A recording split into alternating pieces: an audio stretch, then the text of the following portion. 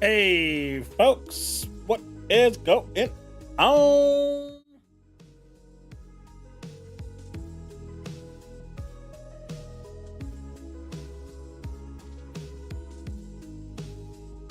How are we? How are we doing?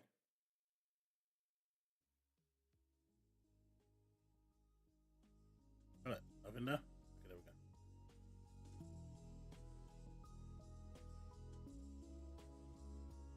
What is up?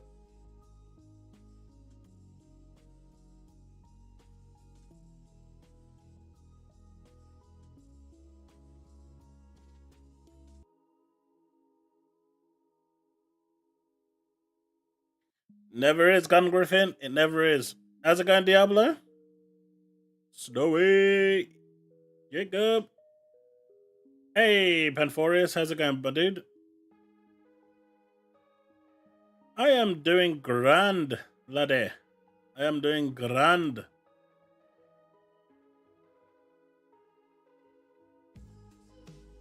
Indeed, it is tomorrow. Hopefully, I can get some recording in because I've got some, I think some PR material that I need to get prepared for. But man, timing couldn't be any worse. But how are we all? How is everyone? It is Tuesday. Potentially my last stream for maybe a week or two. I might be around tomorrow night on Twitch. I'm not sure. Like that's maybe like 20% chance, but tonight probably is my last confirmed stream. But we are doing good.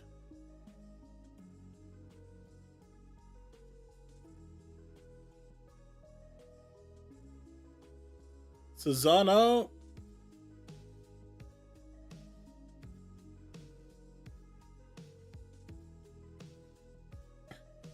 Is there? Maybe I should do a react to a trailer. Could be extra content for you guys. Maybe. Considering I'm not a huge Assassin's Creed fan.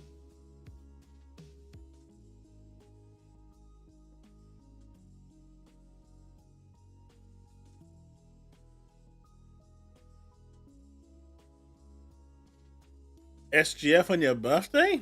Nice.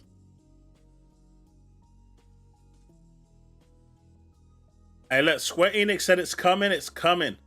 You can't take that back now. They're not taking it back, anime. They said that shit is coming. They said that shit is coming.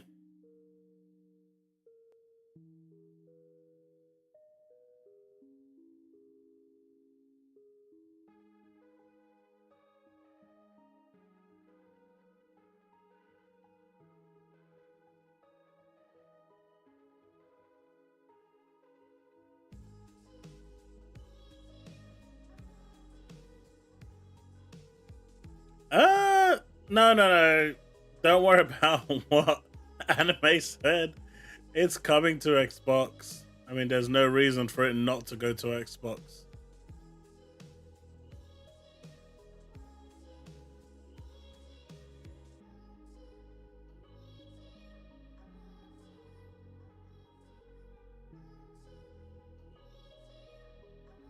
Hey, J Cola. 5 p.m. Not bad.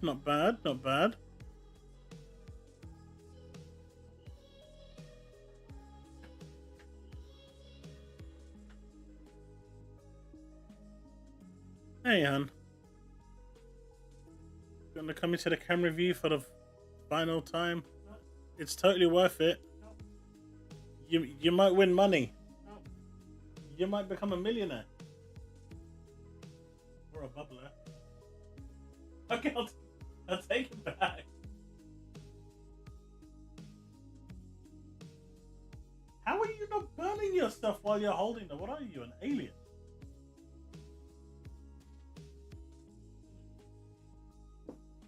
I swear.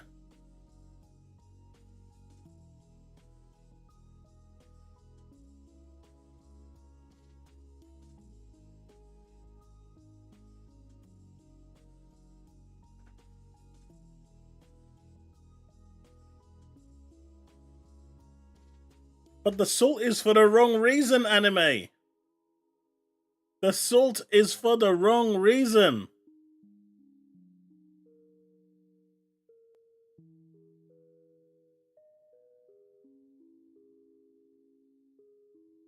I know, right?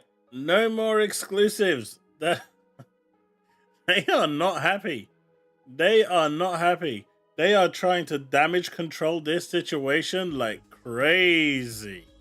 It's not even funny. It's insane. Man, I've been just sitting back and enjoying the show and just watching what's been transpiring, and my God, has it been absolutely just wonderful to see the meltdown. I mean, at this point, Square Enix was probably the only company that really made me super interested in the PS5 because I like Square Enix games. But now that they're coming to Xbox and PC day one, why even buy a PS5? Seeing as any game worth its salt is going to PC anyway.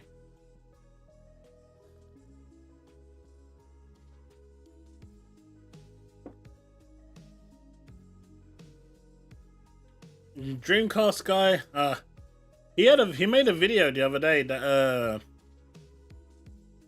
what's his name? I'm drawing a blank. Man, I haven't slept in days. But Devastator sent me. We're gonna react to it again here. But I've got some videos lined up for the rest of the week where I'm not gonna be around at all. So most of them are actually now scheduled to come out a day apart. Maybe I'll do them every 2 days to space them out. Hopefully by then I'll get my internet back. But it's gonna be interesting, chat. It's gonna be interesting.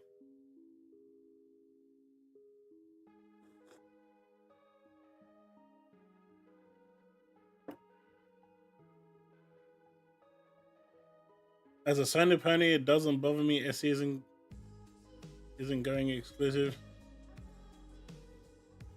I mean, look at it this way, right?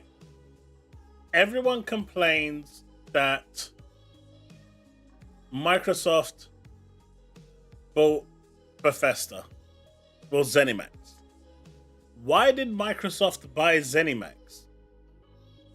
You know, if you're looking at the root cause of everything that's transpired, it's PlayStation's fault.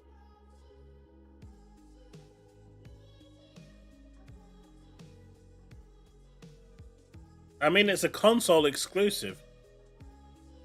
That's like saying Helldivers 2 isn't exclusive to PlayStation. It's a console exclusive. Ninja Squirrel.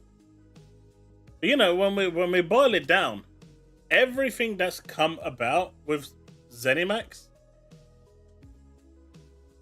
it is PlayStation's fault. Now you're probably gonna ask me, how is Microsoft buying ZeniMax? How is the 4 studios closing PlayStation's fault? You're probably wondering why doesn't this make any sense? It doesn't make any sense. How can Sony be blamed for something Microsoft did? But if you go back to the Nexus point, the flashpoint that cannot be altered is Sony trying to make Starfield exclusive. If they didn't try that and left it multi-platform, Bethesda wouldn't have, ZeniMax, who knows where they would have been. I mean, they were looking to sell anyway because they were financially in trouble because their games weren't selling anyway. But I'm just going to blame PlayStation for that.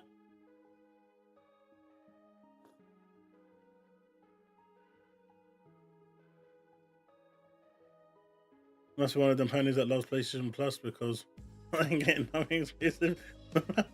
That's that PS Now ripoff. You know what? That PS Now, I used to really like it when it was 20 quid. I thought at 20, 30 pound, it wasn't too bad. I got it. I never used it. I got premium. I never used it. I mean, thankfully, I'm paying the price I'm paying for extras that I'm paying for premium. But, man, it was a waste of money. Big waste of money. I don't think I've downloaded... The one game that I was actually going to download to try out from the trial menu was Sonic Frontiers, and my friend Eon gifted it to me. And that went out the window as well. Oh, man.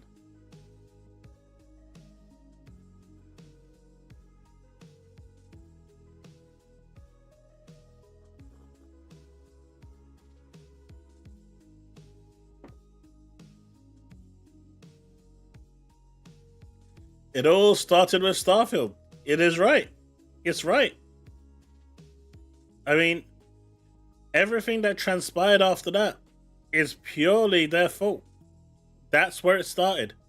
That is where the chain of causality began. So, their hands ain't clean. Because most of those games were marketed on PlayStation first and tried to buy up Starfield. That's how false it is. I mean, in the end, that's where it led to.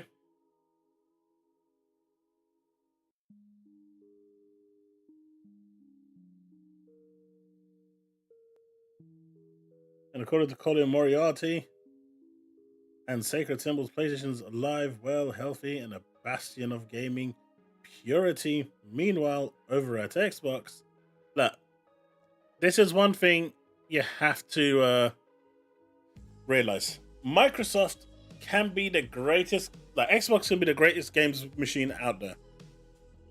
For some reason, these people have a massive, and I mean a massive, hard-on, a proper hate boner over Xbox. That's all it is. I mean, when they see an Xbox, their penis gets so rock hard, and they get pissed off because when it looks at the PS5, it goes all limp. And they don't understand why. And so, instead of cherishing the Xbox, they decide to hate on it. Hence the name Hate Boner.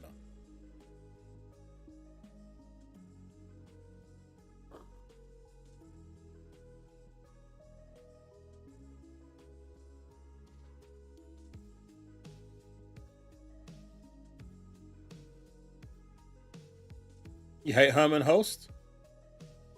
I think I was gonna say Harmon, the other Nintendo fanboy.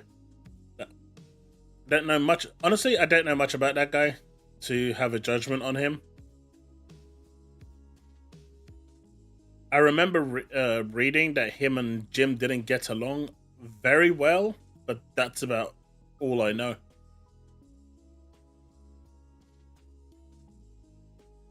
But you know what? Do you know what, chat? I think we need to just spare a moment for John Linneman. He did something. He did something. I haven't even read in this, and I know it's a nightmare in there. Feels like all PlayStation games should be day one PC. Oh boy. Oh no!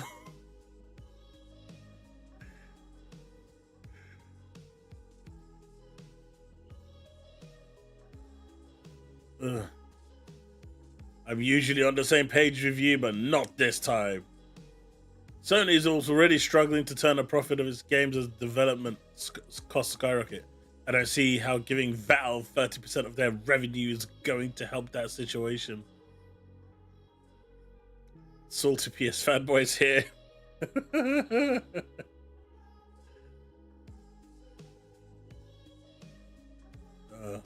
Should Nintendo games be day one on PC? Actually, I've heard 2026 we're going to see our first Nintendo games on PC. I don't know how true that is, but 2026 is when Nintendo are looking to start porting over to PC. Whether that transpires or not, we're still far away. But I was watching a video the other day, and 2026 apparently is the date. But yeah, my dude John Linneman, he woke up and he just wanted war. He just wanted violence.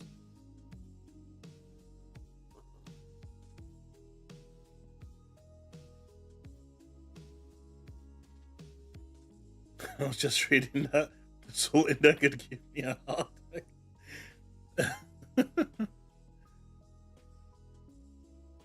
Hey, sure. Let me send you a link.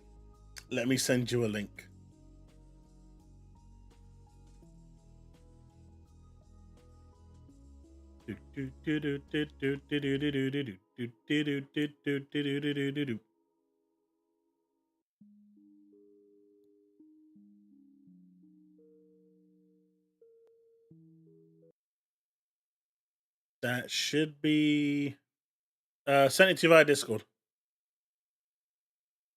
But yeah, it's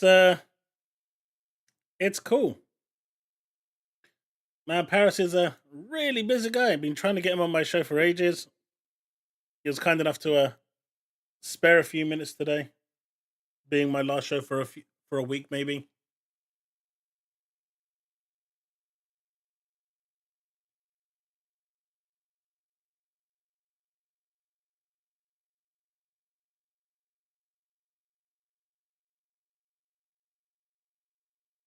Hey, Paris, how's it going?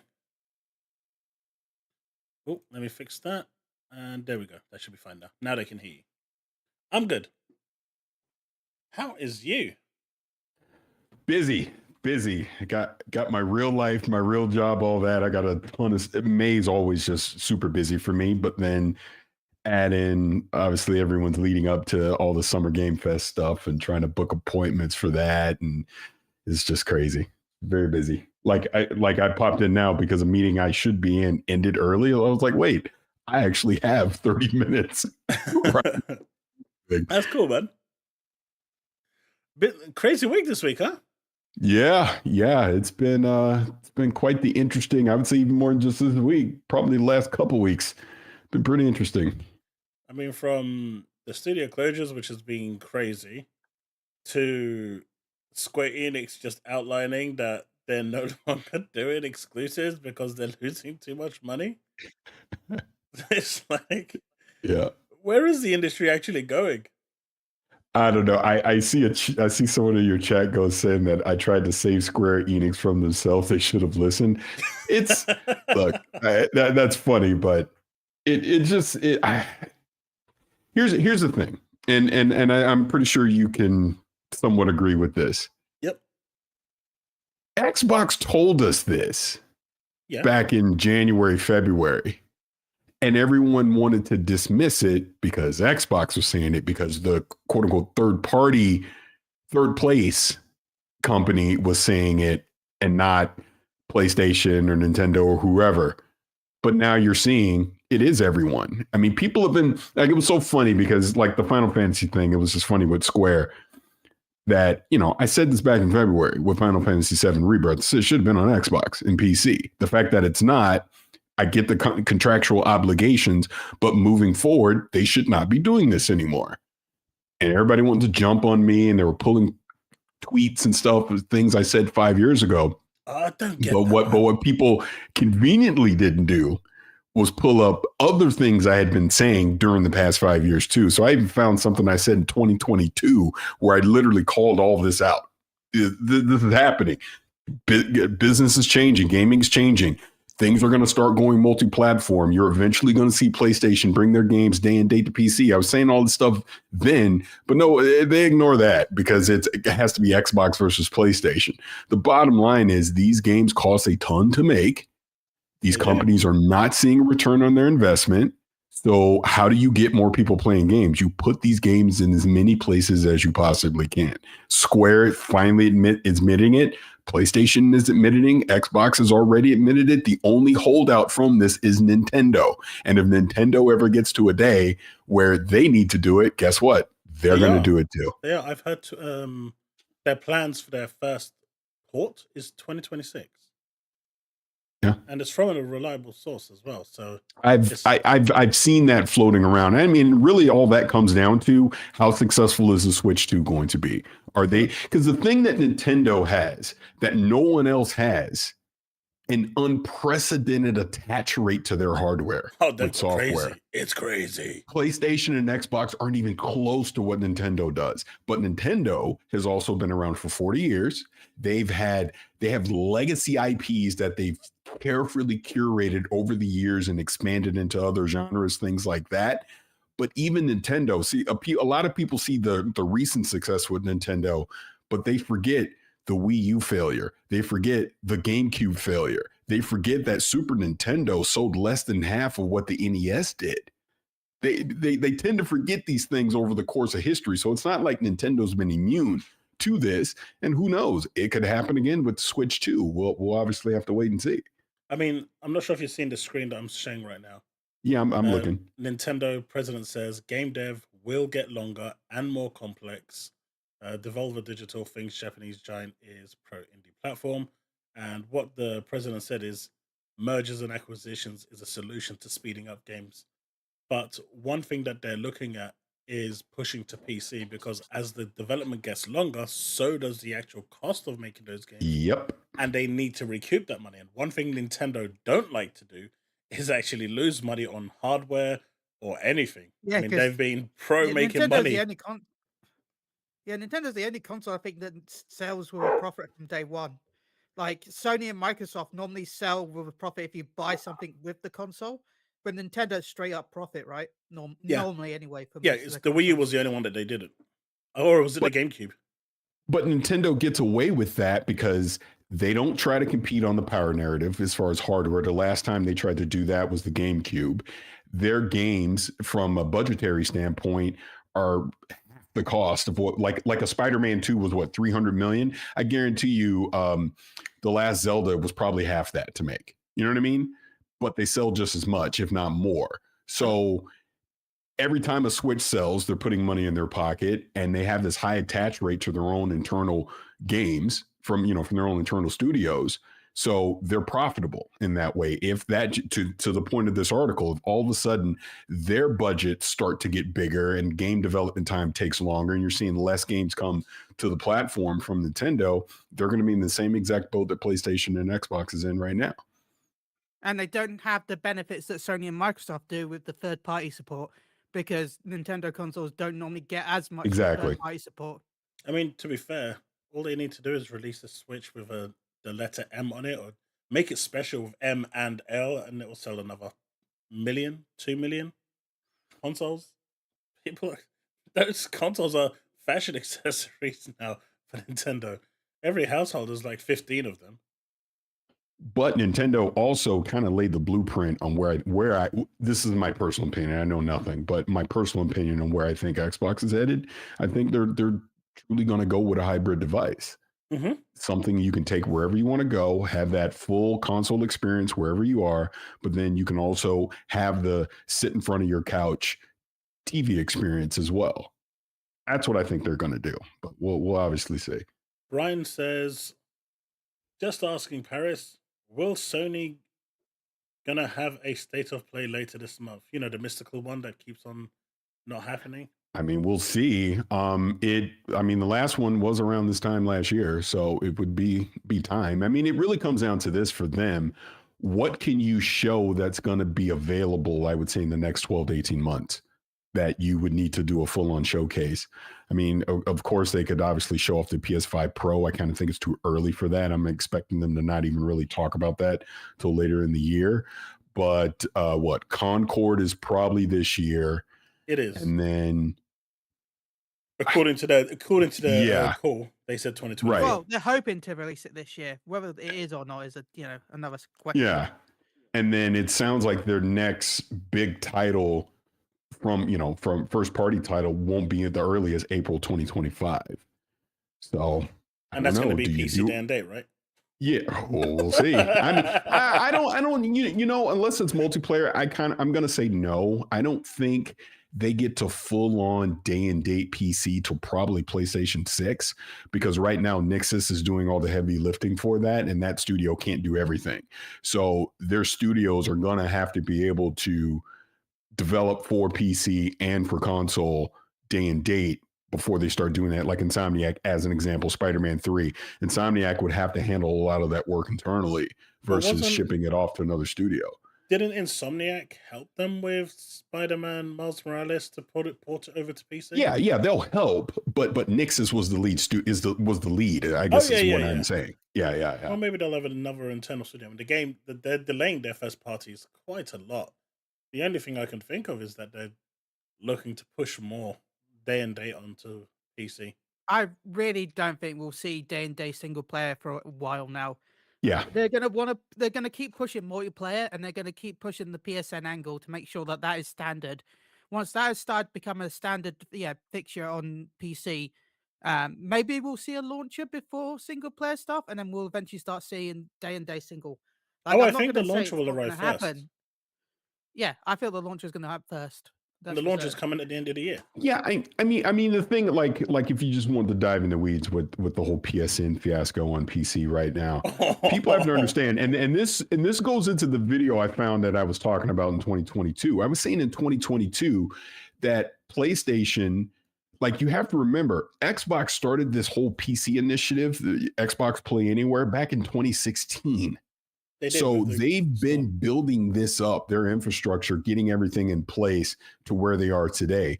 PlayStation, for all intents and purposes, has really only started that work in the last couple of years. So it's going to take them time to get PSN fully integrated on PC. If they're going to do cloud saves, all these things to integrate it properly so that you have a PC experience with PlayStation. Can I also just say that, spoilers, it's Microsoft. They have a little bit of a history with PC. Yeah, of course. They've dabbled a bit.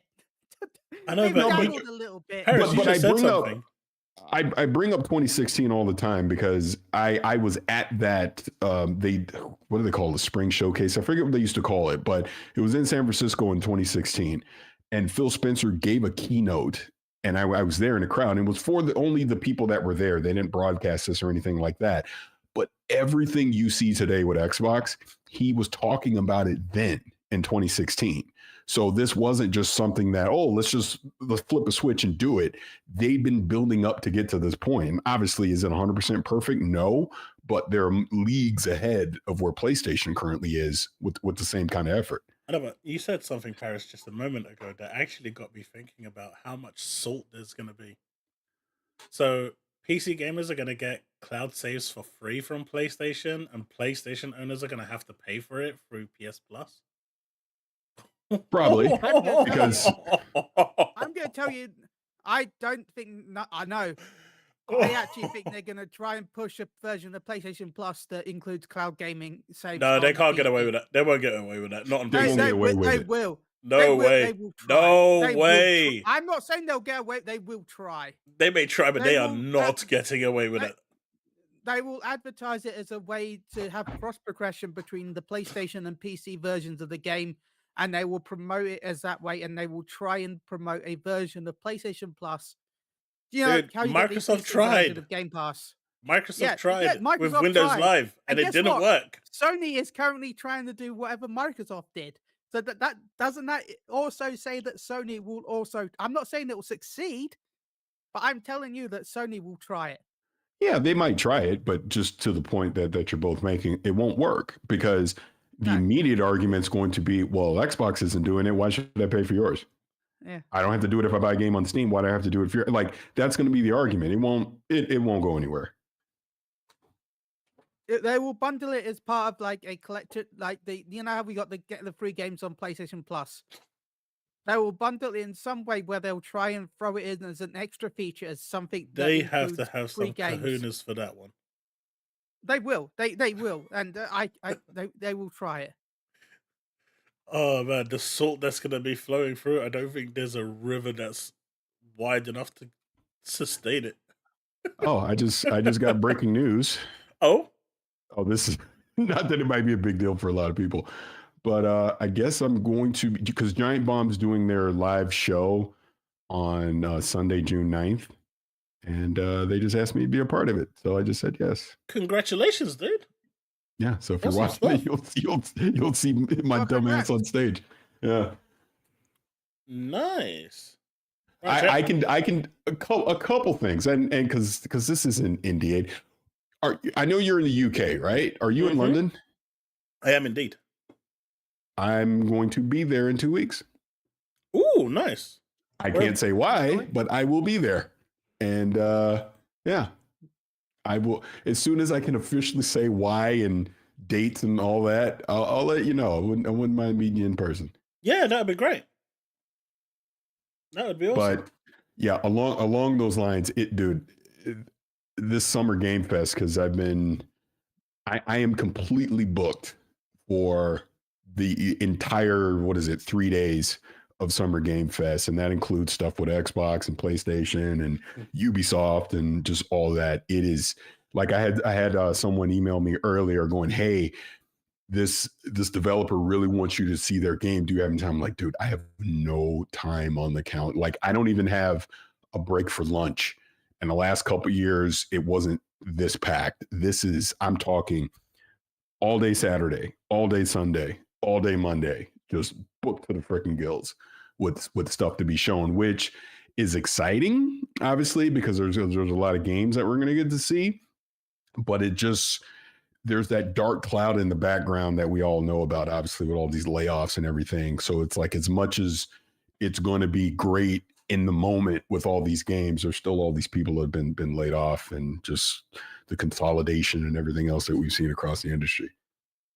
I mean, the amount of people being laid off, it's not just unique to Microsoft. No, I mean, it's we've not. just seen Square Enix lay off people. I think GI was one of the slides that I was gonna bring up, but GI just recently, yeah, here we go. CI Games, Lords of Fallen, Sniper Ghost Rider is just laid off an additional 30 developers, and they already laid off 10% just 3-4 months ago. It's just awful. I mean, it's in the industry. I mean, like, where I'm working at the moment, which is the tech sector, we were about 260 strong staff. We're now down to about 50. Like, it's happening everywhere. And no, it is. It is. I mean, I'm in tech as well. Same thing with my company. I mean, we, knock on wood, have been okay this year, but last year was freaking brutal. You know? Last year was like, literally, you walk in and you're like, "Where's X?" And they're like, "Yeah, just don't ask." Can I answer there's another one missing. Can I answer the question that you have on the screen from Jacob? I can tell you with great confidence and great certainty, it is not Microsoft Flight Simulator. You will not see me doing anything with Flight Simulator this year. I can't say that for certain. You don't like Microsoft Flight Simulator? Oh, I love it. I'm just letting you know. I didn't get the call this year, so which, speaking of Xbox, I have no idea what they're doing this year. Whereas previous years, I would either know everything because I was in the showcase, or I would know some things because I was doing flight sim stuff. This year, I'm completely in the dark, so which is actually kind of cool. What's in 2 weeks? I think that's going to be your Twitter feed. I will say it when they say I can say it. They said I can say I'm going to London, but it's something fun. It's fun. It's fun stuff. They want me to treat you to fish and chips. Absolutely. I've not been to London. When was the last time I've been to London? I was in London 2015 or 2016. 2016 was the last time I was in London. Yeah. Or was it 2015? It was one of those years. I was there for a Ubisoft thing for like a week for whatever Assassin's Creed. That was a Syndicate? I think it was Syndicate. Whichever one that was actually in London. It was Syndicate. Yeah, pretty sure it was. That was Syndicate, yeah. And I was there for like a week. Yeah. Did you have fun? Should be cool. In London? Oh yeah, I mean, like I said, I was there for a whole week, so it was like I was a tourist. I went to Buckingham Palace, Tower of London, God, went to St. Paul's Cathedral, like did the Jack the Ripper tour. Like I was 100% a tourist when I was there. It was cool. I had a lot of It's fun. it's it's crazy. Like I see when tourists come around, they see all these attractions, and it's like they're like really fascinated and excited. Yeah, And for yeah, me, it's like, what is so special? I I know, guess right? because Yeah. we're over here and we see it Well, that's almost That's every like because day. we're around. It's because we're around everything. We're used to seeing Yeah. it. So when people come here, like when I've been to America and I've like looked at stuff like that, everyone else is, why is he so shocked? I'm like, oh my god, what's this? And everyone else is like, why is he caring? yeah. Well, it's like, Because I we live out here. care. I live out here in Southern California, like the Los Angeles area. So it's like when everyone is in LA or something, like, oh, we got to go out. I'm like, really? Is it really that big of a deal? It's like I see this stuff every day. So yeah, I totally get it. Ooh, any xCloud news on June 9th? And has there been Wait, any advancement with because last I remember reading, especially in regards to xCloud and Ubisoft, Microsoft was supposed to go into some form of partnership with Ubisoft, but I kind of went dry and dead and not really heard anything about that.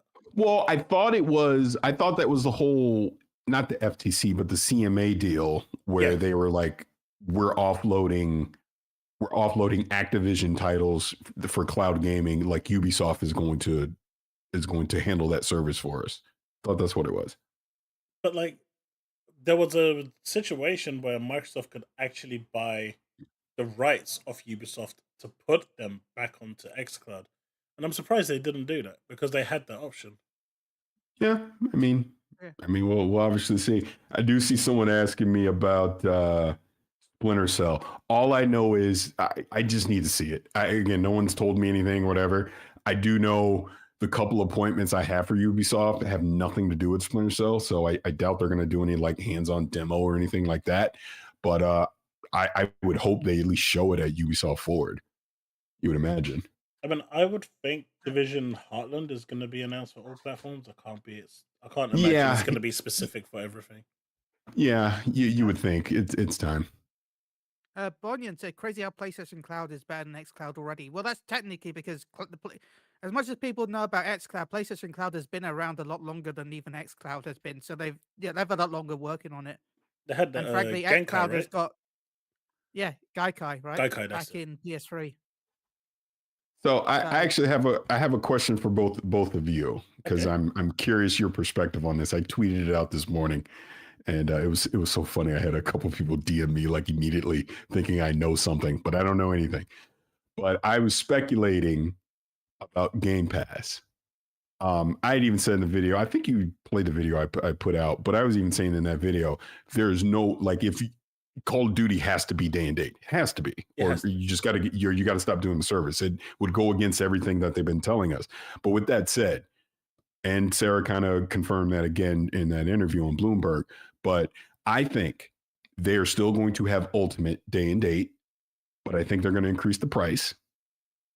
And then I think they're going to have another, because there's the core tier, but not core, but they're going to have another tier that is all the games, but they're not day and date. So let's say, as an example, Avowed wouldn't be their day and date, but you could play Avowed, say 6 months later or a year later through that Game Pass tier. Your Mhm. third party stuff would still come there, etc. That would be a lesser price. You would still have the core, which would be the curated games that would come in there. Yep. But then they're also going to give better incentives for you to buy a 3 month, 6 month, and 12-month subscription to Game Pass. So that kind of gets more retention versus people. Like if you buy it monthly, I think they're going to increase the monthly price across the board, but they're going to give you bigger discounts if you jump in for 3 months, a bigger discount if you jump in for 6, and an even bigger one if you commit to a year. That way they're getting retention into Game Pass over an extended period of time versus people going, well, I'll subscribe this month, play everything I want, and then unsubscribe, if that makes sense. It does. What I think is going to happen is they're going to keep the core, like you said. Mm-hmm. Um, I think there is going to be a tier in regards to uh probably an ad version that's going to be a lot cheaper because they've been talking Mm-hmm. about that for a while. So I think that Mm-hmm. could come in where before the game boots up, you'll get an ad, but it won't be like intrusive to the gameplay or anything. Not like what Ubisoft did in the middle of a game. Will it remain day and date? No, that one won't be day and date. Right. Right. I don't see them increasing the Game Pass Ultimate price because during the FTC trial they had to promise to freeze the price for like 2-3 years. So I think that's set. But what they can do is add another tier above Ultimate and call that Ultimate with ABK and put it into that. But I don't see, because during the FTC trial, the FTC made them kind of under oath say that they're not going to increase the price. I don't know how My long for the duration was, but the only way around that is to add a new tier. But they're getting a lot of tiers now at this point, and it's getting Yeah, and more that was more going to be my confusing. pushback on it. That was going to be my pushback to what you said, because, and again, I don't have the information about any agreement unlocking in Game Pass for a period of time from a price standpoint. But let's just for pretend say that doesn't exist. You Then don't want to have too many tiers. No, you don't. It's you. Yeah. So I'd, you would think. I'd argue Microsoft's already at the limit when it comes to tiers Yep, as it is. I agree. It's already like confusing enough as it is. But something with Game Pass is changing. I'm convinced. I mean, there's going to be a change. I yeah, think, there's no way it stays the same. I guess the enigma is the live play, right? If you remove it, what would happen then? Would people still sign up to the account? Because then that would allow some flexibility. And I know that's going to be a hit, but I'm not, it's a difficult one for them because the more value they add to the service. But to your point about an ad tier that isn't necessarily day and date, you could fold the live portion into that, because Ultimate obviously comes with all of it. So then you could say, hey, we're going to give you this ad tier. You'll still get to play your multiplayer games online. Don't worry about that. But we're not going to give you our Xbox Game Studios, Bethesda, and Activision games day and date. You'll have to wait a period of 6 to 12 months for new titles, but all the existing titles will be available to you, etc. I think 12 months is a bit too long. By that point, the game is forgotten. I think around 6 months. Yeah, 12 months is way too long. 6 months. I mean, I was thinking. So I'm going to call now that they're going to promote the sale of Call of Duty by making an early access. I think there's going to be an early access bundle of Call of Duty that'll be sold separately for maybe like $40 to $50. That'll give a week early access. Yeah, maybe 30, like they did with Starfield. I mean, the precedent is already there because they just did it with Starfield. Yeah, I'm imagining they're gonna do it again with Avowed and Indiana Jones or something too. And I know a lot of people frown on that, but I think it's okay. I mean, at this point, like honestly, it blurs the line between day and date in my eyes. But it's just their way of double dipping, right? Every other company does it, so at this point, it's not going to be something that stops. I feel like it's going to be 40 to 50 as like the minimum. We'll see. Yeah, but I mean, if it's on Game Pass, no worries, dude. But if it's on Game Pass, it's nice to meet you, Paris. Yeah, nice to meet you too.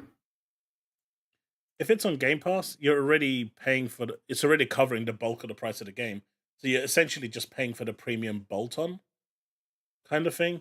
You're not paying for things. I think $30 is fine. And can you imagine there's like 34 million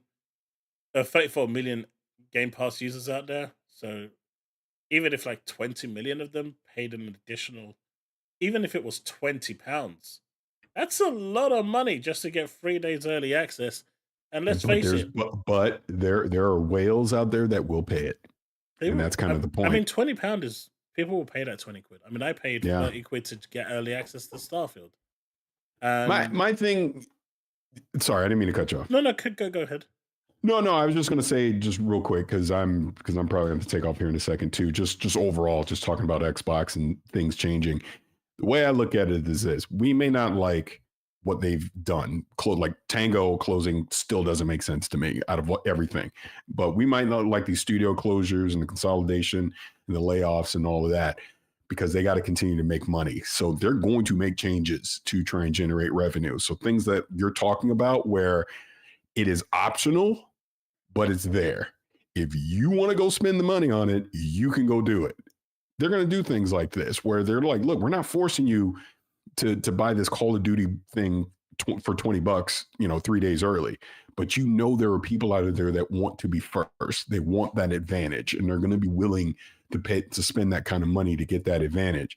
Let's just put it this way, this current regime at Xbox has already bet their reputations and careers on Game Pass. There's just no other way to say it. They're all in. They have to be. They have to be. Because if you go against it, there's going to be new leadership there.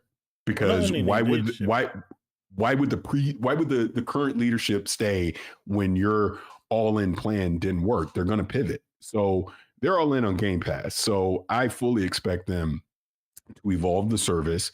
Now they have all these studios. They and I'm knocking on wood, should have regular content coming into the service as we go into 2025 and beyond. I mean, that's what they need, right? That's what it's always been. But see, that's the thing when people, Game Pass is a failure. Oh, it's not this, it's not that. Again, go pull the tapes on me from 3-4 years ago. I've been saying from the get-go, Game Pass works, which is why I was okay with Bethesda, them acquiring Bethesda, because it was about them adding content to Game Pass. I mean, that's what it is, right? Yeah, no one's subscribing to a service that doesn't have anything for you to engage with. So if they're at the point now where they can have again, what Matt Booty and Phil have said the past few years, a major release every quarter, if we get to that point, then the service will sell itself. And even if it's, again, just for pretend, if the price went up to $25 a month, that, I get it. It's not cheap. But if you're getting AAA titles, these indie titles, these third-party titles, they're continuously a part of the service, it's kind of worth it still, even at that price point. I'll give you an example of what you're saying. Final Fantasy 14. Excuse me. That's okay. Final Fantasy 14. Yoshi P basically went and made Final Fantasy 16, as you're aware, and has been directed as the DLC updates as well. So he's put like a lot of his team from 14 onto Final Fantasy 16. Now, with Final Fantasy 14, we're used to a certain cadence of content updates for the 2 years, because each expansion lasts for 2 years. But because he split the team and stretched it so thin, certain content that we were used to on a yearly cadence that was coming, like we expect updates every 3 months on that game, it started going to 6 months, and certain in-game events that always hit just were scrapped entirely because they just didn't have the manpower to do it. And Endwalker, which was the end of the expansion, the big hurrah kind of thing, ended up being one of the weakest, like driest expansions, as it kind of crawled to the finish line, but for the 2 year before Dawn Trail comes out. And we've seen that in the previous years, where the content has been there, Final Fantasy 14 has been absolutely booming. But this last 2 years where the content hasn't been there, the subscription rates has gone down. And Yoshi P even turned around and said, during this drought, feel free to unsubscribe and come back when there's more content. I mean, you'd never get a Western company ever telling you that. But that's the point with these subscription services. And when I was telling people, and they were proper badgering me and hounding me, that Xbox hasn't really had anything for the first 5 months this year, they've got a stellar rest of 7 months. If we're looking at the lineup, right? They've got an amazing... I mean, they've got so many games coming out that it might actually make sense to actually push some of that into January, February, because you're going to start cannibalizing your own games at this point if you release them too close. No one's going to release their game next to Call of Duty. No one's going to release their game next to Elden Ring. You've already lost 2 months there. So from that 7 months, you've gone down to 5. And May's gone, so you've already reduced the amount of window you have. 10 games in. So what are you going to do? Release all those games in 5 months? It's just crazy. But you kind of want that throughout the whole year.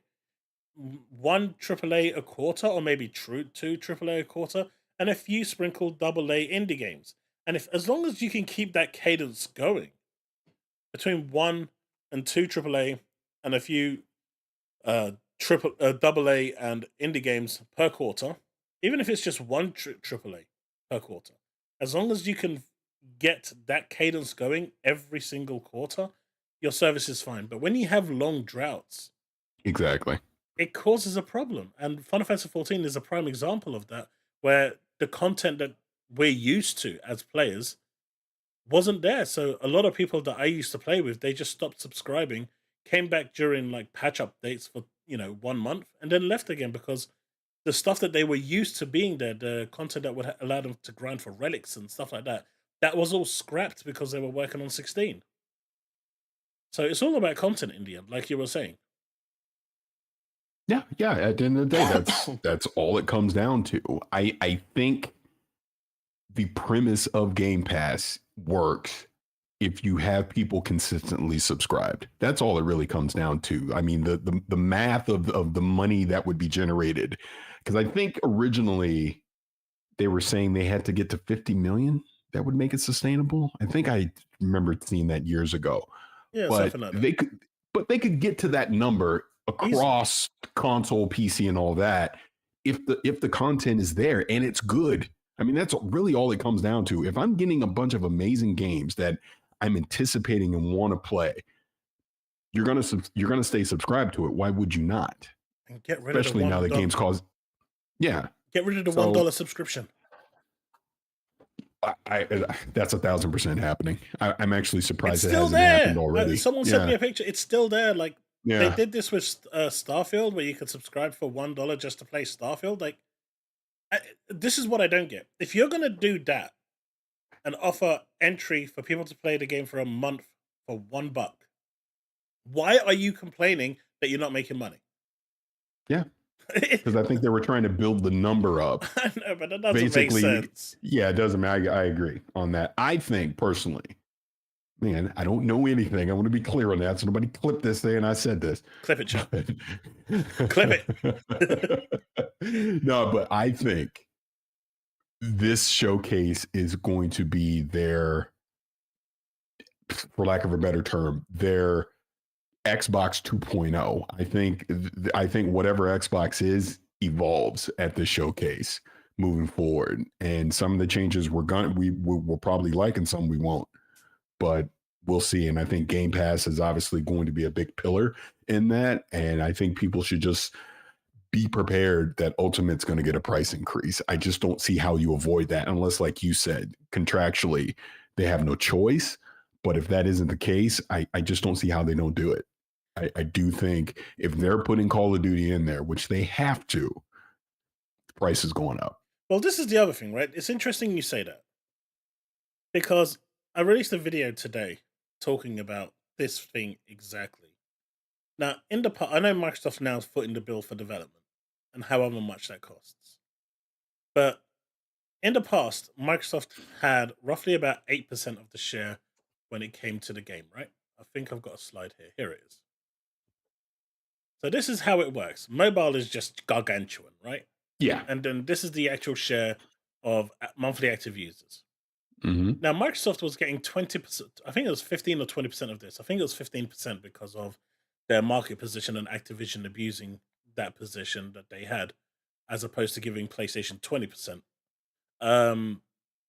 But instead of this 15% now, these 8%, even if all 8% went to Game Pass, right? They're now getting all of this revenue, 70% from here, because it's on Apple and Play Store. But that's a huge amount. I mean, revenue-wise, the Call of Duty Mobile makes like $10 million a day, right? That's huge. So thinking about that alone, then you got the PlayStation. They're going to get the 70% from there, plus all the microtransaction money. Then you're looking at PC, which is the biggest platform market, with 25%. You're going to get the purchase price 70% and all the microtransactions. And we all know that when it comes to these games, it's the microtransactions that rein in that money. I mean, 10 million just from mobile pretty much tells you that alone. So, I mean, in that sense, they're going to be making way more money now from Call of Duty through purchase price, through microtransactions. I mean, microtransactions are going to give them a killing. That I actually think that even if the whole 8% on Xbox didn't buy the game, they would still be in a better position, despite them footing the bill to build the game, than they would be previously. Because that's a lot of money that they're actually getting there. That's a lot. And No, don't I forget think that that's a good 8% point. from Xbox, that 8% is also buying microtransactions. So they're getting it for free. Well, technically for free, because you're still paying for Game Pass. So you're not paying the full $70 for it. You're paying, well, in the UK it's £13, and I think in the US it's 17. You're still paying your $17 a month. So they're getting a share of that, and then they're getting 100% of the microtransactions. And once Microsoft's mobile app comes out that they're looking to bring out, Call of Duty is clearly going to be in there. And if anyone opts to play it from there, that's going to be 100% revenue gain from there as well. So they're getting revenue from like everywhere now for Call of Duty. It's like the greatest cash cow that they could ever have wanted. So in that regard, and that's what. But see, I also think that's why. Again, rumor, speculation. We'll never know what's 100% true. But I guarantee you, of course, there were conversations that were happening internally about, do we really want to put this on Game Pass? Are we sure we want to do that? Is this going to hurt the bottom line? Excuse me. It makes sense for everything that you're saying. That is a cash cow that you need to protect. You don't want to devalue it. And you know, if someone from PlayStation says, hey, look, the game's on Xbox right now, and they're going to get the beta first, I want to play that beta first. Because the games have to be on parity, but marketing rights are all for Xbox. They could easily turn around and say, right, Series S with Call of Duty, bang, $250.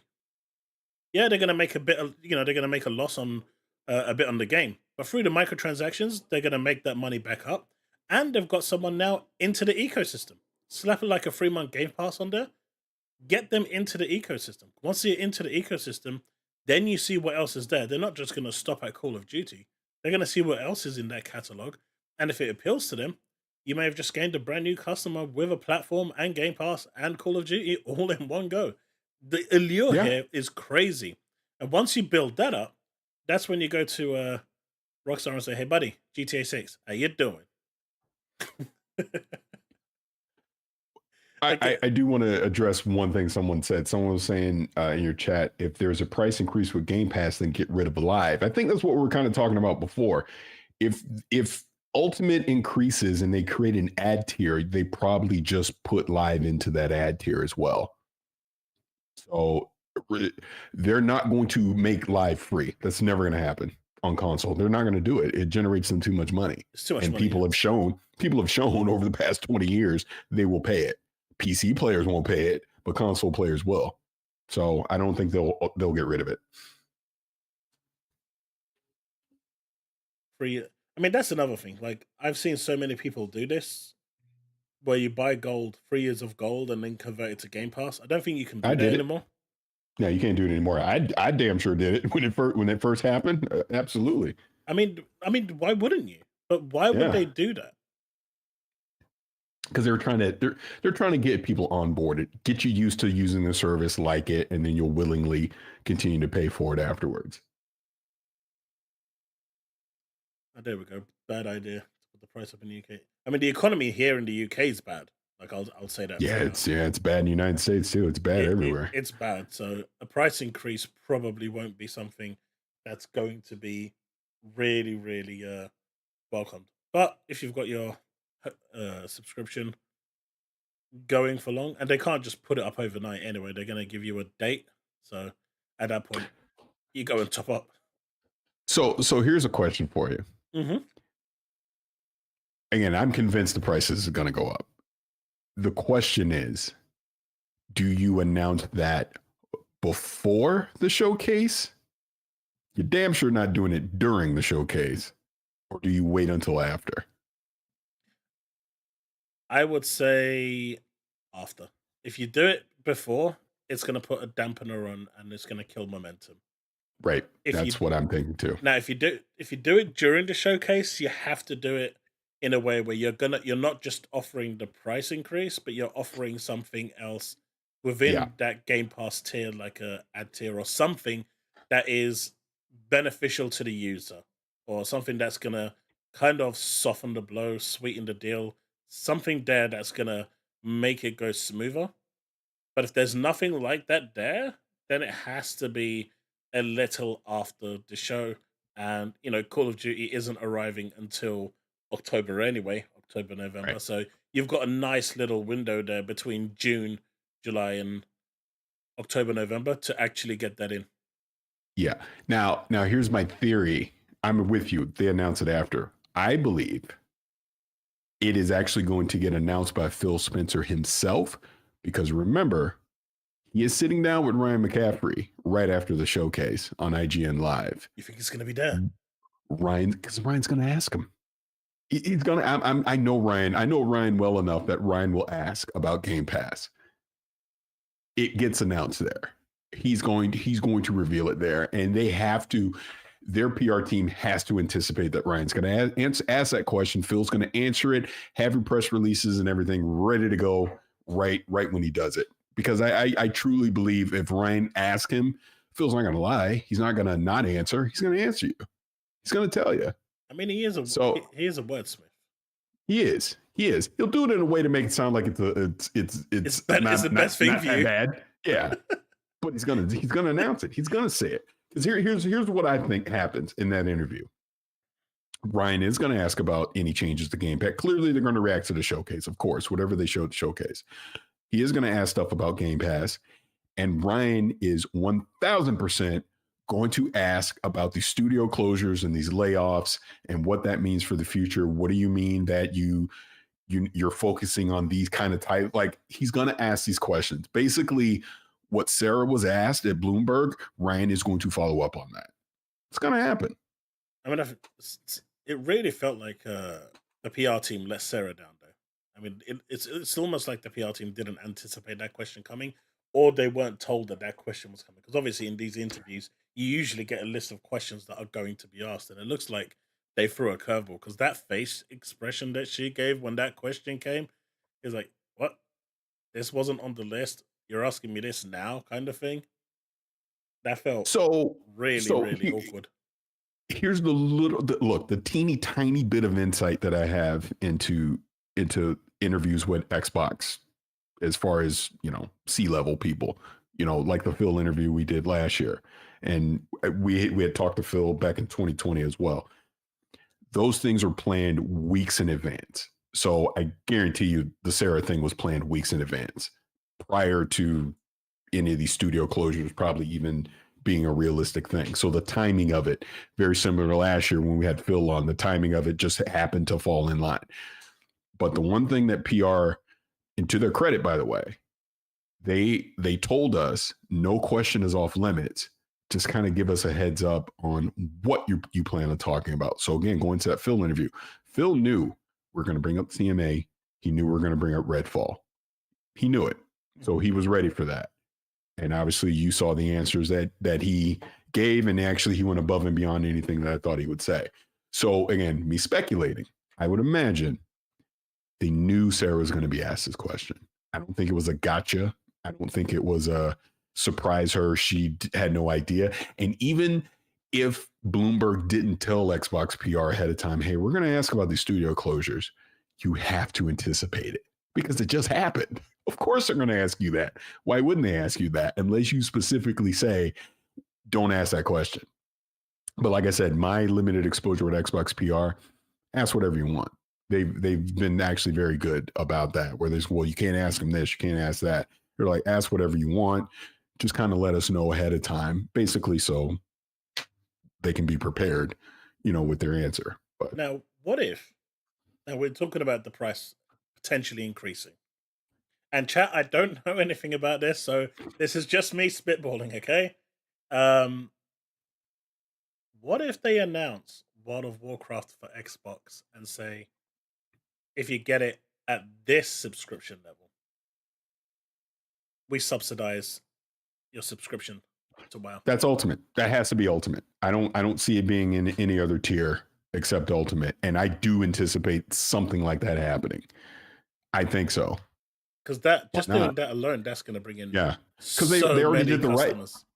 Look at the Riot deal. It's the same thing.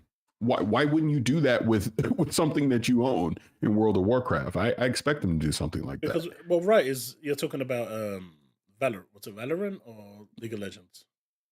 I think isn't it all the above? What is the Riot Game Pass deal? Hold on. But they're free to play games, right? With World of Warcraft, it is a subscription based model. No, it is. But I guess the point I'm making is I can see them incentivizing people to want to continue their World of Warcraft sub through Game Pass somehow. Because something that they have in WoW, because I don't play WoW personally, I play Final Fantasy 14. Right. But they have these WoW gold coins, WoW tokens that you can get that you can actually exchange for stuff that can actually pay for your pass. You can actually pay for your subscription with those.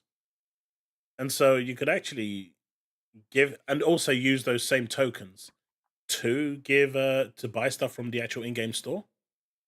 So technically they could actually make it so if you subscribe to Game Pass, you get a subscription worth of WoW tokens where you can pay for your subscription or use those to pay for your subscription or use those and pay for buy something else from the store.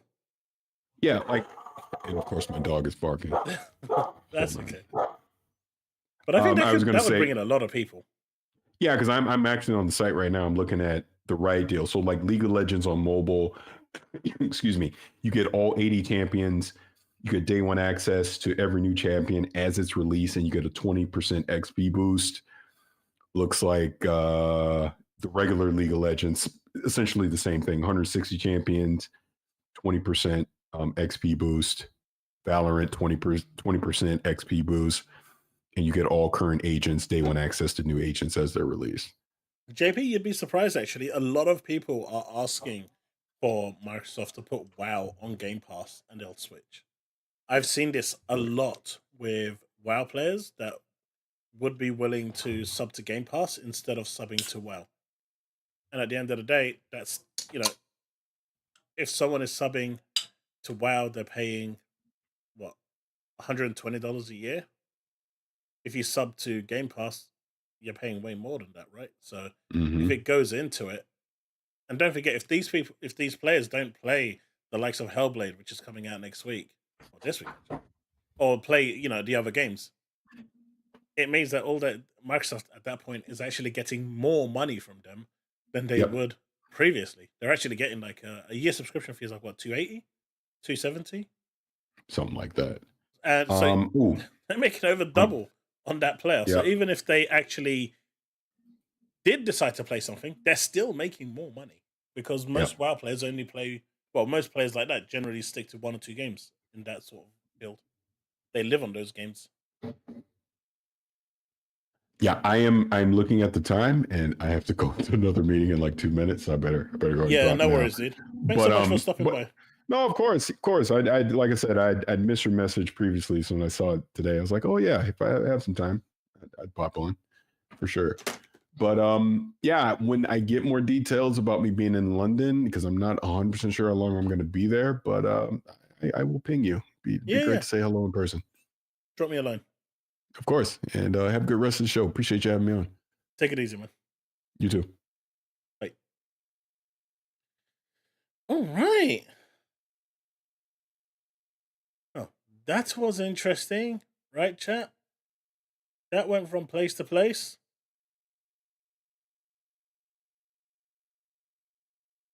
Only acceptable answer for price increase is pay Ubi to salt. That's not gonna. I don't think Ubisoft is gonna do that. I don't see them doing that. Fish and chips. That was Paris Lily. If you don't know who he is this guy. Let me get him up for you.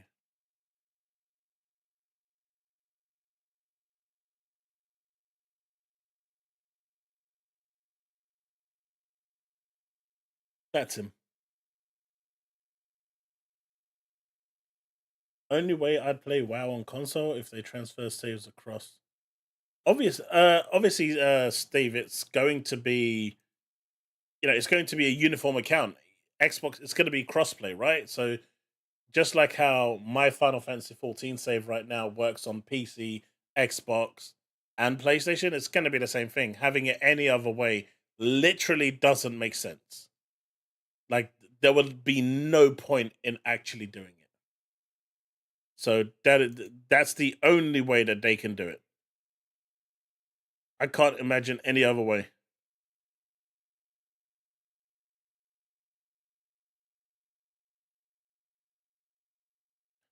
No. No one starts an MMO fresh. No one does that.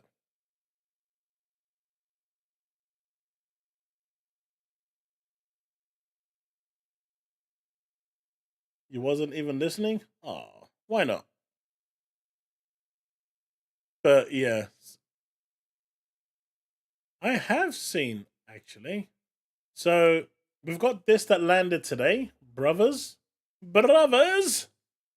Brothers! A Tale of Two Sons is now on Game Pass for those that are interested. But we do have some more games. Let me just find the right tab because we are looking for the right tab here. But when it comes to Call of Duty, they stand to make so much money. Like, it's stupid how much money they are going to make just from game sales, microtransactions, people switching over if they play their cards right and offer like a Xbox bundle, a Series S or a Series X bundle for their marketing. They are going to make absolute bank with Call of Duty. And, I think there's very few games out there that actually can shift the gaming climate. GTA 6 is clearly one of them, but COD is definitely another. It just has too much of a sway for it not to. And for them to put it on Game Pass and give that allure for Game Pass is actually a very, very smart thing to do. J-Rock says, they told me Xbox was bankrupt. They couldn't afford to add this type of quality. And so these are the games that are currently coming soon. I literally just bought this for £8 a month ago, but it's coming to cloud, PC, Xbox Series XS. Well, it's okay. Lords of Fallen is coming for those that are interested. You got Senua's Hellblade, obviously. Firework, which is PC. This was the one that was shown at the indie game, the Idea Xbox. You got Galactica. You got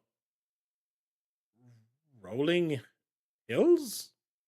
No idea what that is. Moving Out. This is a pretty fun game for those that like that sort of thing. Humanity's Humanity. Haunty. If we look at this list over here, it gives you a more up-to-date timeline. You got Brothers of Tale, A Tale of Two Sons, which is today. Chants of Sennaar at May 15. Immortals of Avium, May 16. Hellblade, May 21. Galactica, 23. Haunty, 23. Moving Out, 28th. Humanity, 30th. Lords of Fallen, 30th. Firework for PC on June the 4th. And Rolling Hills on June the 4th. So, a pretty good lineup.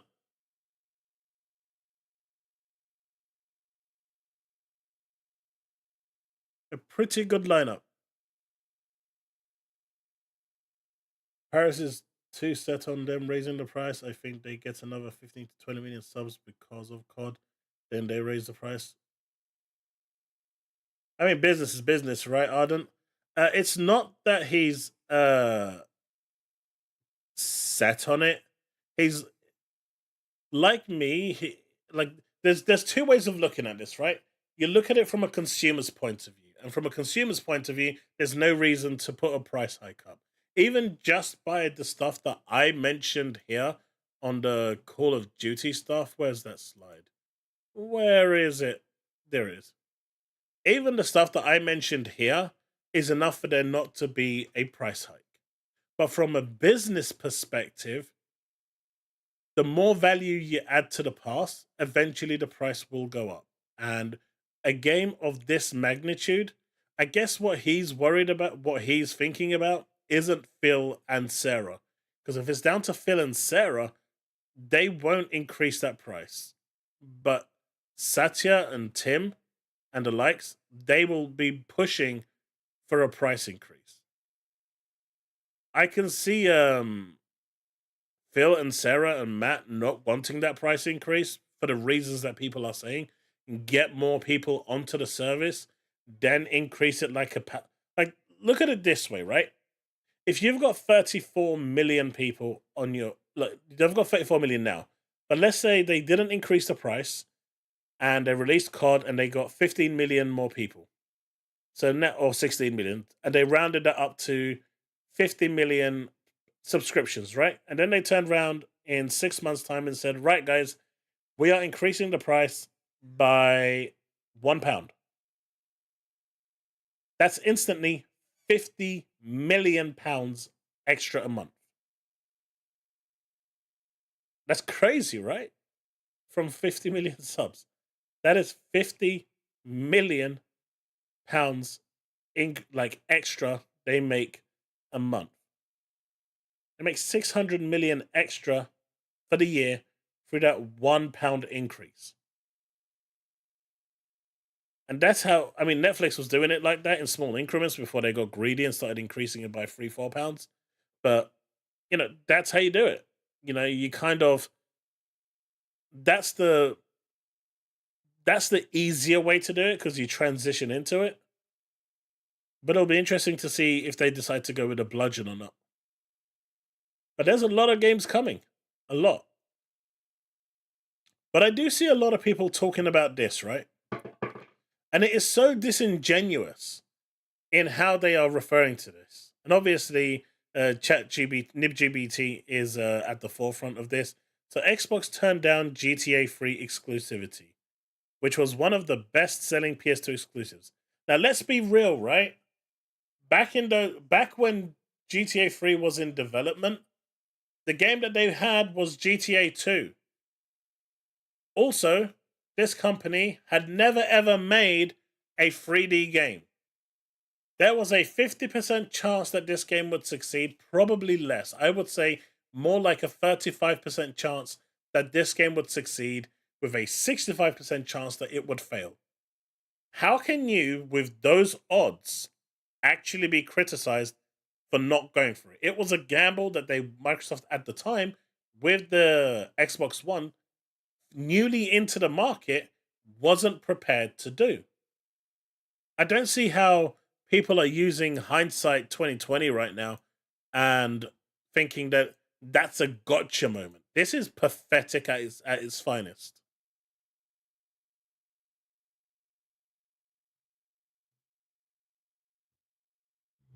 I mean, you cannot use this as an art. You can't use this as a gotcha moment. There is no way. Like, Sony decided they were going to gamble. What would have happened if GTA 3 actually did bomb?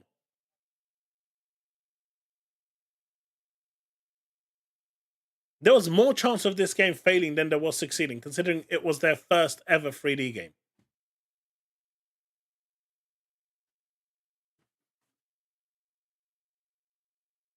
I mean, it's not even, John, it's not even about pushing of the sales. I just think the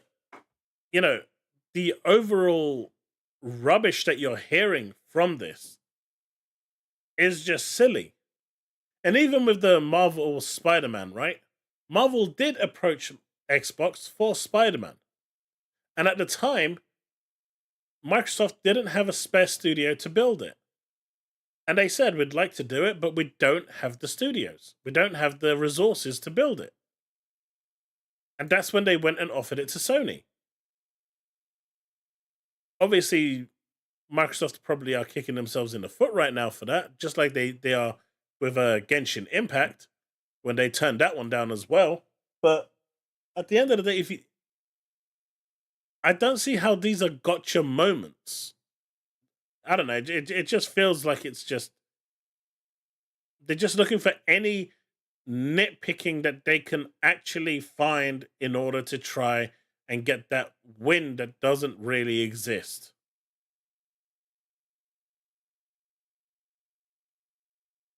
And they learned from it, right? With GTA 4. They clearly saw that GTA 3 was a success. So with GTA 4, they went and actually corrected that mistake. I don't know. This to me is just such a weird, hey, I gotcha. And it's like, no, you didn't. Chaos, they can't put the price up. Xbox would be the agreement with the CMA for the Activision deal to go through. Green Goblin, that's what I was asking Paris. At the end of the day, I don't know how long that agreement was for. I genuinely cannot remember. I'm remembering 2 years, but I actually can't remember. If it's a year, then by the time COD comes out, that will have elapsed. If it's 2 years, then it's still there. But what they can do, instead of increasing the price, is add a new tier. That would circumvent, that's the loophole, right? That's the loophole that they can do. So with none of the prices there, they can't touch. Ultimate remains at $16.99 in the US. But what they can say is, right, we're doing Ultimate with, I don't know, ABK or whatever you want to call it. Game Pass Thanos Edition, whatever you want to call it, right? And then that could actually have a higher price because you're not actually increasing the price of the ones available. So, but I don't see them doing that and adding like a different tier to it because that will not be received well enough. So whatever's going to happen, in my opinion, will probably happen with Ultimate. They're going to stick with it. If that agreement is there for 2 years, they are going to stick with whatever the price is. Maybe potentially add an ad tier at the lower end to get people on board to try the service with no day one games, but the games coming to the platform, to that service 6 months down the line, which I think is fair if you're doing an ad tier that's at a cheaper rate. And then, once that obligation is over, then you'll see like a $1 or $2 increase.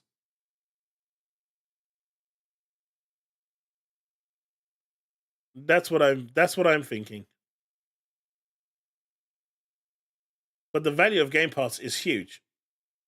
And the more they add to it, the bigger it gets.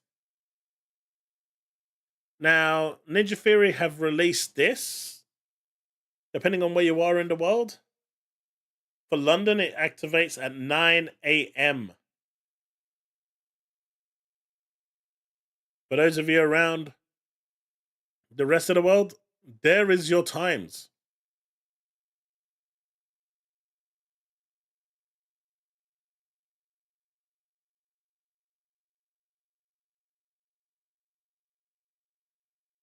I don't think they don't have the Ubisoft Plus. Ubisoft Plus is a additional service. They don't have a contract with that one. But they do have an EA Play, where the games appear 6 months to a year later on the service.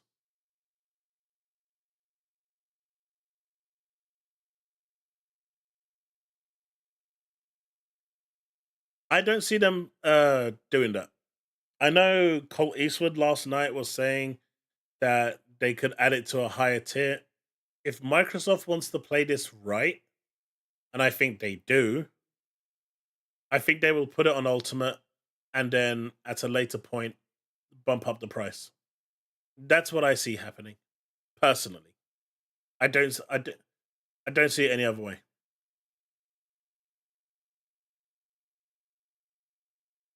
Because like Chille was saying, they've already got too many. You've got Game Pass Core, you've got Game Pass Console, you've got Game Pass PC, and you've got Game Pass Ultimate. If they add a Game Pass ad tier, and then they're going to add a Game Pass Ultimate Plus, that's 6 tiers. That's so confusing to the end user. They don't know what they're getting at that point. You want to make it as simple as possible. Entry tier, mid tier, high tier. Not have like a whole ladder of things for you to go through. Oh, this one gives you this extra, this one gives you that extra, this one gives you that extra. That just becomes convoluted and annoying for the end user to go through and decide what they want to buy. You want to make that process as seamless and easy as possible. If they have to think about it, they will not buy it. If you give them the opportunity to think, you've more than likely lost them as a customer.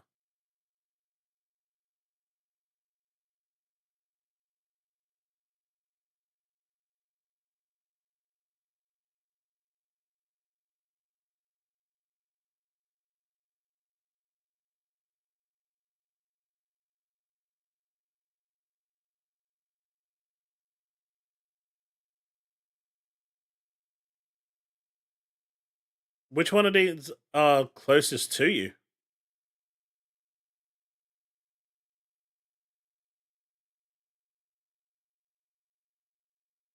But you know, for all the talking about Microsoft Gaming, Xbox Game Studios. So all of that was rubbish as well. And Microsoft Gaming has been around almost as long as I have. And I ain't a spring chicken. I'll tell you that much. I'm moving on in my years. But I can tell you, I remember Microsoft Gaming from back when we had Windows 95 and 97. Yeah, back those days. Hell, I remember using Windows 3.1. Now that's showing my age.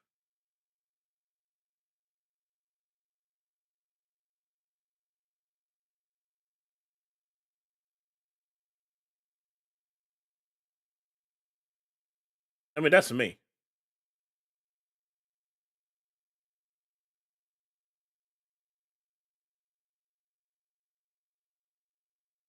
Hey, Punkalicious Romeo. WoW Ultimate is a possibility. I think I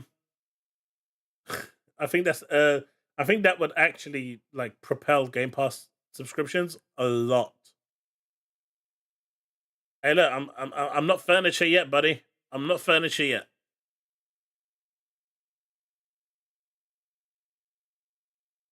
I'm not furniture yet.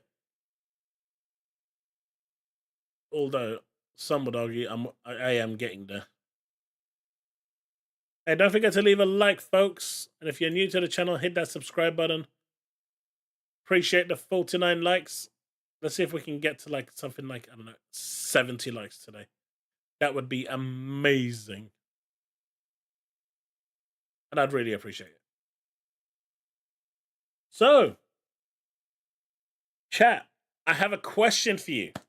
This is a big one, okay? Big question. This is gonna blow your minds. Who is ready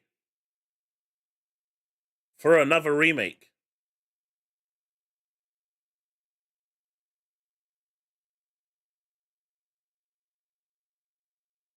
Who is excited for a remake of a remake?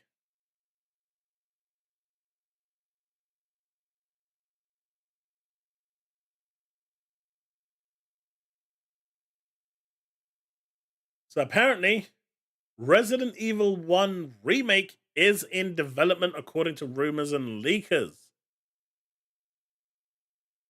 It's aiming for a 2026 launch.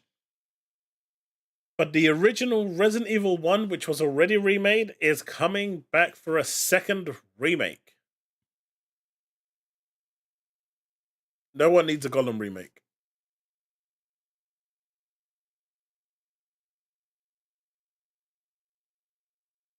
Anyone excited for this? I see a lot of people in chat excited for this.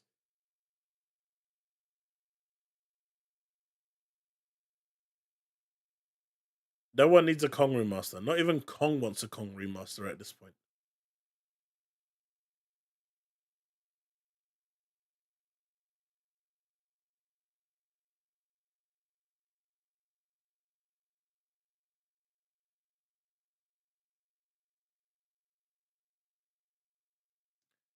What is that? What is that? What's the point? Money. Money's the point. It makes money. These things print money.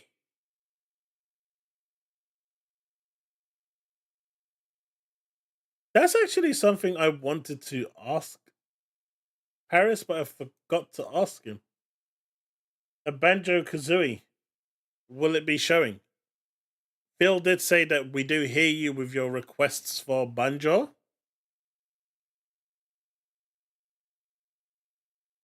So, why do they keep doing this? Money. In the immortal worlds of Mr. Krabs, money! We like money! That is why.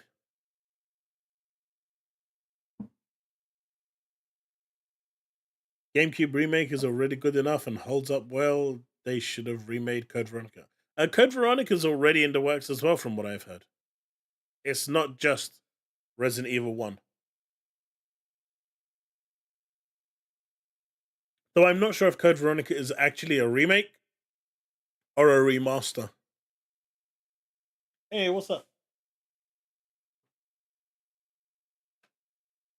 Hmm?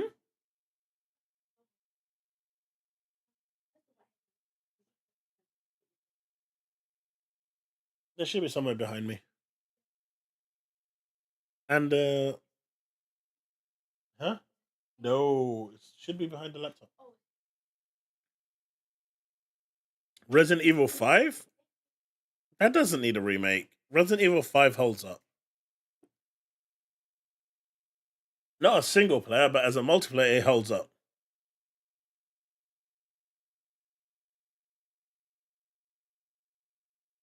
The only thing I'm looking for until Xbox Showcase is the Red Dead Redemption.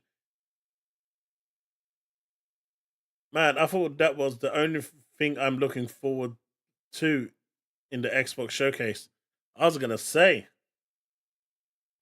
my dude just literally abandoned Gears, and that was that went out. Alpha 1, I think if they have the source code, they will. I guess they don't need the source code for a remake, but it's going to be interesting, right? It's going to be interesting. But one thing that didn't happen, we've seen now CI Games, they've let go another 30 people after they just let go staff months ago, not that long ago. We've just seen Square Enix let go of a bunch of people, right? Can someone tell me where the outcry is? I've been looking for it. Can those mystical 2 developers that came out and said that all these people are now worried about their jobs and stuff like that, and they don't know who's next. So what about these other studios where people are being let go? Where is the worry for them?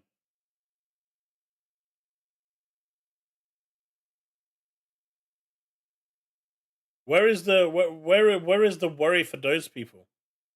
I didn't see him come out that those same 2 people come out and start releasing tweets on how they're concerned that these people are laying off staff, or they didn't even do it when Sony laid off 900 people.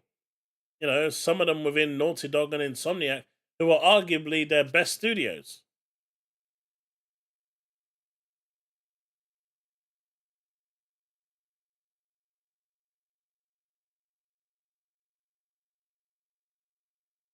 It's only when Xbox does it. Right.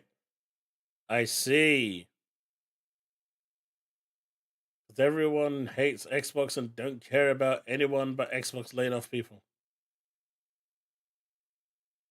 It's only a worry for Xbox because they know Phil is in talks to buy.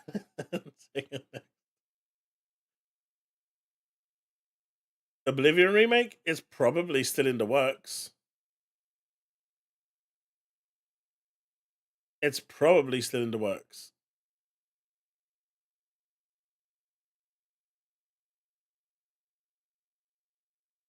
All right, Tango made their best game this generation. Okay. Now, Evil Within didn't sell very well. Ghostwire Tokyo, sales-wise, flopped. Hi-Fi Rush, for all the praise and acclaim and thing it got, sales-wise, flopped. And I'm not even just talking about Xbox sales, right? I'm talking on PC. I'm talking on PlayStation. They just flopped. They didn't sell. For all the talk that these 3 franchises have got, well, Hi-Fi Rush isn't a franchise, neither is Ghostwire Tokyo. But for all of the talk that these games got, not only did they not move this needle in sales, but their own head of studio decided, F this shit, I'm out. Because despite his best efforts for Evil Within, no one cared. No one cared enough to buy it. And even if you look at Hi-Fi Rush, for 5 million people on Xbox that played it, most people didn't make it past level 3. That should tell you where it is. It got critical acclaim in the media, but that doesn't pay the bills. Right? At the end of the day, as harsh as that sounds, that does not pay the bills. Now, the only thing that I'm shocked at that they did was get rid of the Tango Gameworks name, because that was their foothold in Japan, which arguably did absolutely zero for the past decade. But it was still their entry into the Japanese market, and it was a nice little tunnel that they could go through into it. But like I said, none of those games moved the needle. It's sad that they lost their jobs, and I am never going to sit here and mock people for losing their jobs, take the piss or anything. I wish people never lost their jobs unless they absolutely deserved it. But bottom line is, their games just weren't selling. I mean, 6,000 concurrent users on PC says it all for all the acclaim it got. I think only 1,000 people on PlayStation were playing the game, got the game. It literally didn't, no one cared.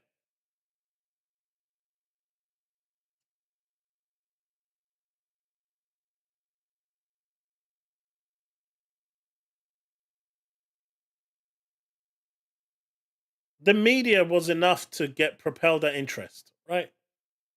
Yes, it was shadow dropped. There was multiple reasons why it shadow dropped. It wasn't because they wanted to shadow drop it, but the game was ready for release for about 6 months before it released. But the acquisition of Bethesda kept on pushing any marketing they had back. The game was actually complete 6 months prior to release. So they had to, at some point, drop it. But are you telling me that all the media coverage out there, all the advertising, well, there was some advertising on magazines, there was some in newspapers that I saw at the time, I saw some YouTube stuff, minimal, but it was there. All the word of mouth out there, and none of that impacted any of the sales. None of that at all. You had IGN praising it, Eurogamer praising it, Metro praising it, every article out there praising it. And none of that was going to move the needle. The bottom line is all of these games are niche. They were super niche, especially Hi-Fi Rush. But Tokyo Wire was also a niche game. Evil Within was Shinji Mikami's take on a horror game that's not Resident Evil. And that also didn't set the world on fire. So they had 3 very limp games that came out that really didn't make money. At the end of the day, no matter how much trillions Microsoft as a corporation has, they are not a charity. Now, if they didn't buy ABK, I can see them actually keeping everyone on board, because I don't think no one would have cared. But after the ABK purchase, a lot of eyes are now under.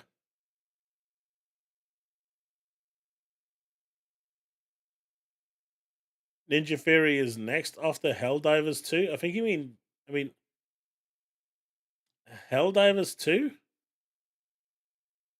They're getting axed for sure? Nah, they're not going to get axed.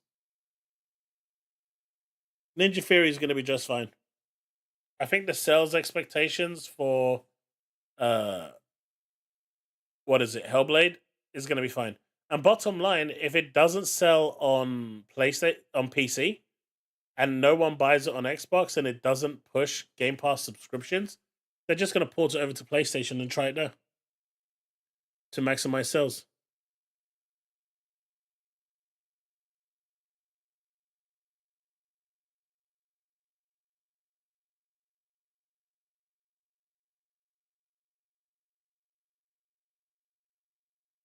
Game Pass will always have a role to play in their worst selling game, in games selling badly.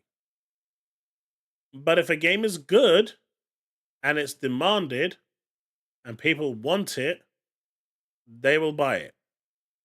Starfield is a perfect example of this, right? If the game is good, people will buy it. It's that simple. The sales will come from one way or the other. They will come.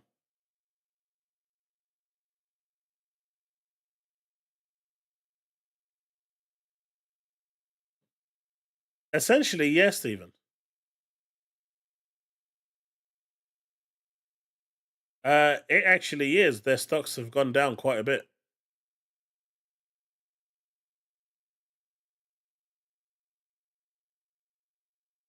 Also, don't forget that Hellblade 2 has only been in active development for 3 years. They started active development in 2001. Sorry, 2021. Not 2001. 2021 is when they actually started active development. They paused all development during COVID. The majority of it anyway. I think they did some mocap and stuff, but the actual development of stuff they paused until 2021. So it's really only been in active development for 3 years, which is not a bad turnaround for a game, right? 3 years, I think, is the maximum a game should take.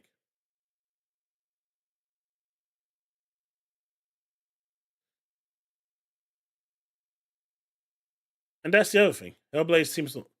I think if at a time where Microsoft was already, well, ZeniMax is already stretched thin, them going and looking for another 5-year project, I think was just not the smartest thing they could have done. But they pitched Hi-Fi Rush 2, which is like another 5-year project, and that just wasn't what they wanted at the time.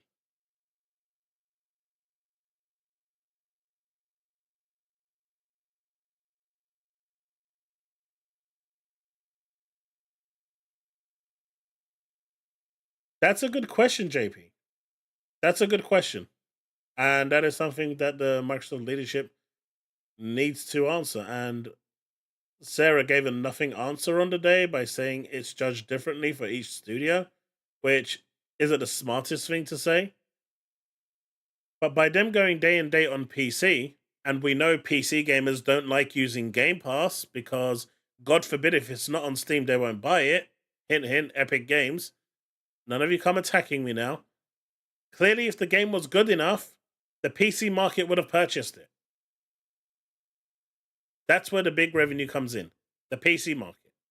If it was as highly coveted and warranted as people said it was, it would have been a massive seller on PC. It was not.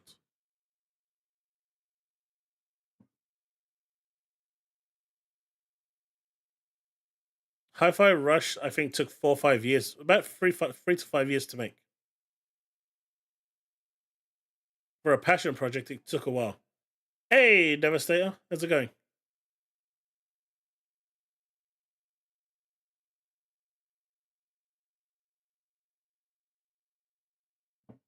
You absolutely should.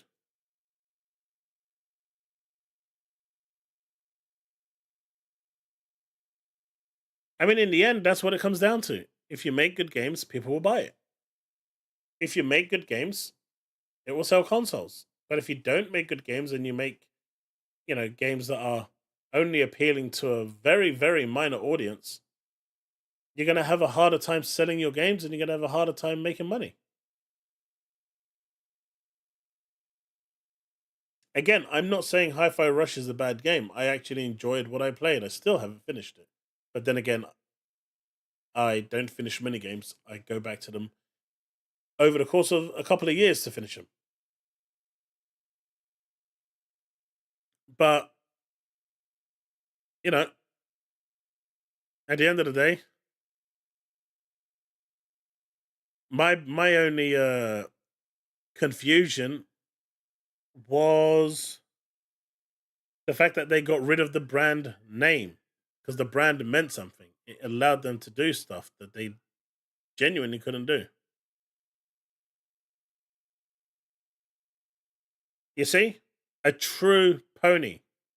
You wouldn't get anyone else doing that. Someone clip that because we need to make sure that we publicize that everywhere. That Benaya actually bought a PS5 for Foam Stars.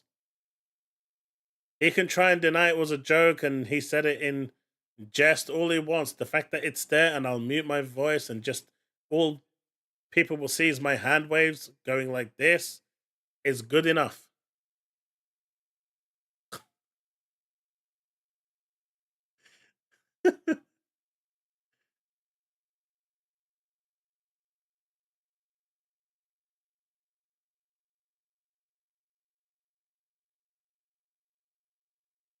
What if they don't have a project where they can place them to? Just look at what Cory Barlog said.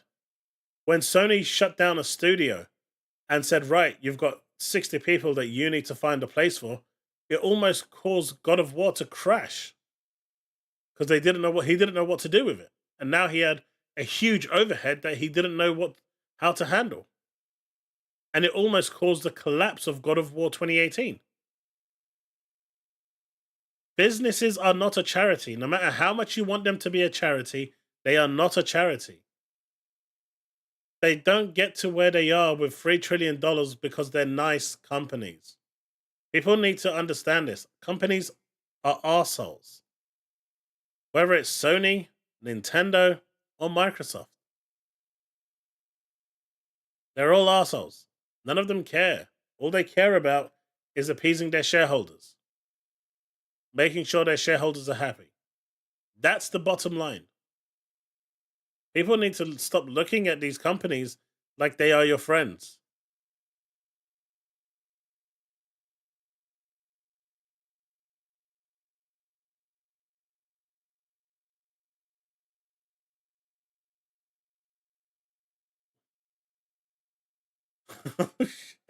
Benaya accounted for 50% of the phone.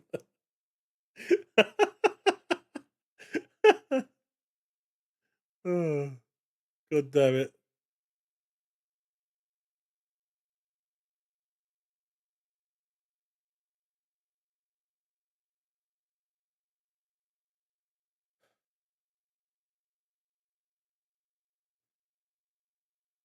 You on for Ratchet and Clank? It's a decent game. Hey, what's up? Chris, yeah? How's it going? Welcome.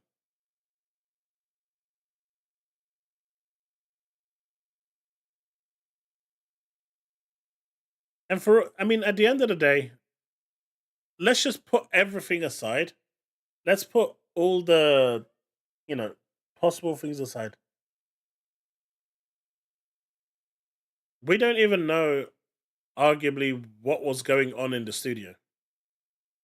What discourse there was, if there was any. So, all we can do on the outside is speculate. Even myself. But to turn around and say, well, they're $1 trillion company, they don't need to get rid of people. That's not how they became $1 trillion company. They became $1 trillion company because they were making these decisions.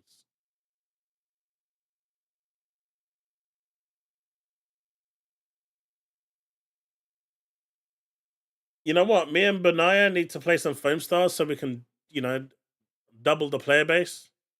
That's what we need to do. That's what we need to do, right, Benaya? We need to jump onto the same team. I don't think we're gonna matchmake with anyone, but at least we'll double the player base, even if it is for like 5 minutes. That is the impact that we'll have.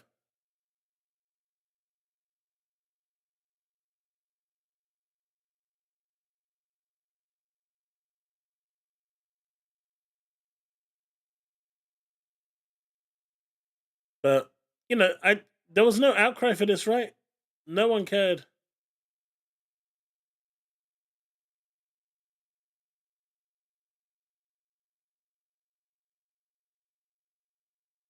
Damn straight. Damn straight. We're gonna be giving awards. It's gonna be like that dude, right? He became famous for being the only person playing Babylon's Fall. On Steam, there was literally one person playing it, and there was a massive campaign going out to try and find who that one person was. That's crazy, man. One person. In the case of Foam Stars, it's going to be two people. People are going to be coming for me and Benaya for interviews and shit. But yeah, I mean, look at Square Enix. Final Fantasy 16 sales fell short of expectations, so it may have made its money back, but it didn't make what they were expecting. Initial momentum was in line with expectations, so that first week where they sold 3 million copies was great, and then it just took a nosedive by 90%.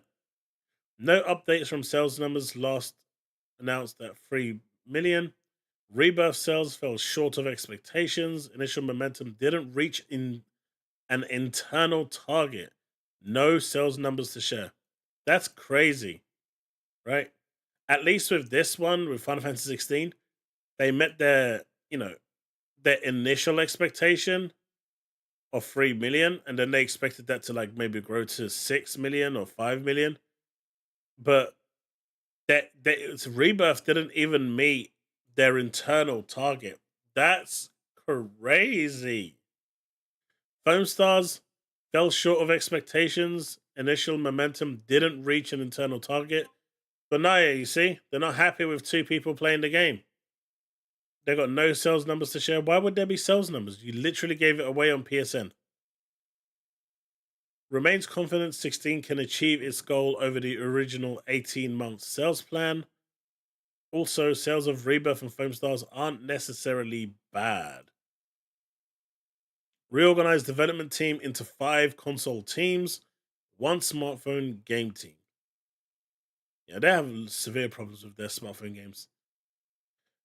Has been relied too much on individuals' creativity. Will promote sharing game making how among teams, and will seek best balance of individual creativity and organizational discipline. Essentially, what they're doing here is they're getting rid of that whole Superman mentality where one person will come in and save the day.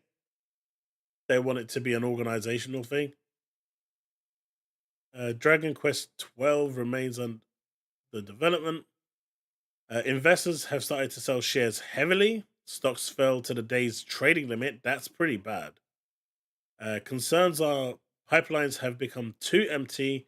No big titles that can lift the company's top line over the next couple of years.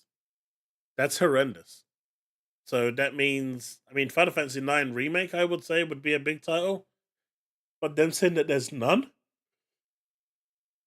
that's bad. And we all know that Final Fantasy 7 Part 3 isn't coming until PlayStation 6, so I think Square Enix deciding to go multi-platform is probably the right choice. At least that's my opinion.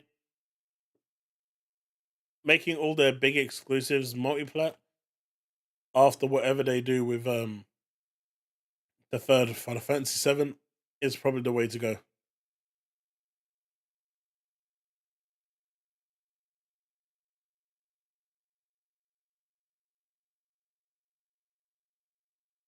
Turn 10 is actually making Fable, yeah.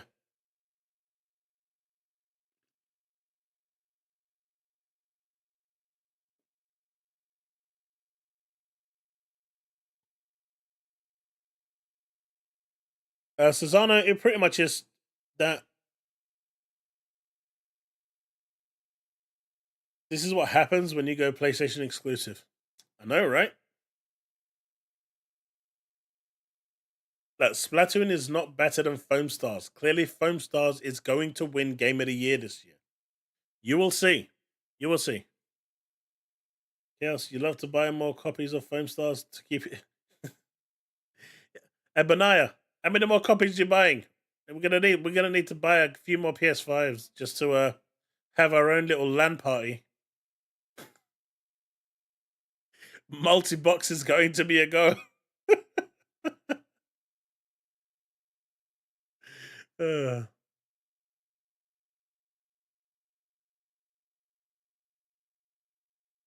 I mean, it may have been successful in getting a younger audience, but that doesn't convert to sales, right?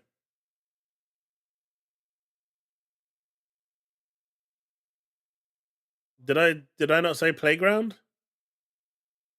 Steve, what did I say?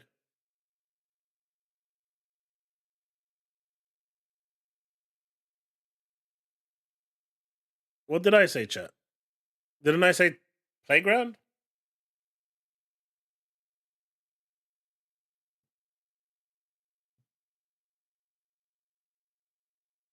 Ah, I said turn 10. My bad.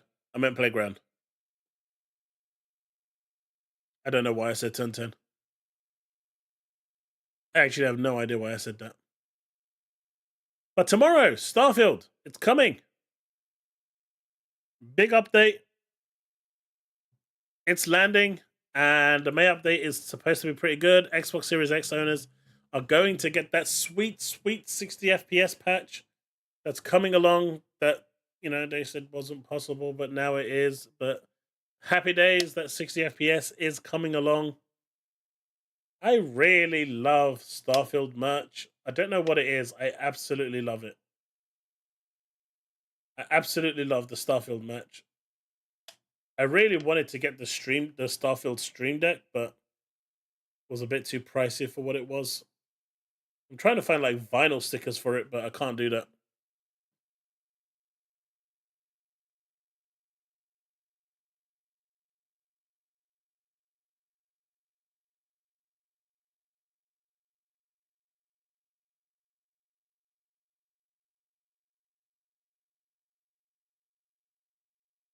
It's possible because they're dropping fidelity. Yeah, but they could have done that from the get-go, right? And this is the point that I was making, Steve. Give people the option. If you want to play it at 30 FPS, play it at 30 FPS. If you want to play it at 60, give people the option to play it at 60.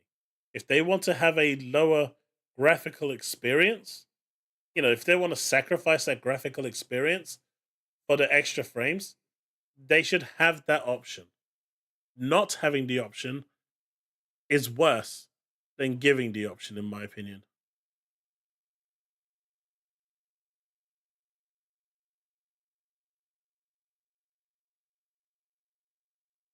This man bought Starfield 3 times. Made it possible for Bethesda to work on the next two. Well, I've got it. Well, obviously, I've got it on Game Pass. I've got it.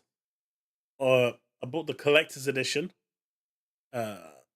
Where's my watch? There's my lovely Starfield watch. I'm not sure if you can see that clearly. Love this watch. Absolutely gorgeous.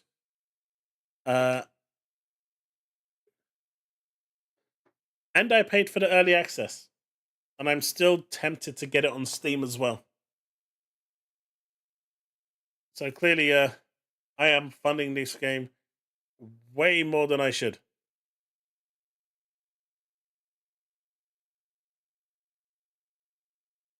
Fidelity is better than FPS. I think you'll find that the majority disagrees with you on that one. Quite a lot of people will disagree with you on that one.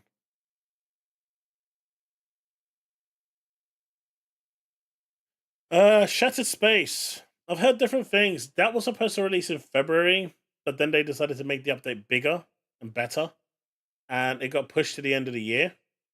The problem with the end of the year right now is that there's too much landing at the end of the year.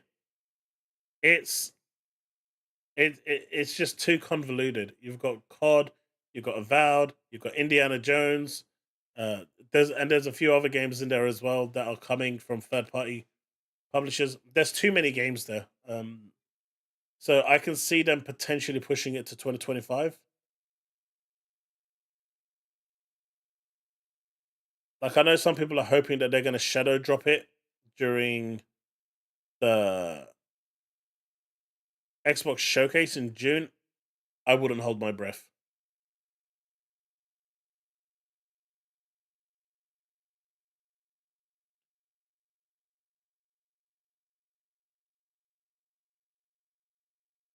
Why not play on Xbox app?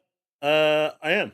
I play it on my Xbox. I mean, on Xbox, Starfield actually runs really well. Its software did that double frame generation, which is really sweet, which actually makes it run so much smoother. But I'm playing it on my PC and my thing for Game Pass.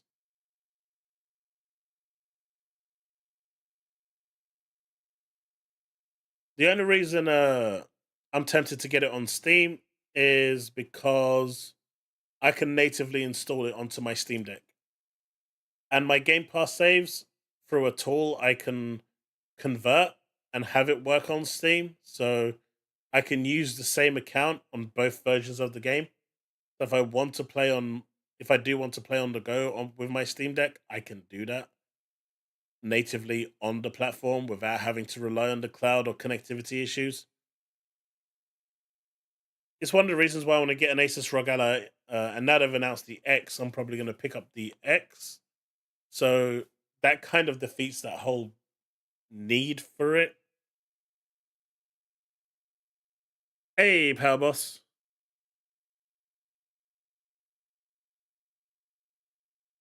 The update on the 15th. So it should be tomorrow.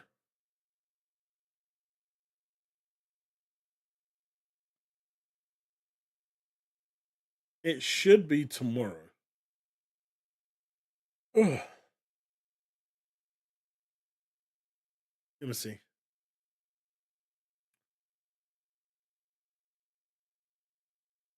Yeah, all they said was the 15th.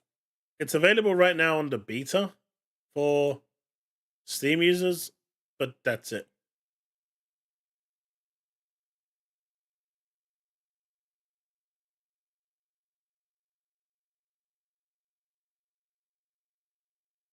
When do you think we'll see more from Transformers Reactive? I mean, the earliest we're going to see something is probably the 9th of June, if they want to show it there. If it's not going to be on the 9th of June, then the next earliest we're going to see it will probably be the Summer Games Fest, where they unveil just more stuff. Because I'm sure Microsoft, they're going to show off some games over there as well. That's not first party, like they would do. What's in the first update? Which one? Devastator.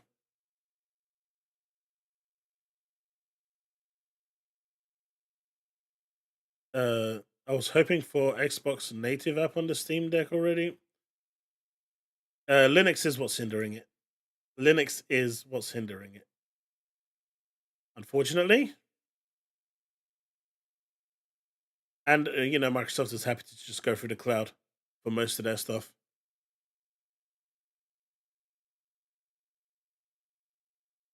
I'm surprised that ABK games coming to Game Pass has taken so long. Everything dropped when Bethesda was bought. When Bethesda was bought, they were allowed to go in and start working on the Bethesda stuff months before the deal even was finalized. With ABK, they couldn't do that until the ink on the paper was dried. So they didn't have the same accessibility as they did with Bethesda. That said, it's also been a very there's been a lot of turbulence along the way where they've had to just deal with other stuff, with the whole leaks, with the whole uh, information regarding that them forced to come out and talk about this whole business update stuff that they did. There's just been a lot of drama. So I'm guessing that's added to the actual delay overall.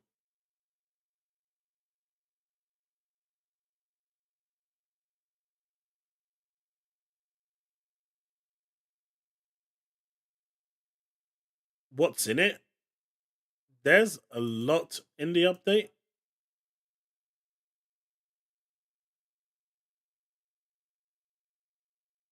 So this is the Starfield update. You got improved surface maps. I mean, we were just watching everything you basically saw here. So all these surface maps you're getting, new maps, new ways to see where things are. You're getting all of these quality of life issues that are coming through. The ability to play 60 FPS or higher uncapped with VRR enabled. You can actually set your encumbrance levels and stuff. You're going to be able to decorate your ship.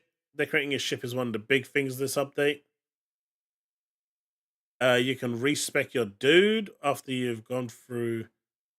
Well, I'm not going to say much on that, but you know, when you finish the game, you got the different performance modes 30, 40, and 60 in terms of refresh rate. More quality of life updates, and then they gave you a sneak peek as to what's coming in the next expansion. From vehicles to other stuff.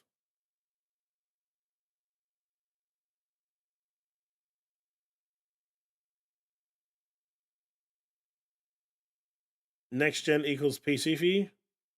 That's fine.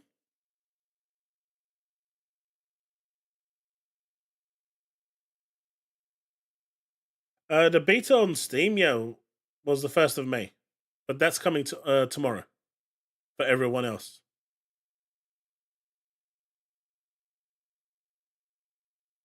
You get a car, but not with the 15th update.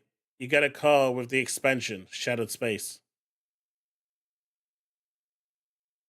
Shattered Space is where that's going. You guys broke the dude's heart, man. Give him a chance. You see, Susanna, you should just gift me one as well. Why not?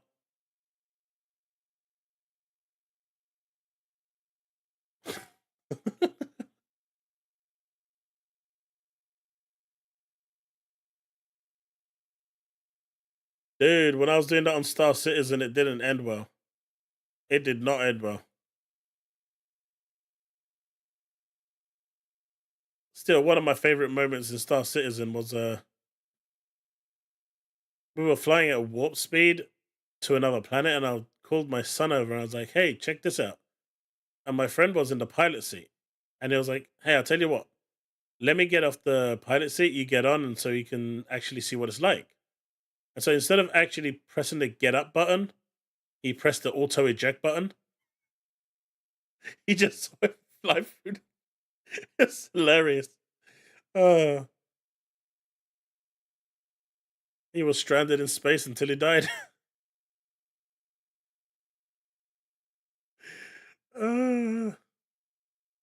Sucks to be him. Oh, man.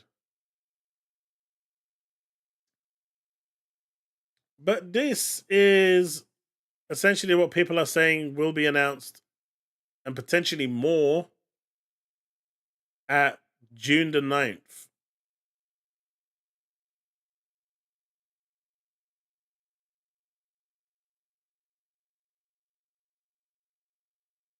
You had the same experience, Benaya? I mean, it was hilarious. He was just stranded out there. In the end, I figured out how to fly the ship, so I went back and I opened the shuttle door to get him in. And as he was coming closer to the door, I don't know what happened, but as his head came aligned with the actual archway, my ship tilted this way and smacked him on the head and broke his neck. Oh well. It's the fault that counts, right? I did try to rescue him in the end. If it wasn't me that was going to kill him, it would have been space.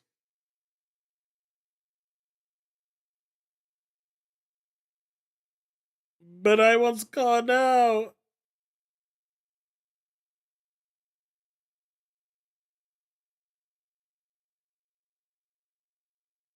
This isn't just for June the 9th. This just says 2024.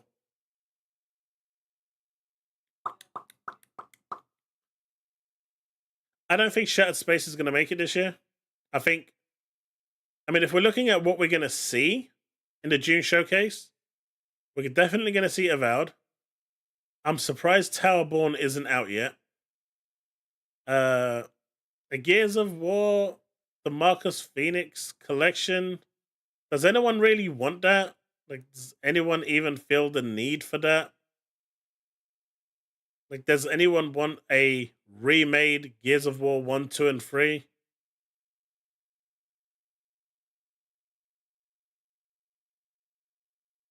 Devastator, you're not wrong. You are not wrong. Stalker is definitely coming this year, towards the end of the year. So you got Call of Duty, Stalker, Avowed, and Indiana Jones all at the same goddamn time in the same like last 3 months. That's too much. That window is these games are gonna get cannibalized. You want to give them chance to shine.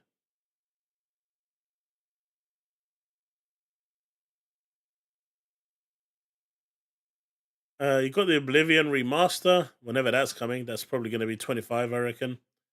Fallout, is that remaster? That's going to be 25 as well.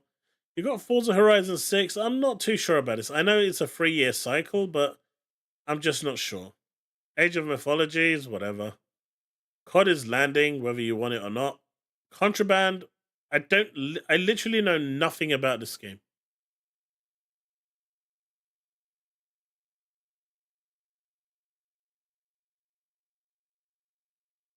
Killing 10,000 players for the third time?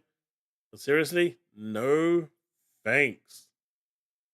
Is that an achievement brick in Gears?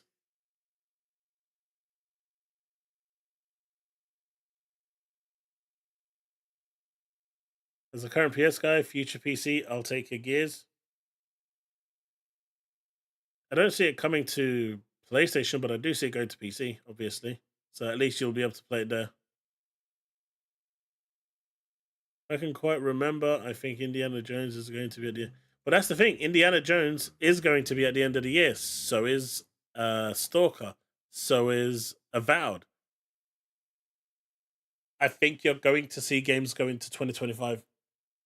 And I think Indiana Jones might be the one that gets pushed.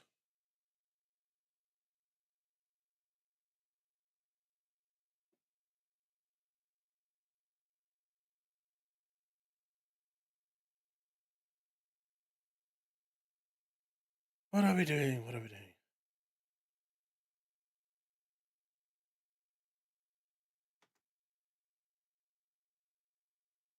Don't be shy, chat. If you want to jump in for a question or whatever, feel free to hit that link up. Last stream for this week, I believe. I mean, I'm not sure if I'm doing anything tomorrow. Maybe, potentially, could be unlikely. It's like a 20% chance I'm going to do anything tomorrow because hopefully tomorrow I actually get my keys and then I'm going to start moving basically from that point. We're going to start transferring the internet. We're going to start moving everything to the new place. So there's a small chance that I might be around tomorrow, but feel free to jump in, and if there's anything you want to add, say, question, now's your chance. I won't bite. Not even if you want me to. No way. Someone clipped me. No way.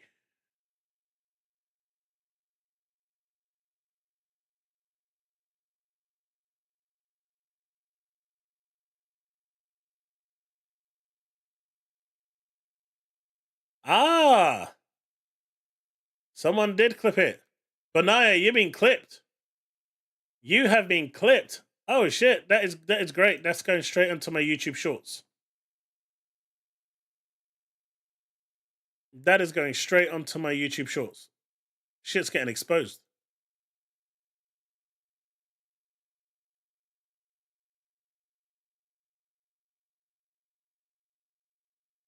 Well, Power, we're gonna move now to temporary accommodation, and then within 2 months they're gonna move us again.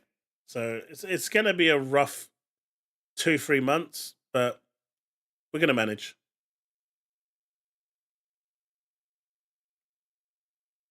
Hey, look, the whole world is gonna know that you like foam stars. What more could you want? No one clipped me for me liking it. You see, chat clearly does like Vinny. What is contraband, by the way? I have no idea what contraband is. No idea. I mean, it would be nice to see what it is finally. And we did get a leak for Overdose as well on what it is from a playtest.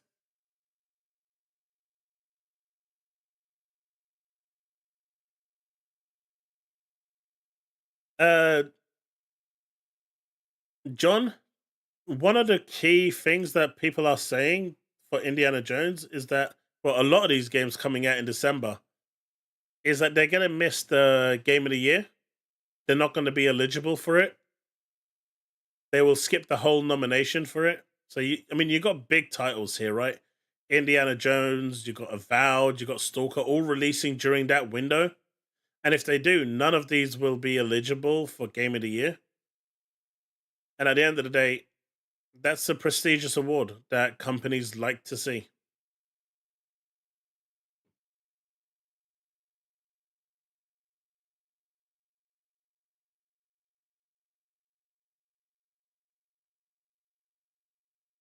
Are we going to get the Harmon Smith lean back in the chair intro to start one of the videos?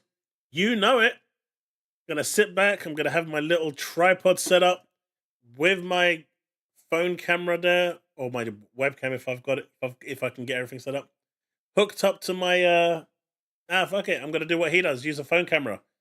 Get my camera hooked up to it and just sit back and keep my eyes closed like this and start talking to you all. And you guys can have mystical thoughts about me as my eyes are closed. Contraband apparently is a 4-player co-op heist game with a 1970s flavor. Co-op means not for me. But Avalanche have a good record. Oh, we have to have rubbish lighting, right? Xbox games don't win Game of the Year? And there's always a chance. Gotta keep that dream alive. Perfect.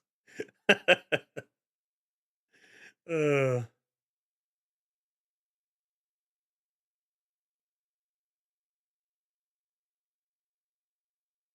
mean, 2023, it was all Baldur's Gate, right? There was nothing else that was ever going to take it.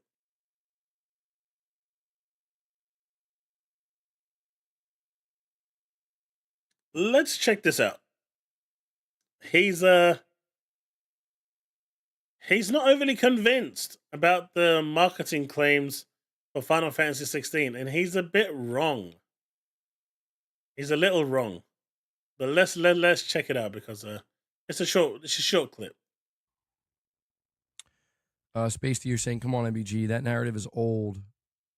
Why games keep tackling 4 to 6 years, or taking 4 to 6 years to make on PlayStation. The easy development was all PR. I'm not so sure about that. Listen, man, I can't agree with that because why isn't Final Fantasy 16 on PC yet? He put the collar through his arm. I need you to take the collar off. What's that? Put his collar through his arms. How did he do that? I don't know. Just you need to take the collar. Okay. Because he's been kind of naughty now. He's being naughty. I tried removing it and he kept playing. And I tried to cut it off, but the scissors wasn't strong enough. How did he do that? I don't know, but Okay, just calm down. Calm down. You don't need to get upset. that's just the worst part. Sorry. No. 1 second, chat. Need to save Oreo because I got you covered, Chaos. What's up, chat? While Chaos goes away, the cats in the chat will play, right?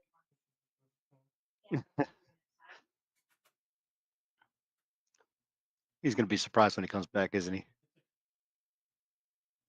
What's up, Rog?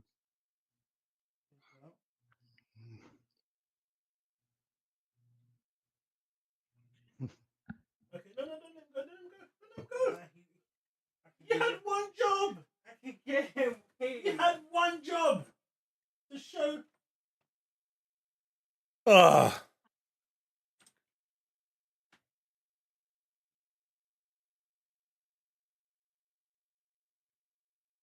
Sorry about that. He managed to get his paw through his whole leg through the collar. So it was stuck like that. Like, how did they even manage that? You coming back? Oh, here he is. Mate, watch how What's he's up, gonna go Chaos? crazy. There's the camera. There's the camera. Yeah, he's already. Hey, mate, he's gonna scratch me. He does not like that camera, man. He doesn't like it. I don't know what it is. Or maybe it's the light. I don't know. How's it going, dude? How's it going? I am doing good. All right, let's check this clip out. Now that I've saved my kitten. Naya, don't you start. You know, like that game, it's pretty clear that like Sony did not extend the exclusivity of that game. They did not. I think there is some I think this idea that it was all PR, it's like, bro, I don't think so, man. I don't think Sony is literally paying them to say like, hey, please make sure you say this about the PS5. I don't think so. I think he's referring to the fact that this game can only be done on the PS5 or something. When Yoshi P came out and said that, Yoshi P already said he was just messing about with that. Wasn't Final Fantasy 16 supposed to only be 3 months exclusive? It is. No, that was Rebirth. 16 is a year. Remake was supposed to be allowed after 6 months, which was when 16 was roughly supposed to release. And then they extended it when 16 launched, when they added the FF7 Integrate. Yeah, Integrate Remake, DLC. they extended it for like another year, I think. Mhm. But Remake, the Rebirth is only for 3 months. 16 was for a year. But, you know, they waited until the 2 DLCs were out. Because from Yep. what I've heard internally is that they're actually remaking it for PC because they believe that porting the PS5 version would not It's do the bad. game. It's just bad, and it wouldn't do the game justice. So they're actually remaking portions of the game, remaking portions of the assets for PC, and that's why it's taking longer to arrive. I honestly think what hurt Rebirth the most is the fact that it's not made on UE5. I don't think it needs to be made on UE5. What I think is the problem is, I mean, I haven't played it, right? I haven't played Rebirth. I've only played the Well, you beginning played a part. little bit. Yeah. But what I've heard, and it's the same thing that I'm hearing over and over and over again, there is just way too much padding in the game, and it is longer than it needs to be. 100%. And that I'm is in the one chapter thing that I'm 12. I hearing. can tell you exactly that. I mean, my dude looks like his whole life is coming to an end. Oh, by the way, the Contraband game, it's supposed to be a co-op smuggler's paradise. That's the only thing that we know about it. It's a shooter. My God, what was on this thing? Oh, okay. Can I get a TLDR for Final Fantasy? I've never played one before. Devin, every Final Fantasy is different. It's a unique With story. the exception of 2 of them. So you got Final Fantasy. The only exceptions are Final Fantasy 4. You got Final Fantasy 4 and the After Years. The After Years does have a new cast, but it references the original ones a bit. You got Final Fantasy 7, 1, 2, and 3, but it's basically the same game. It's the original Final Fantasy 7 was one big game. They split it into 3 games to maximize profits from the game and triple dip into it. Final Fantasy 10 was the first one to actually have a true sequel. 13 10 was 2. this, Yep. and 13 was the other one to have sequel. 13 2, 13 3. But if you look at Final Fantasy 1, if you're looking at just the base numbers, they're all individual stories that Yes. are, you know, unique to their own. New characters, new storyline, new area, new city, new maps, everything. They don't really correlate. Essentially, they all kind of follow somewhat of a similar kind of pattern. You got the Warriors of Light who come along in the hour of need to cleanse the world of evil, but there's all the stuff in between that is unique to each game. I highly recommend you try them out. Even if you don't like one of them, you may find that you like the others. Like there's Final No, Fantasy Edward, 2 I it's don't not. like. 10 is not supposed to be in the same universe as 7. 10 is not in the same universe as 7. 10's is Spira. Yeah. Generally speaking, it wasn't until I think 12 that they started actually like organizing where they are, and that is the world of Ivalice. Yeah, 12 is Ivalice. Well, so is also 13. Or not 13. Was it 13? What do you mean, Atty? Ha ha ha ha ha ha ha ha. You didn't like that? No? You didn't like it? I mean, I Titus was didn't. I great. hated it. It was the best scene ever. Although I will say that I like the meme that they put it into Kingdom Hearts. Hey, you should see they actually made a whole soundtrack of that. Yeah, I A did see whole that. soundtrack of just Titus going the whole theme with ha ha ha. Yep.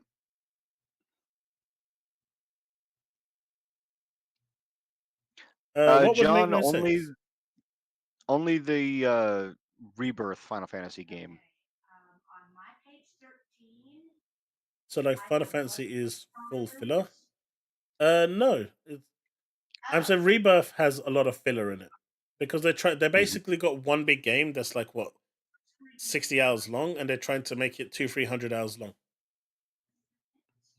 I believe the base game can be beaten in 40 to 60, I think is what they said. And then it adds in up to 200 hours of playtime if you 100% the game.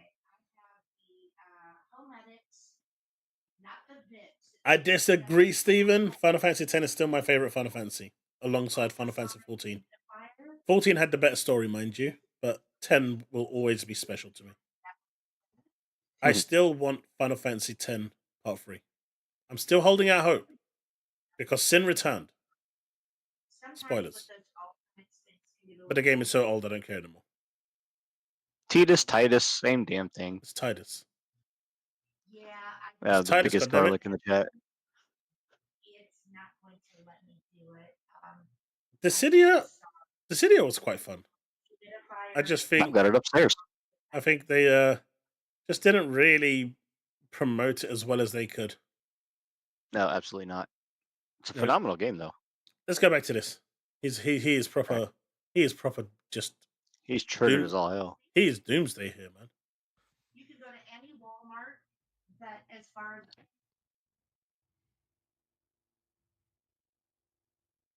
MBG, you talk like Spider-Man on PC sold more than 3 million. It didn't. How much do you honestly expect FF7, etc. to sell on PC? These games, these types of games don't sell like they do on console.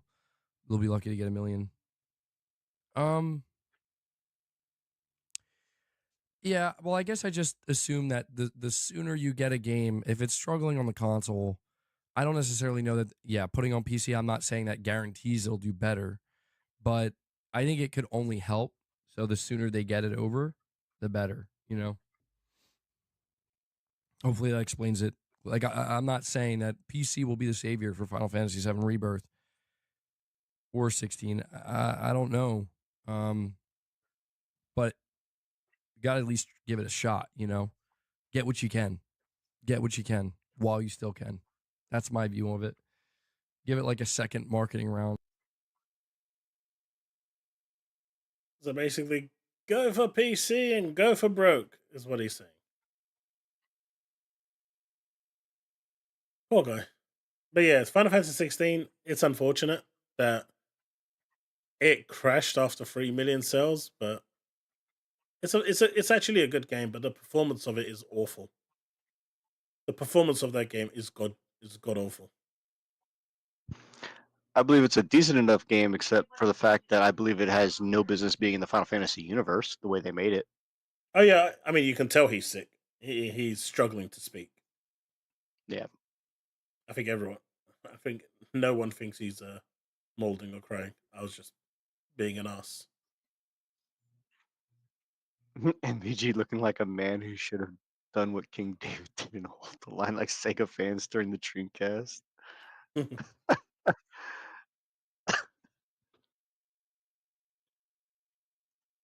It's been a long running joke now, but clearly they don't look at their own sales, right? If they bought games, you would have seen this game doing so much better. And Final Fantasy isn't exactly a small franchise, it is a massive franchise. But the Hmm. exclusivity deals that they've had on PlayStation have been crippling their potential, all the time.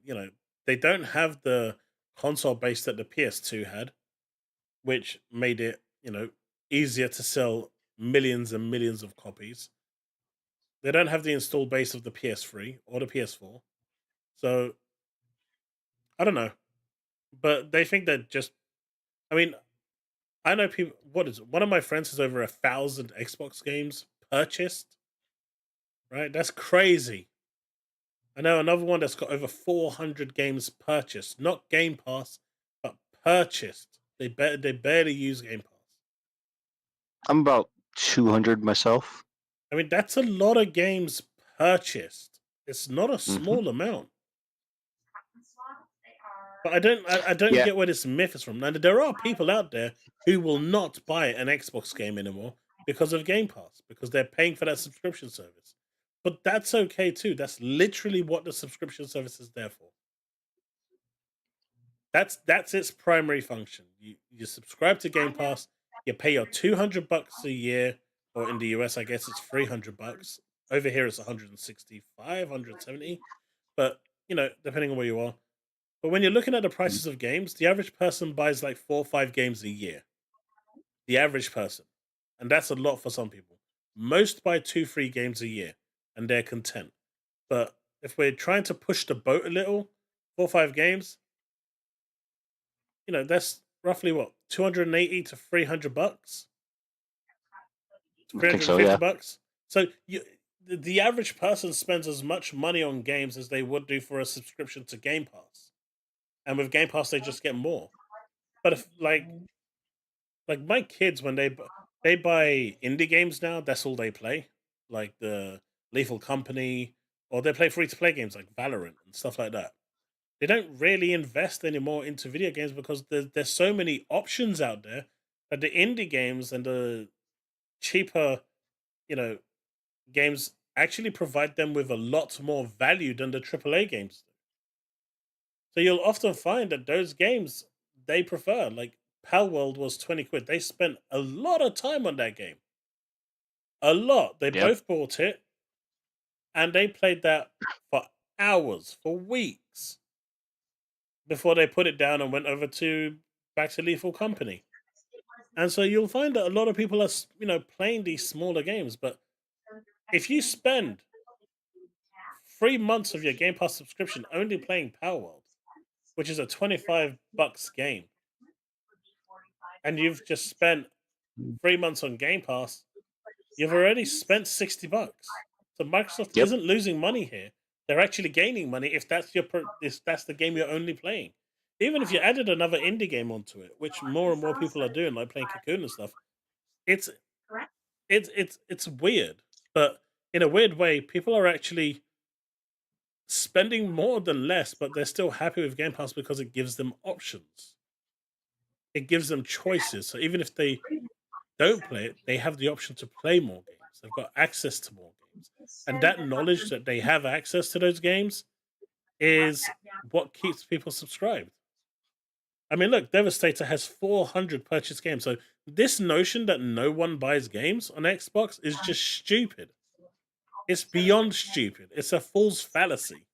It doesn't Yep. exist. And again, if you pay for Game Pass, even $15 for a month and pay monthly for every year that you've had it, that's still 15 times 12 that they're making off of revenue at the cheapest. And we know it's $17 now, and they're talking about $20 going up for Ultimate. PS5 blows all the damn time. I was actually because we're moving, we started to package all our stuff, and the wife came over to me and goes, "Look, I've got this box here, and I just want you to look at it." And I said, "Okay." And she goes, "Can I before you look at it, I want to ask you a question." And I said, "Sure." And she goes, why? And I didn't understand what she meant, right? Because I haven't looked inside the box yet. I don't know what's in there. Like, I don't have anything inappropriate in the house or anything like that. You know, I don't buy any stuff like that. So what is she referring to? And she just said, remember the question that I asked you. Why? And I looked in the box, and the box is pretty big, right? We're talking about a box like that wide, that deep. And half of the box was full with unopened games, all still in their shrink wrapping. And she's like, why do you buy them if you're not going to play them? The best excuse I could find was decoration. That's the best excuse I could find. That's the best. Question: do you like Vampire Survivors? I play it. It's alright. It's a good game. It's not something Would you be interested in a similar game that's all about you being a chef fighting food in a 3D format, the same way that Vampire Survivors is? Maybe. Because there's a demo on Steam right now that, if you've got time, I would recommend trying the demo out. It released yesterday. Okay. The actual release date is June 18th, and it looks pretty fun. All right. What's it called? You're gonna laugh. It's called Let Him Cook. And what can I do to assist you today? Oh, as long as it's not anything. Nope. It is safe. It is absolutely safe. Oh yeah. This isn't no himbo stuff. And when it releases, it's only going to be $8. Yeah, I'll download it and give it a try. I'll see if my kids like it as well. I'll get them to have a look. But at least there's no himbo stuff, so that's good. Hey, look. I'm not gonna send you stuff that way. Hey, look. I've got a thing. I've got my alternate Steam account. You guys can send what you want to that one. It still goes to my Steam Deck, and the missus will see it, and she will judge me for it. There will be questions, and she will judge me quite harshly because the Steam Deck actually shows you all your games that you have on the platform because you've got all the accounts linked to it. So there will be questions and judgments, but I can try and dodge those. Although some of those games that I've seen that he was getting are way too questionable. Yeah. But chat, none of you would do that to me, right? None of you would send me Chaos. I'm not even going to say asking it. people that are cross-play with Alex's chat. Be careful what you wish for.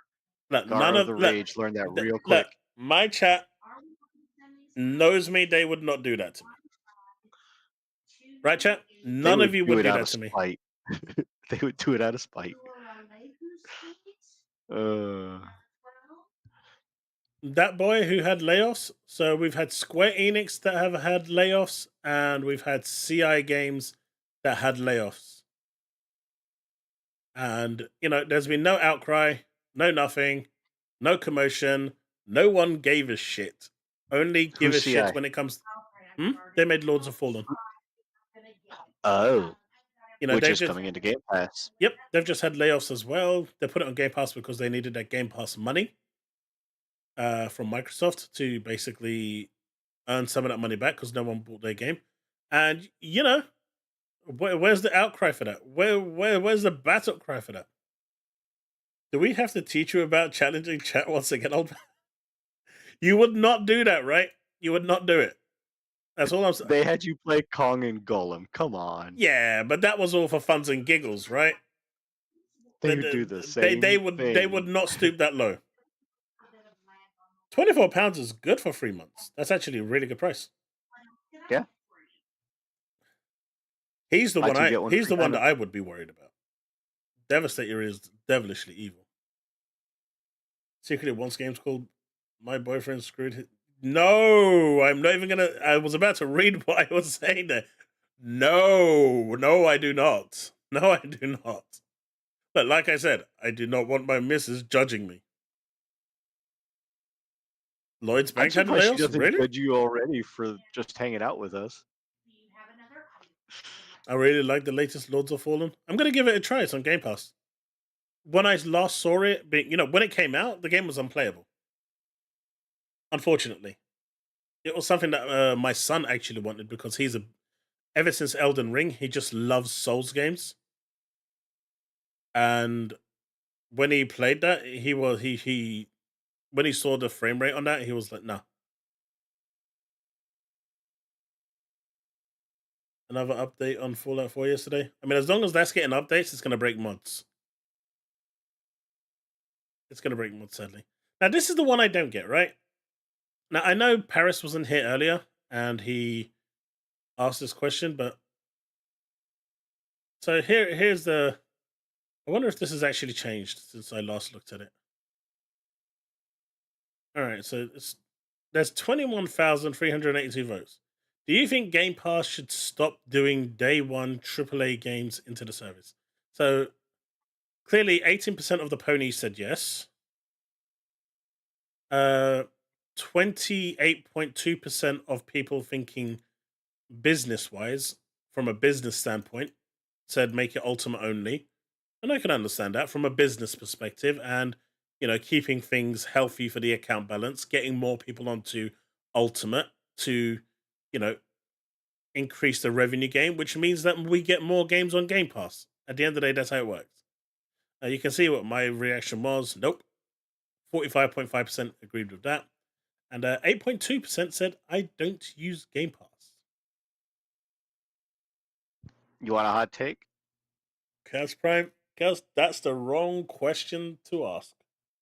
I voted for make it Ultimate only also. Did you? Yeah. You see? You see, chat? You see? But what I say Heretic. is, if you make the Game Pass on console only or PC only less, make it $10 cheaper, because you're only getting half of the service. Raise Ultimate to I mean, it already is $10. How much is your 25 bucks. How much is your Game Pass console? I'd have to look. I mean, it's £10 here in the UK.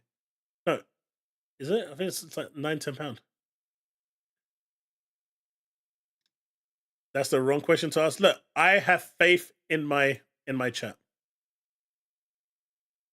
Nib is disingenuous. When GTA 3 was offered to Xbox, it wasn't the behemoth. No, that was complete and utter bullshit from Nib, right? You're referring to this over here that we went through earlier.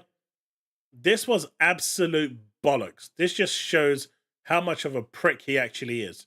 The bottom line is, no one knew that this game would have been the bombshell it was. The previous game that they made was a 2D game, and Microsoft didn't believe that they could turn that into a 3D game and it would actually be anything, any good. They just didn't have faith in it, and they didn't want to gamble on a game having just entered the console market. No one knew that this game would have been the success it was. It's fair that Sony gambled on it, and that gamble paid off. But to turn around and say that this was this just shows how poor their leadership is, that's fucking bullshit, right? Plain and utter bullshit. But what do you expect from Mr. Pony himself that tries to disguise himself as Mr. Neutral? That statement there is goddamn fucking bullshit, and he fucking knows it too. That thing that he posted here really irritated me because he clearly knows that it's hindsight. I think I might have posted something, or maybe I didn't because it might have pissed me off enough not to post. But the disingenuity from this guy, and he clearly just writes endless pages of bullshit because people can't be bothered to read it.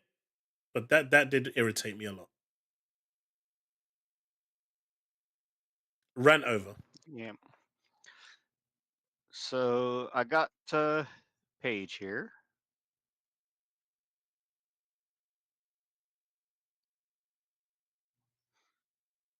You got a page? Hang on. Bringing it up.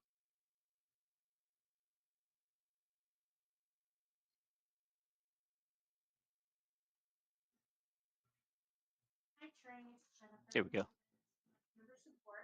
See, join for $1. You guys were saying it wasn't available. It is. It's right there. they brought it back because it wasn't since Starfield. It shouldn't exist anymore. Period. That's the reason why we're getting price hikes. But also, if you come down here and look, hey, Senua's Saga Hellblade 2 advertisement right here on the page. Yeah, but you have to go to the page for that. You want to see it elsewhere. True. But people are saying that there's zero advertising of the game when that's not the case. I don't know. I've seen YouTube adverts and stuff. So have I. But here's right here, choose your plan. Where do you primarily play games? It literally tells you PC, $10 a month, but your first 14 days will be for $1. Dude, you can complete almost every game in 14 days. Right? Same thing for Ultimate. And you click on console and it says, hey, core, $10 a month. That one you can't join for $1. $1, that's highway robbery. Also, DCG I sent you a video. No ice, we'll check it out. Thank you for that 7 months membership, Devastator. I appreciate you. But look, do note that PC or Ultimate are both with the $1 deal. However, console Game Pass, it has gone away for core. Where is console? Right here. No, core isn't console. Well, no, you click on console at the top, and that's what shows core. So console is gone. For the $1 deal, yeah. No, but core is console only. There's another one called Game Pass Console, which is different to core. No. Core is console. No, there's another tier, right? There's another tier that doesn't have Xbox Live with it, but $9.99. There was. They did away with that. When did they core rolled it over into Game Pass? When did they do away with that one? Because Zero was having an argument with me not long ago, saying that it was there. I mean, I'd have to go back and look when Game Pass console became Game Pass Core, but I'm pretty sure that core is. I don't think they should get rid of core. At the end of the day, core is your entry level. And even though it's $9.99, if you pay for a year, you get it at $60. It's £60 in the UK, $60 plus tax in the US. So you actually save a good chunk. If you pay for it like in a year's upfront lump sum, you get it for half price. So you don't want to pay it monthly. You just pay. But that basically becomes your online access. So I think that's fine having, and it doesn't. It's got nothing to do with Game Pass itself. Core is basically gold, yes. So they did get rid of Game Pass console. Well, it's just right here. No, but there was another tier. Got rid of was the $1. Let me show you. Let me show you what I mean. There was. No, I believe you. There was a console only tier, but when they rolled all of Xbox Live over into core, that's when they made all consoles just core. Hey, look. Let me share this tab. Sure. So this is what I'm talking about. So you had core, which was $9.99. Then you had console, which people are saying that they still have. So, because I know someone in my Discord was saying that they still had this one. Possibly, yeah. I'm guessing until they actually unsubscribe. Once they unsubscribe or lose their subscription, then it will disappear. So, which they'd be stupid not to, because as you can see right there alone, it's $1 more. I mean, it's $1 more, but you don't have Xbox Live on this one. So, no, you don't. This one doesn't have Xbox Live. That would be the online console multiplayer, wouldn't it? So this one is basically for Xbox Live. This is Xbox Live Gold. This one was Game Pass without Xbox Live. This is PC, so it doesn't really matter. And this was Ultimate, where you've got the online console multiplayer. I mean, it's actually a perk written here. So look, you've got hundreds of high-quality games on console. New games day one. Member deals, discounts and perks. Member deals and discounts, no perks, because you don't get Ultimate perks. online console multiplayer is not there. You don't get it with this one. And I was saying that this one should basically just go away, right? And I received a lot of backlash from that. But what I think is going to The happen console now, version. yeah, if you don't have this one going away, now that it's gone away, I think this one is going to be replaced with the ad tier. I think that one's going to be replaced with the ad tier. Possible. That makes more sense because they do want to bring in an ad version of it, and it's going to be cheaper than this. And that the ads itself will kind of pay for the online access and the rest of the stuff. But it'll be interesting to see. And I don't think it's going to have day one Game Pass either. Day one games. I don't think it'll have day one games. Yeah, Chaos is Devastator is saying that regular games in Canada are $90 already because of the difference in But then currency. isn't your currency always inflated It's like a dollar compared to the US? 15 to every US dollar, I think. I'd have to look up the actual conversion.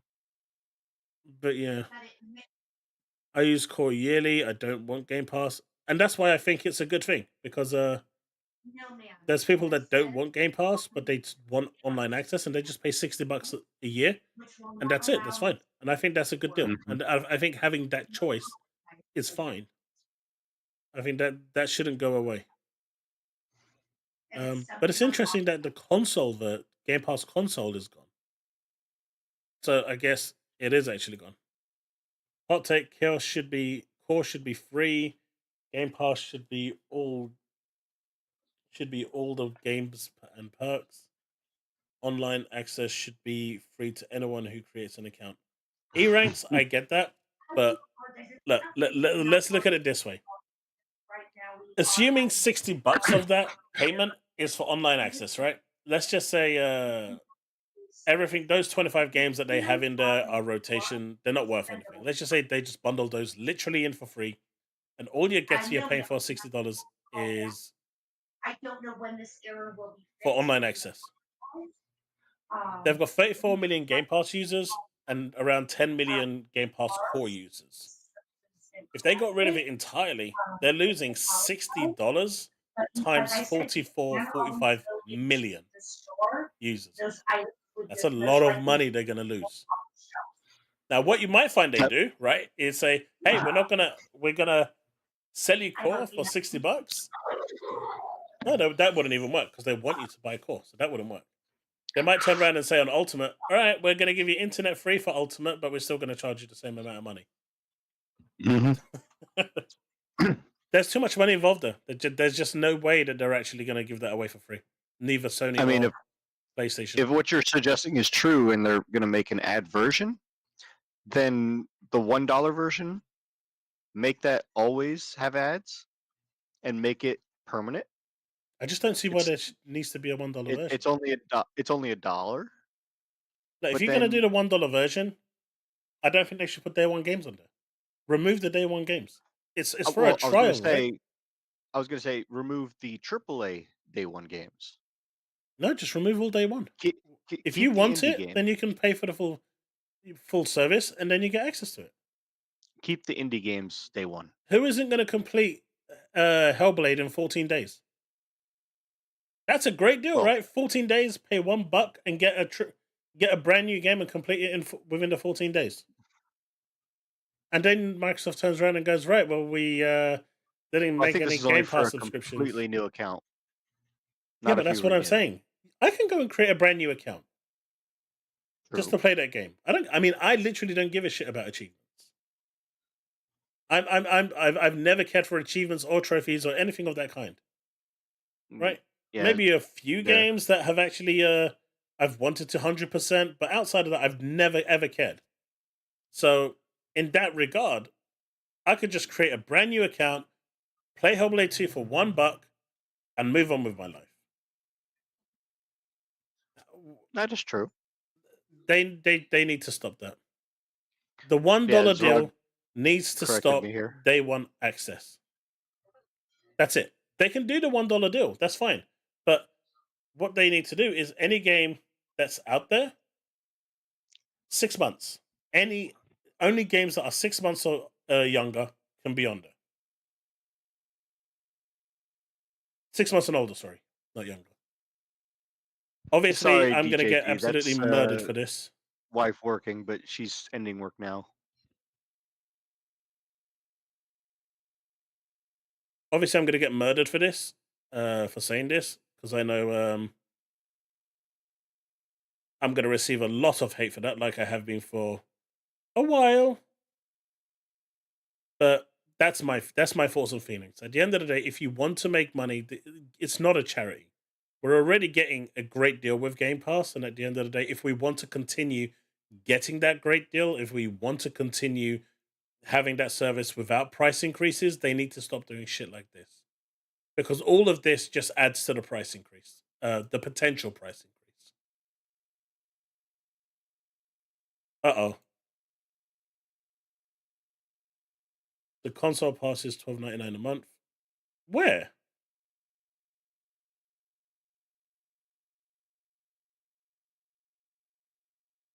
No, where it's for someone was hacking the stream? No. What idea did I give you, Devin?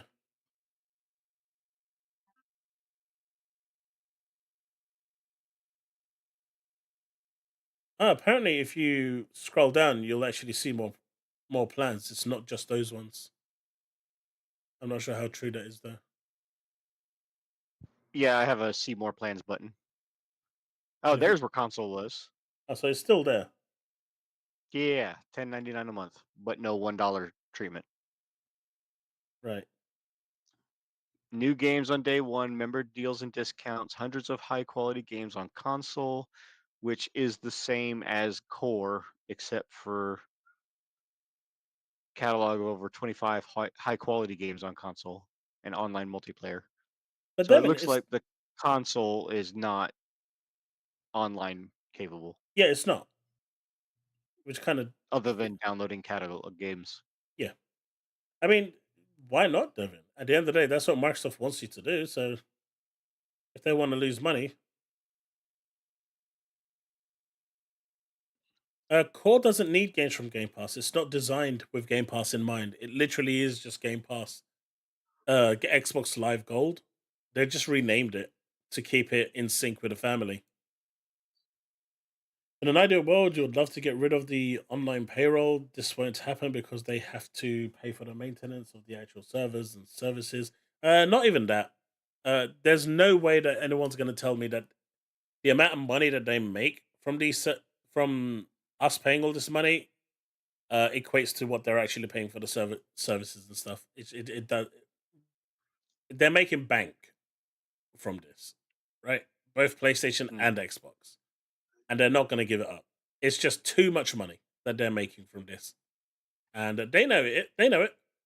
They fully well know it, and they are not going to give that shit up easily because they just know. E-Rank saying free online access with COD coming out is going to move a lot of casuals to the store. Big differentiator from Sony, who can't afford to wall off online access. I think Call of Duty is the main differentiation between core and console because of Call of Duty and the online disparity.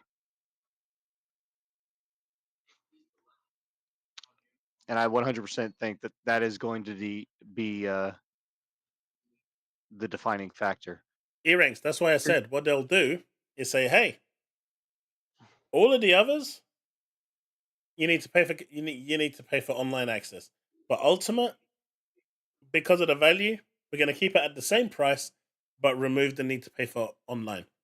But the money that you're removing to pay for online, we're adding more value by putting more games in. That's the way they'll spin it. They will not reduce the price. You will never see that saving because it's just too much money for them to lose. There's just way too much money for them to lose. Though, like I said, you're looking on average at about 35 to 40 million people from at $60 each. That's a lot of money. They're not going to just throw that away, especially after they just spent 70 billion on ABK. Yeah, the free online access isn't going to happen. But hey, from what we were talking today, apparently there's a good chance that's one of my pony friends was in here earlier, Chille, and he was I know that sounds dirty, doesn't it, chat? Pony friends, ugh. But he actually said that Sony's gonna he can absolutely see Sony on PC trying to paywall cloud saves. Paywall cloud saves on PC, tying it to PSN and a PSN subscription. that is not gonna go well. No, 100%. It's not.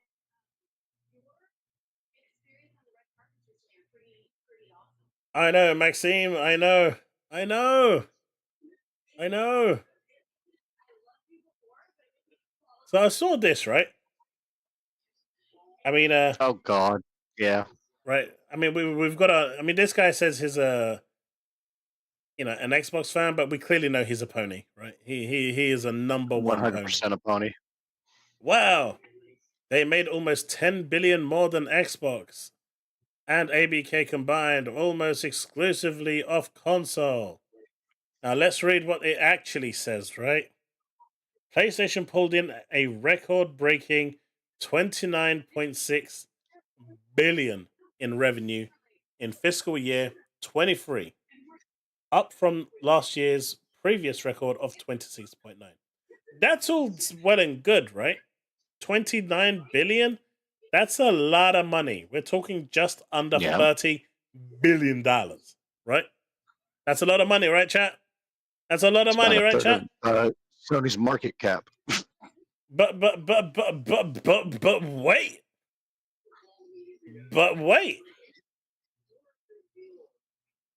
Where's the talk of profits? Where's the talk Actually, of I've the got one for you. actual? Where's the talk of the cost for all of this? They pulled in all that console revenue that he's saying here. The console business definitely isn't in trouble. But here's the thing, right? If you have a project, let's say you work wherever you're working right now, a client approaches you and says, "Hey, I've got $1 million project for you." Now, as one of the management at the company, you're like, "Hell yeah, $1 million! We're taking that contract up straight away." But then you realize it's going to cost you 1,000,001 cent. What's up, John? You actually made a loss on that project by 1 cent. So even though in your book it looks amazing that you've just made $1 million, you've actually lost 1 cent. You're That is true. actually you're now in the red by 1 cent. If that was the only money coming in, you can't even pay your staff. Would you like me to show the numbers? Yeah, go for it. I mean, people don't get that. They just don't get that. They just see these numbers and they don't look at it. I mean, for all I know, Sony could have made 100 million and billion in profit, but that tells me absolutely jack shit. So, shout out to King David for this little screen capture of Sony financials. Everything that you look at seems to be on the up and up. Hardware 1123 to 1211, and by the way, that's millions of yen. If you can look right up here and see it. So that's overall. It looks like it is total sales for hardware games, both digital and physical, are up, plus add-on content, which surprisingly, add-on content is their second biggest revenue for the hardware. Yeah, microtransactions. So, yeah, exactly. Add-on hardware? But also like DLCs and things like that. What is add-on? Oh, content. Content is DLC. Add-on content. Yeah, microtransactions. Yeah. Other software, I would say, is probably the microtransactions or just others in general. But if you look down here at the bottom half, the PlayStation 5 hardware is barely increased. Less than, what was it, 300,000 yen? That's not a lot. 300,000 yen, which equates to. Right, chat, we're going to quickly do this from xe.com because that is my preferred site. Sure. I'm going to tell you now. 300,000 yen to, well, let's do US dollars first. It's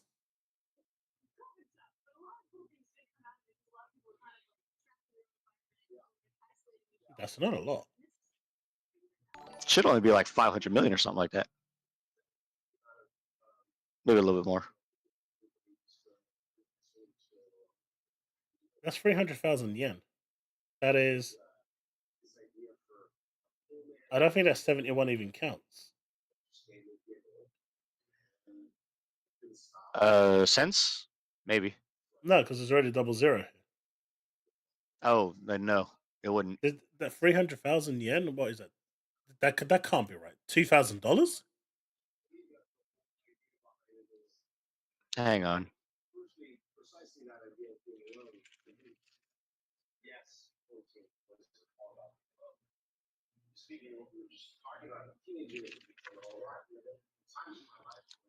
Okay, so if we put this to yen, where is it? Devastator, thank you for that $2. Chaos. So Sony will pull a Konami Metal Gear Survive. Pretty much. And no, you are not going to make me play that game. I've played it once already, and that was enough.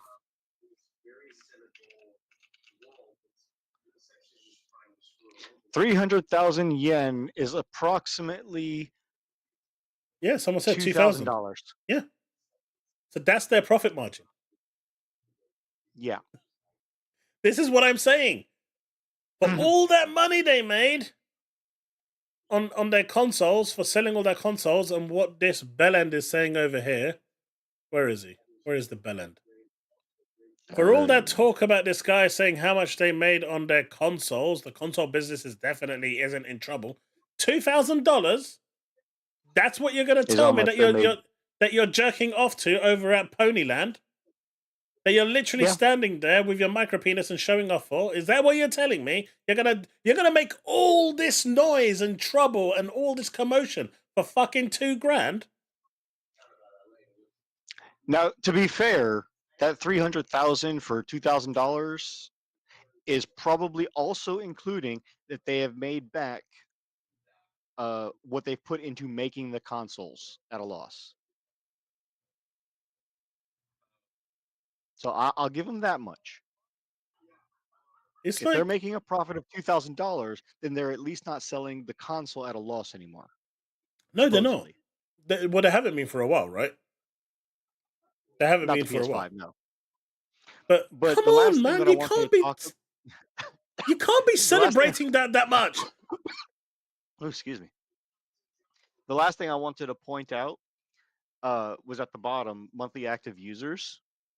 I know I took it away from the screen, but by the end of fiscal year 22, it went from 112 quarter 3 to 108 quarter 4. So holidays dipped. Okay. In fiscal year 23, it went from 123 to 118. So from month to month, quarter 1 only grew 5 million monthly active users. From quarter 2, 22 to 23, it only grew 5 million active users. Now, don't get me wrong, quarter 2 to quarter 3, it did go up by 10 million. And then, of course, 11 million for the next year.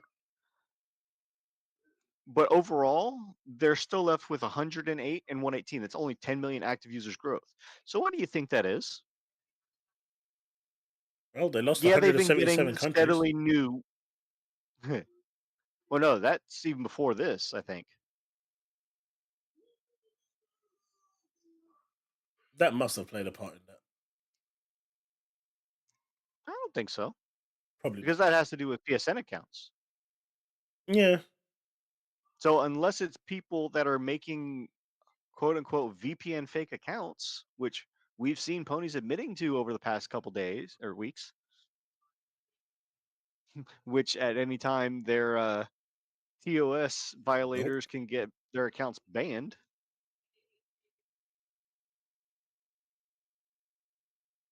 They're losing PSN subs. That's why they stopped reporting the numbers. No, that is true. Mhm.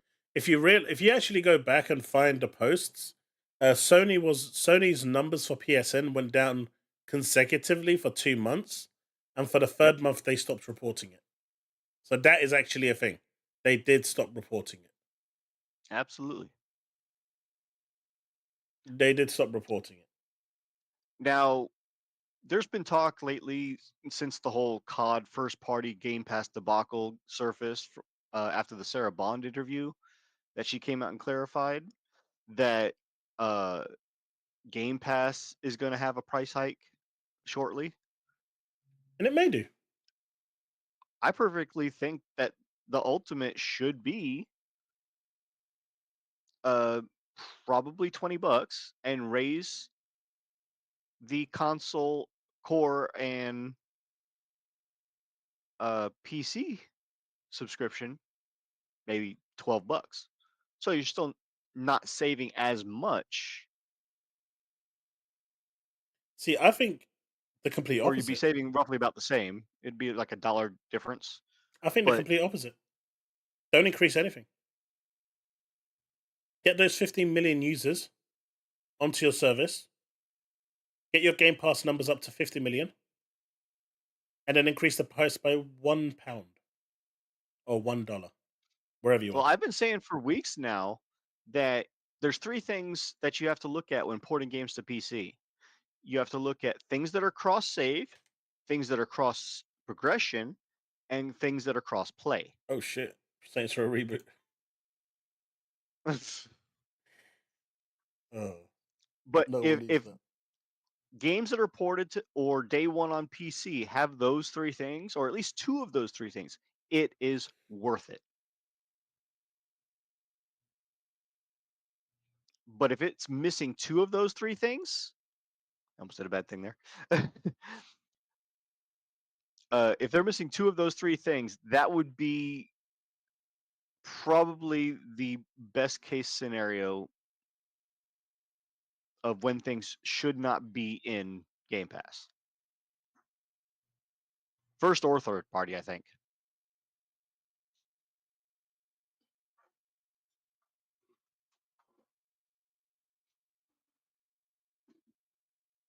No, I think even Actually, Saints Row wants to Devastator. be rebooted. Actually, Devastator. If Microsoft buys THQ Nordic, I can see either reboots or the next game in the series for Darksiders. It would be the fifth game. I mean, it's become a running joke now, this hasn't it? What, We'd buying like to THQ? thank Nib for his help with the financial analysis during this transition. I think that was a funny jab. It was. But what's your thoughts on this? What's your thoughts on this, pal? Having dual CEOs. I mean, clearly they're just copying Xbox with Sarah Bond and Matt Booty. I don't even know what Matt Booty actually does at Microsoft or Xbox. Have you ever watched Brooklyn Nine-Nine? No. Does anyone in chat watch Brooklyn Nine-Nine? I am going somewhere with this. Have you watched Brooklyn Nine-Nine and know who Amy is?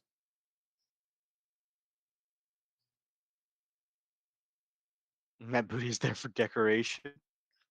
Not that kind of booty.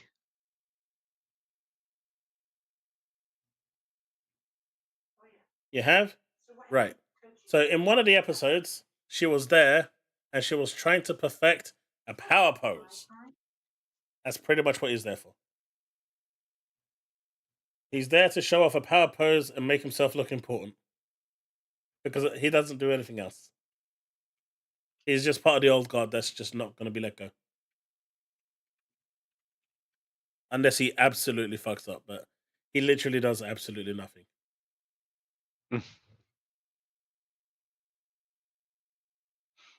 Did you just watch it last night? It's a great show. I will say though, There you putting go. Herman Hulst as CEO, I think him is that was actually a kind of good call. surprising. No, I think that was a good call. I mean, he's a Well, dev, what I right? mean is what I mean about it being surprising is the fact that one, he's already the newly named studio's business group that they have going on over there. So he's directly in charge of, as it says in that post, first party teams and the development of PlayStation IPs onto other mediums. So literally he's talking about pushing it out to other platforms, whether that's just Steam, whether that's Steam and Xbox, whether that's Nintendo Switch, whatever. That's bad, man. As What long as did you weren't what did you referring do to to me, the guy? Snowy. What did the guy ever do to you? But The fact that he's been there this whole time, yet they had Jim Ryan in charge with all the bad PR that he was doing over 4 years. But this is the thing, right? These two here will answer to Hiroki, Directly, yes. right? So it's no different to, you know, Sarah and Matt answer to Phil. There's just Phil's like almost like the middleman at this point because he answers to Satya. It just funnels through, right? It's just As funneling far as we through. know of, at least, yeah. Yeah. So I mean, there's really no difference there. They're just going What through the did same organizational structure. Hideki Nishino do? I have no idea. This was the first time I ever heard of him. Of Let me Hideki see if I can pull Nishino. him up. I've never heard of the guy. Let me see if I can find anything about him.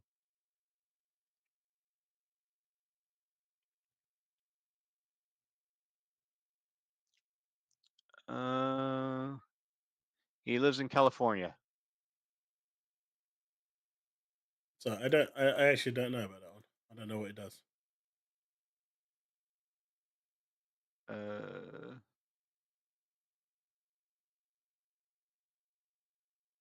He You know does what? have a decent education from San Mateo. Oh, didn't say the guy was fake. I just said I've never heard of him. But while you're looking up that, you can clearly see here PlayStation is expanding, PlayStation and PC. Expanding their Love to install see it. base is their key feature here. More MAUs, providing a richer gaming experience for their favored player base on PC.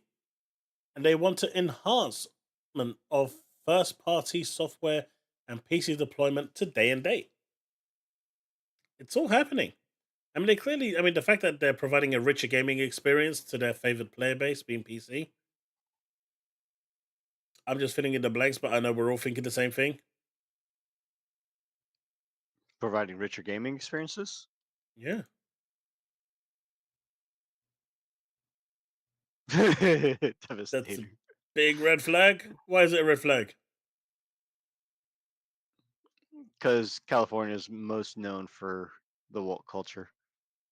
Trans flags, gay pride parades, and Oh, all of really? the I things that wouldn't come know. along with it. Yeah. So he started with Sony in 2000.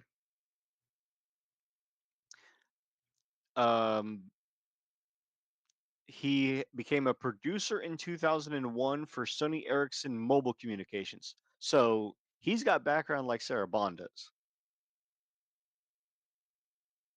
Pretty much, Susanna.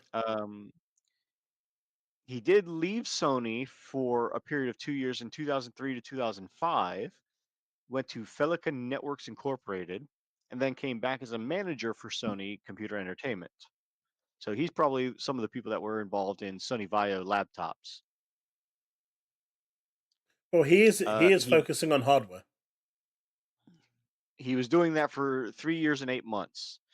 Then he became a senior director, a director, and Sony Network Entertainment International from SNEI in 2009 to 2012.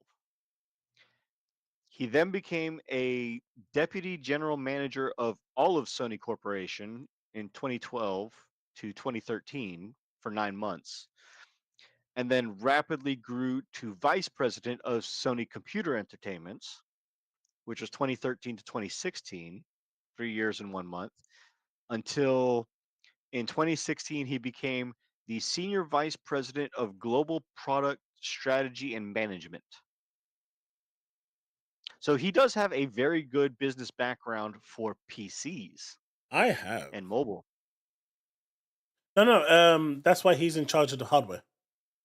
They've already announced Yeah. that Herman is in charge of software. He's in Yep. charge of hardware. So What- he does have good experience. So the hardware moving forward, hopefully, if there ever is a PlayStation 6, will hopefully be spectacular while he is in tenure. So, the first day and date PC game. Mhm. So, 11.5 million was on PC. 0.5 was on PlayStation. And people are telling me that their games aren't going day and date. Is that what I'd you're trying to give tell me? Helldivers to about 2 million on console. I'd give him the benefit of that. I was giving them the benefit when I said 0.5.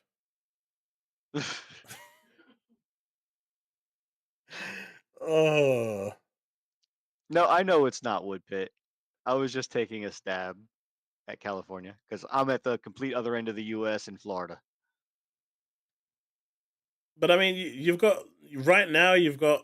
Do you remember when what's it called? Powerboss came out, and all those ponies were out there saying, "Oh, look at them!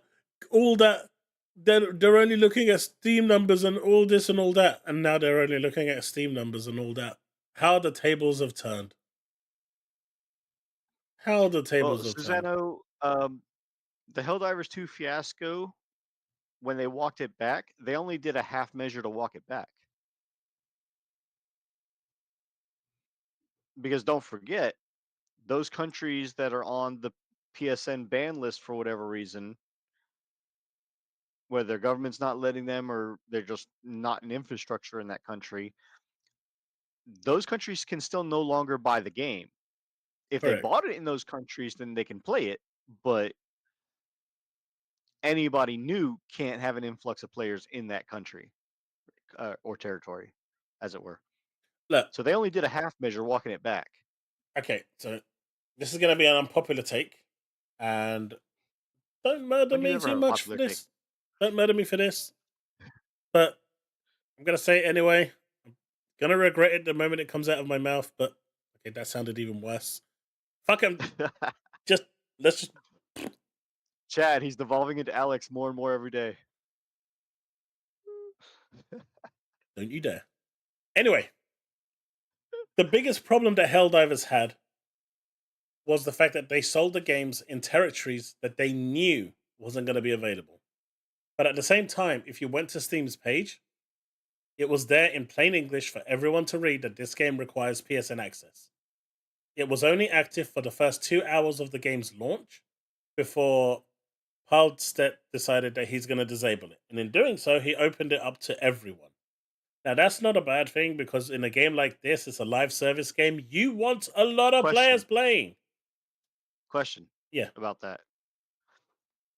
He admitted that he disabled the account linking Correct. himself because there was problems with it or whatever their case was. It was crashing the servers.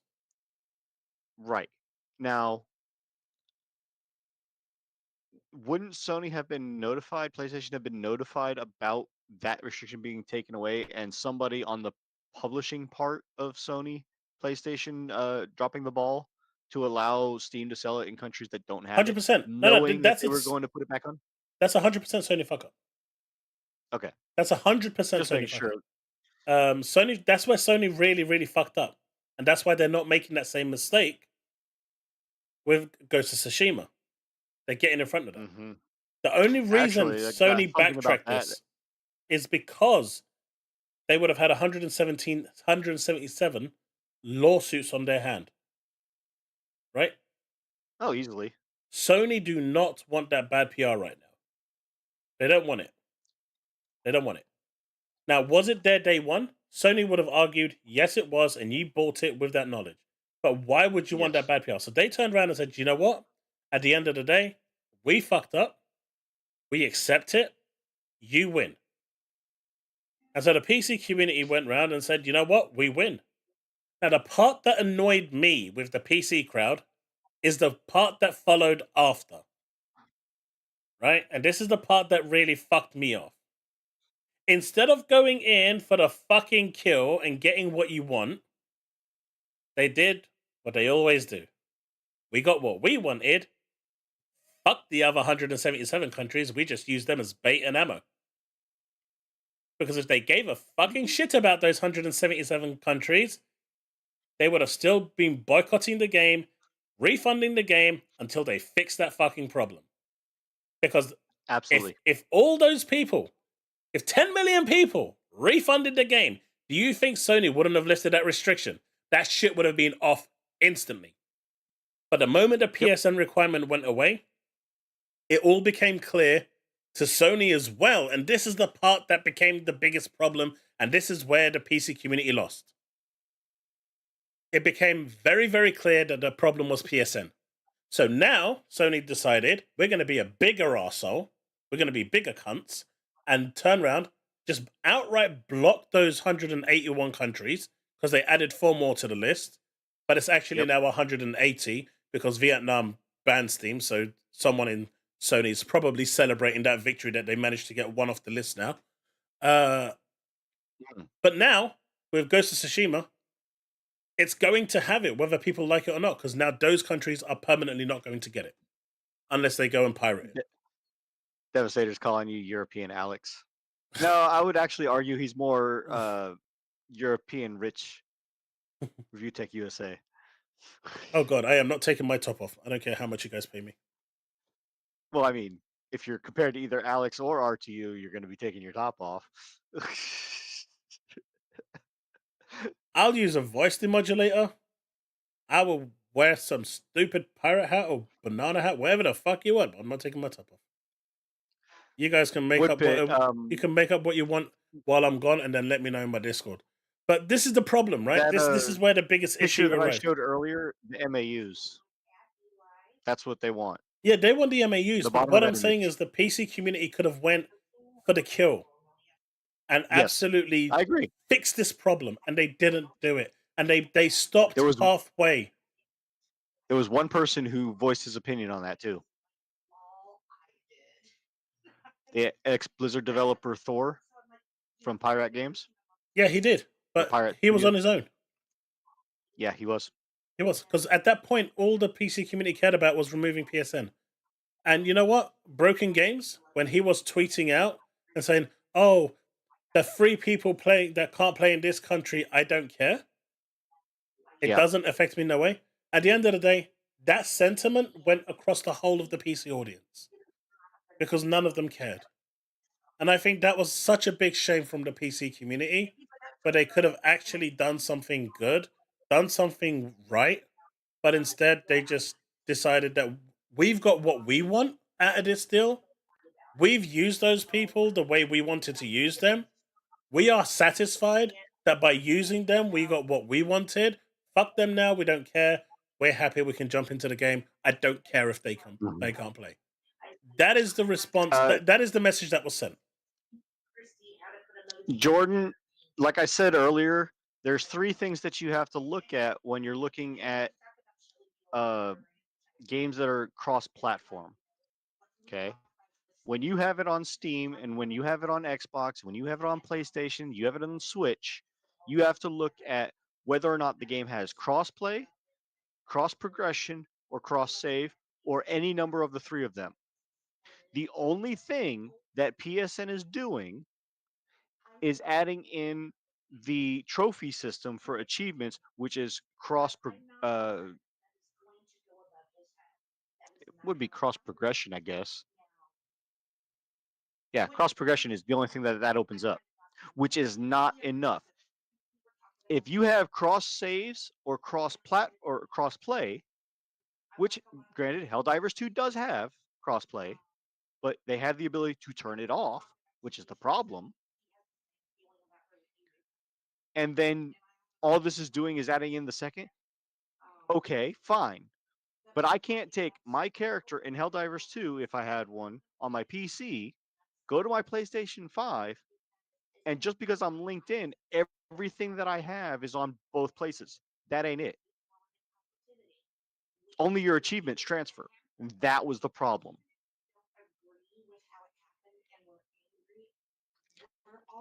And I do think that having Ghost of Tsushima, which I got a hot take about that one that I saw earlier, that a couple people might know about.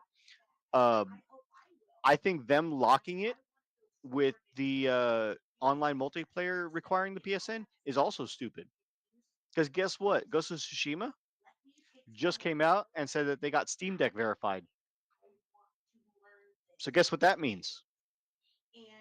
Everybody that has a Steam Deck or ROG Ally or anything like that cannot buy Ghost of Tsushima. They can. And there it is right there. They can play it. They can buy it. No, They can. they can't. I can buy it on Steam and play it on my Steam Deck. But I'm Are buying you in a it verified PSN country? in a verified PSN country. You can buy it. Yeah.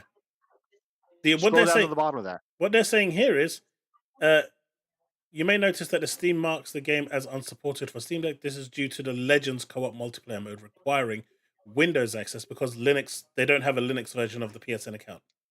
And Steam Deck runs on Linux. But you can still buy the game and play it. We know many of you are eager to play Ghost of Not in Tsushima's those director's 180 cut, countries. but they can't play it anyway. They can't buy it anyway.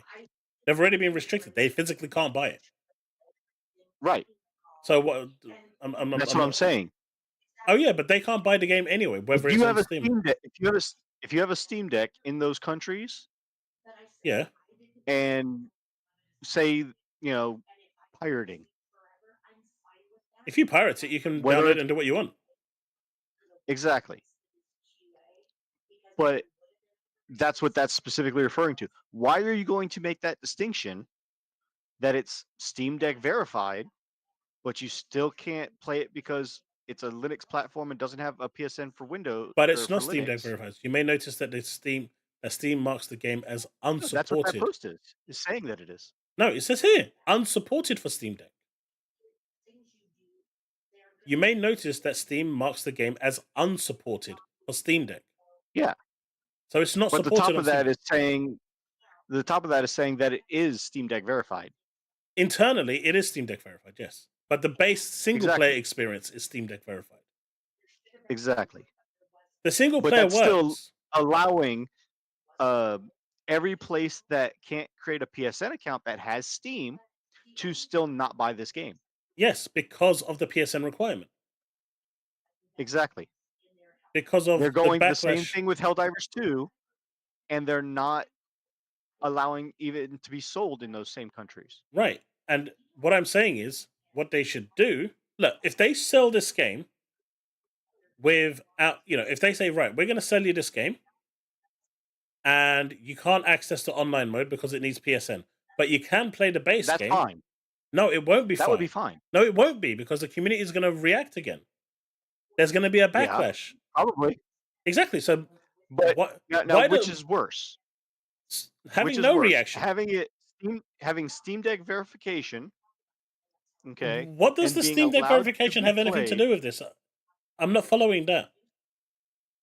Well, if you have the game, and it's Steam Deck verified and allowed to be bought in those countries, even though you can't make a PSN. Just because it's Steam Deck verified doesn't mean you can buy it in those countries. That's what I'm saying. The game is not available to buy in that country. Which is worse, that you can buy it in those countries and you just don't get the multiplayer because no PSN access, or removing it completely. Removing it completely is worse. Yeah, that's what I was getting at. Yeah, no, removing it completely is worse. But the reason why Sony is doing this is because they don't want the headache. It's because they want the MAUs. No, they don't want the headache. I mean, if they wanted the MAUs, absolutely, they would have. At the end of the day, the single player, whether it's on PSN or not, is irrelevant. They're losing money here. They're losing a fuck ton of money here with their arrogance. Their arrogance and complete idiocy is making them lose a shit ton of money because they believe that they can twist the community. I don't know Now, what the I fuck will they're say thinking of this. doing in those countries. What they should do is whitelist those countries. Just whitelist them. They Yeah, don't have PSN, agreed. so whitelist those countries. There's no reason not to do that. Agreed. Literally no reason not Now, to do that. And that would fix something this that came out whole of the problem. Helldivers 2 settlement was that the PlayStation was looking at making their own PC launcher. They are looking to I make their launcher. I find that twofold of a problem. Either they're going to have games full price and nobody's going to buy it and the launcher's going to flop, It's possible. or the only way it's going to succeed is if they give you a discount for buying it on the PlayStation store versus the Steam store, but they're going to be day and date because of it. The only question is the dude's on discount going drugs. to be massive enough? My dude's on drugs. My dude's smoking some. He's been watching DCG too much, man. He's on meth or something. But Devastator is 100% correct. No, he's not with me goes wearing a bunny suit. No, I'm talking about this. Oh, okay. If it does no benefit, if it goes the first way rather than the second, as an incentive to go to the PSN store by giving you a discount over versus buying it on Steam, you can damn be sure that 100% somebody's going to hack Sony and take it out as soon as it's launched. Or they're going to bend the knee and just do what Sony wants. That's the third option. True. Right? There's always that third option. Pony hat. Taz, you have the greatest ideas. PC players won't swap to PlayStation to play with cross saves. Probably not. And Jordan, to ask you a question, personally, I have a PS5, so me linking it on, it doesn't bother me. But I understand why some people don't want it. And the PC community just don't want additional launchers. They don't want additional accounts. They pay for the game on Steam. They just want to play it, and that's it. They, you've paid for it. They sign in. I somewhat get it. I mean, to me, it's Let me give a little pushback on that. Go on then. When it comes to Helldivers 2 specifically, okay, it's on PC, it's on PlayStation. Yes. That's fine.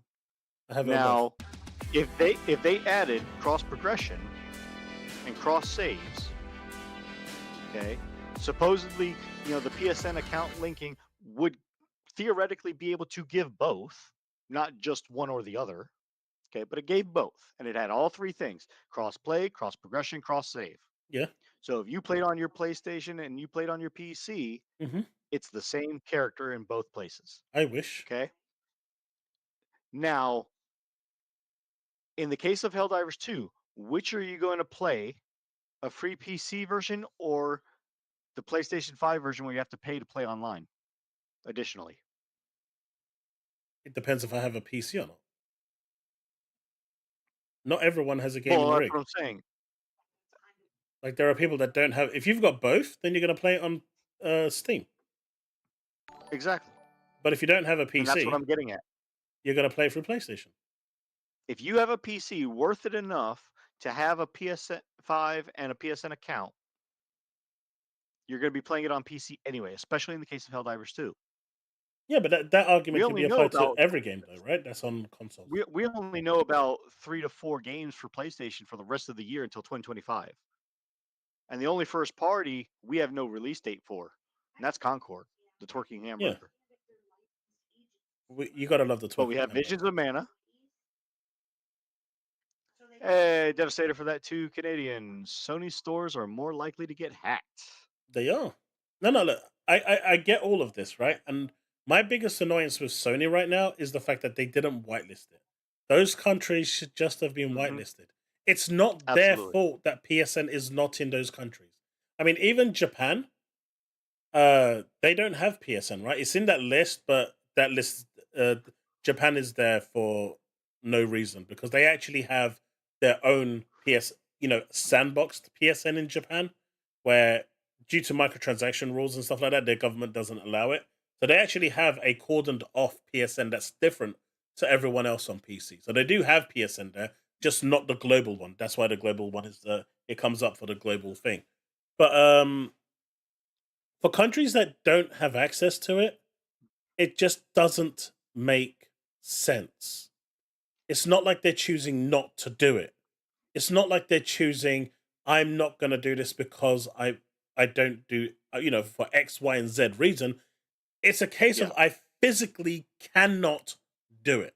Now, the problem that with was the big this, problem. that was a big problem. And they've rectified that problem with Ghost of Tsushima by saying, hey, you 177? See ya! Wouldn't want to be ya. And then they've said, right, to the rest of the 3 countries that can play, hooray, you got Ghost of Tsushima's director's cut. But it's only for the 3 countries and not for the rest. And that's the problem. Now, And this became maximum or maximum. that came from Thing. The reaction. I have all systems and recently played PC more. From what I have seen, the PC community would never bend the knee to Sony. And if they're trying to do what they were backtracking with, that is 100% true. Yeah. And then I want to highlight this Taz, big Sony pony like Chille is. He's got Helldivers 2 he's on a his true PS5, pony. and he has a PC as well. Or they both are. I mean, he has a Series X2 and a Series S. But what I'm saying, Taz, is yes, you bought it and you play on your PS5. You have a PC, but you didn't buy it on Steam. But if somebody gifts you Helldivers 2 on Steam and your PC is better than your PS5 and it has cross-play, cross-save, cross-progression, why not switch to your PS5 to your PC Oh no, from your he has PS5 then? Because he has now you can regrets play. getting it on PlayStation. I know Taz personally. He has regrets getting it on PlayStation. I know that. It's because one of I'm our just using friends, his statement as an example. I was playing with Chille, my pony friend, and obviously he doesn't have a PC, right? So his PC is pretty bad, so he can only play on consoles. I mean, he even plays Final Fantasy 14 Just on like mine. Probably worse. I don't know. Mine's pretty bad. Yeah, his his is really old. And okay, he can only play on consoles, and so he wanted to play. So I said, you know what? Okay, because I've got both PC and Thing, and I only got both because they promised us cross save. They said with the account linking, you can transfer your saves between, and that was what I was hoping for, so I could play wherever I wanted. I like Xbox has spoiled me with that. That Play Anywhere is so fucking good. Like anyone that's actually invested in that economy with the Xbox will know that the Play Anywhere, no matter how much people want to dog on that, is one of the best features that Xbox has. The fact that I can start on my Xbox, move over to my Steam Deck, and go to my PC, it doesn't matter where I am, as long as I can access Game Pass, I can play whatever the hell I want. And that feature is just the best feature I can ever want. I'm no longer restricted to one specific platform. Even if I buy all my games on Xbox, I can still play those wherever I want because I have that access. And so I was hoping that this was going to be the same. And I could now do a bit of don't both. get me wrong. I couldn't. There is. Hang on. How opponents justifying this? They're justifying it by saying they're ignoring it. Sucks to be you. And Devastator, you're slightly wrong here. It was 181 countries, but just like those folks at WinZip, when they got their first sale after 10 years and they all jumped for joy when that needle went blip for a split second for that single sale, when Vietnam banned Steam, you saw the Sony execs all jumping for joy as it went from 181 down to 180. What champs? Okay, so there is a lot of countries that Xbox Game Pass and Microsoft services are in. It is not across the board 100% everywhere. Now, let's face it, we just found out that neither is Sony. But also, What's not everywhere? Xbox and Microsoft and Game Pass It doesn't need to be though. in countries. Yeah, but it doesn't need to be because when you sign up to a Microsoft account, Microsoft is everywhere. But that's what I'm saying. It's not. No, Xbox isn't everywhere, but your Well, Microsoft neither is account is. Microsoft. Microsoft accounts are in almost every single country. I think there's very few countries that don't have Microsoft.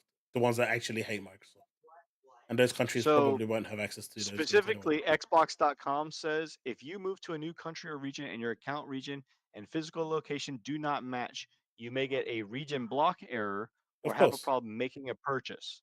You must yes, have a valid billing address and payment option that match your local. yes. So you can change your region in your console.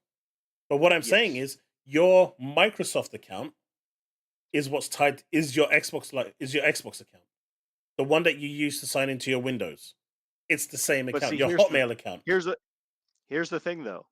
Game Pass and Xbox and Microsoft accounts do not have in the TOS what PlayStation does for the PSN about using a VPN and creating your Microsoft account in an unsupported country.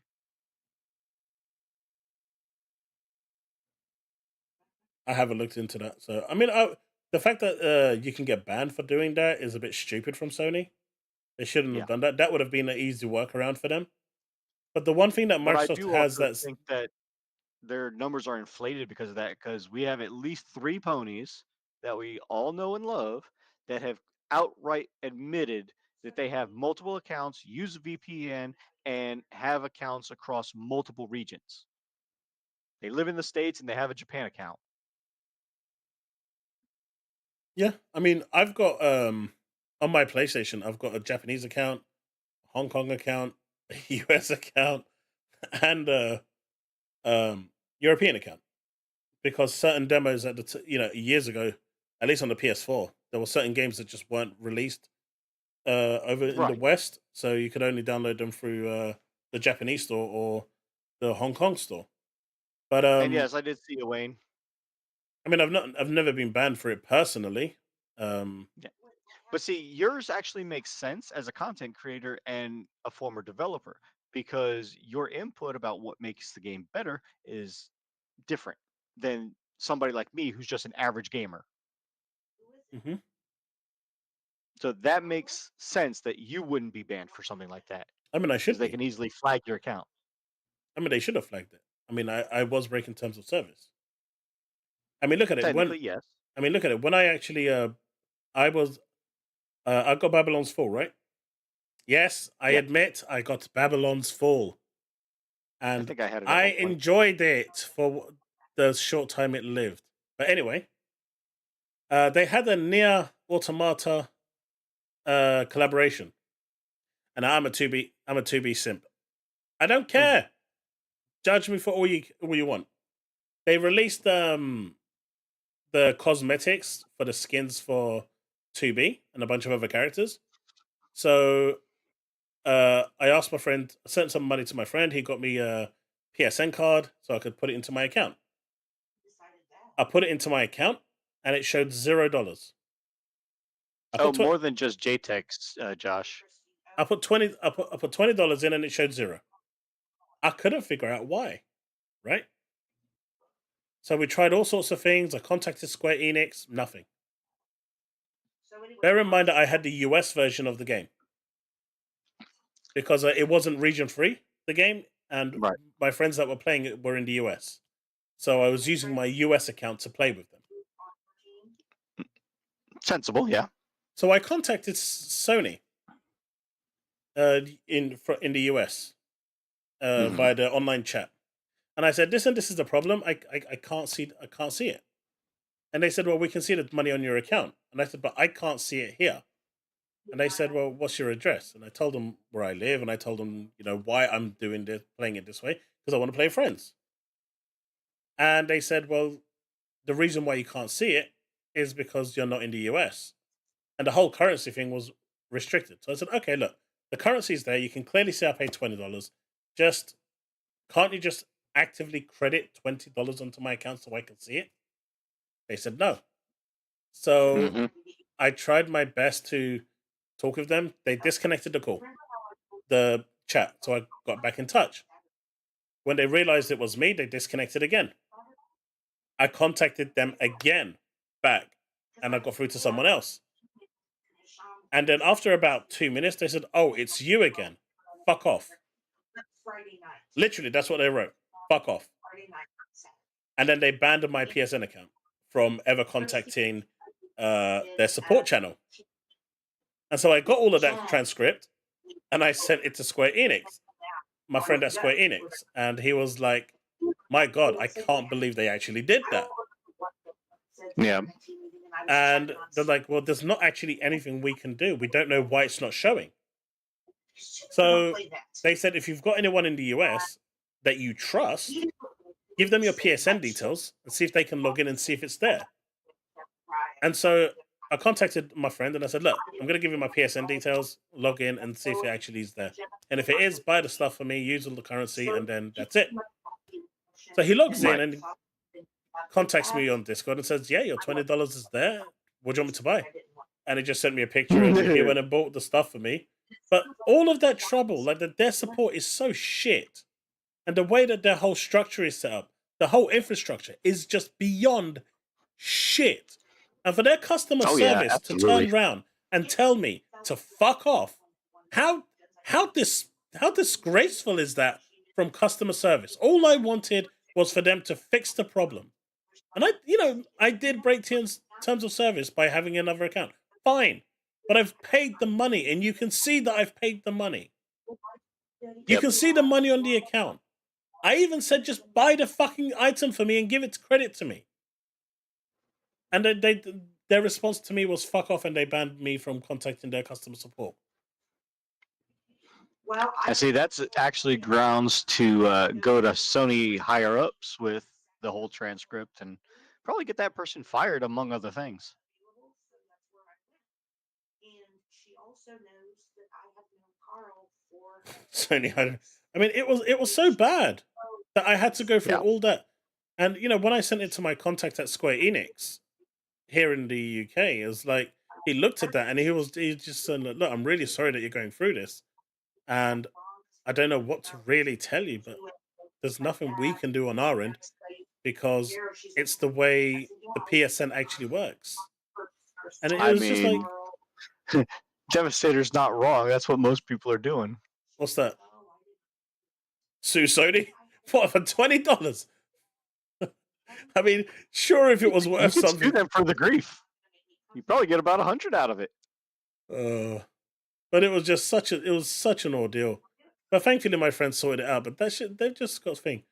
But in this situation with the Steam Deck support, this is why we're seeing this now, and this is why we're seeing Sony become even more arseholes, because they're basically turning around and Yeah. saying, "Right, we're not going to take any chance for you to revolt.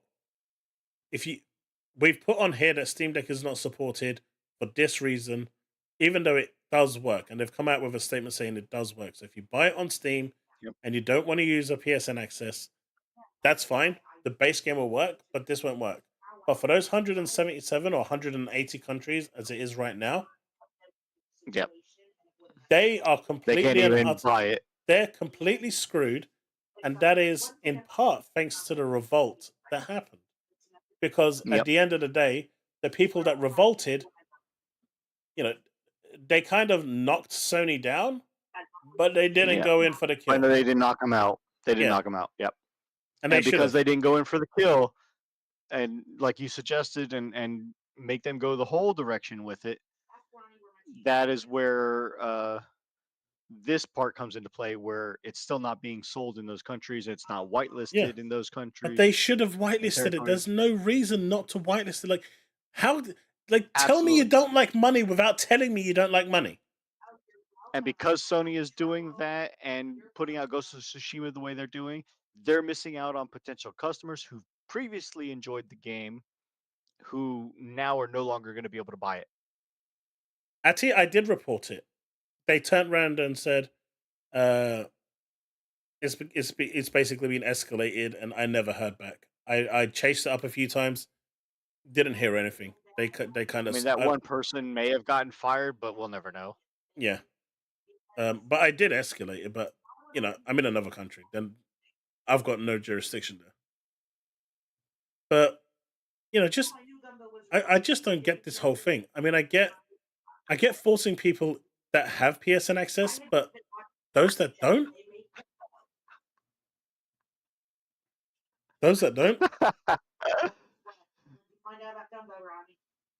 what's another country that can't play? I mean, there's only 3 countries left that can play. I don't think they want to reduce it anymore. North America, South America, and Australia. Pretty much. But hey, do you know what? Do you know what, chat? Do you know what? Nibs made a post. He made a post, chat. He made a post. And you thought that this was going to be tame, right? And this is tame, right? He's trying to damage control. What it is, yeah. He's trying to damage control this like there is no tomorrow. My dude went into full damage control. I think he made like 15, 20 tweets about this, fully going into damage control. That damage control was so good that at this point, I'm starting to believe that he is hired by Sony to do this. My dude was in fucking overdrive with how much it is. I mean, he uses ChatGPT, and his PlayStation Q4 is wrong. But this is where it gets special, right? I'm not going to play the music because I will be demonetized for this shit, right? But you can play the tune in your head, right? Right? You can. Let's go. Nib GPT. No, I can't believe so. All right, let's see how long this. Let's just watch this. This is literally what he wrote in one tweet. Airport 75 and Airport 75. Jesus Christ. So we were watching those 2 disaster movies. Somebody needs to take his Twitter blue away from him. Well, it's morning already. But this was the actual airport. Yeah. But this was the actual movie that Airplane was based on. And and it's still going. It's like a 2-minute little video clip of this? It was such a good day. And you remember Christmas? We sat and watched musicals. That's the problem, JP. They don't. Not everybody not only does not care about that, but nobody other than Nib is going to make a post this long.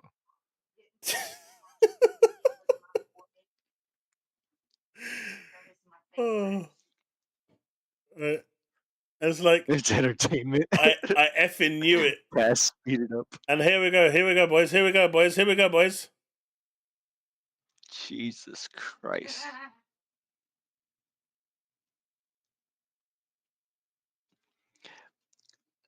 But you know what's funny about how wrong that is?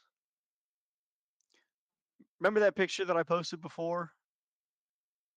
Everybody's posting that it was 9% increase.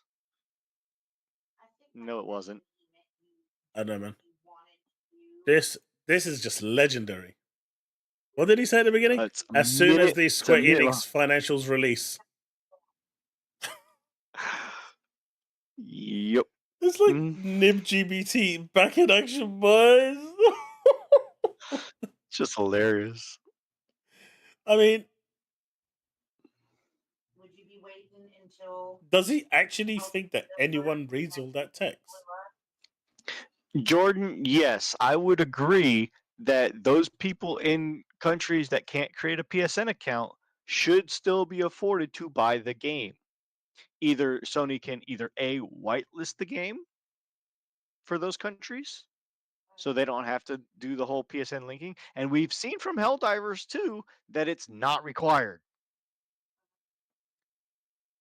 I got married and divorced by the time it took to finish. Josh. But again, it's also what? What do you mean by are you fighting for Oh, she's talking about people who also can't afford game regardless of country? That's what I just answered. That's what I was just answering. Give me a second. Come here. This is not kind behavior. Is Nib writing a book or a tweet? I don't know, Devastator. When it comes to Nib, he could probably write a book with how many long tweets that he's put out with ChatGPT. My dude's special. He is special. But that's a completely different point, right? If the game is available in the country, that's all there is to it. If they can't afford it. Again, there's three sides to this. The game is sold in the country, and you can create a PlayStation login in that country. The game is sold in that country, but you can't create a PSN in that country, and then you can't buy the game or create a PSN in that country. Those are the only three outcomes. Jordan, I get not every game is made for everyone, but restricting people to play a game for a reason like this makes no sense. How many people, Jordan, don't have a PSN account? Maybe they do have a PS5, and they can't play a game that they previously bought now on PC because it's being restricted in those countries. So they can't experience the updated graphics and everything that's getting added and all the improvements that have been made to the game now because it's on PC. That's the point.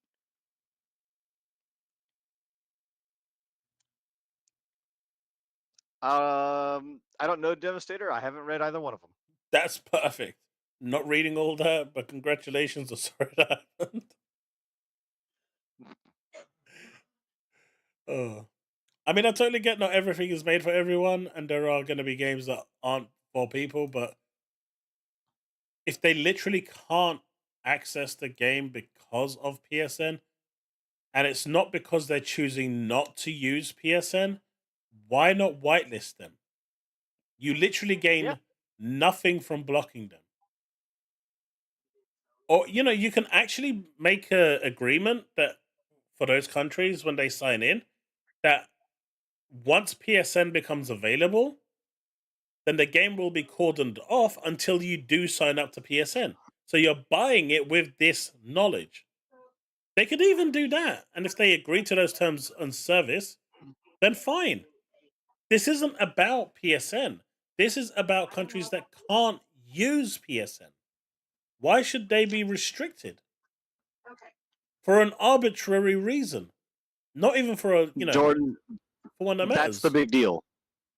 Going forward, if it's a Sony requirement, it is a huge deal because that means that everybody in those countries and territories cannot buy the game.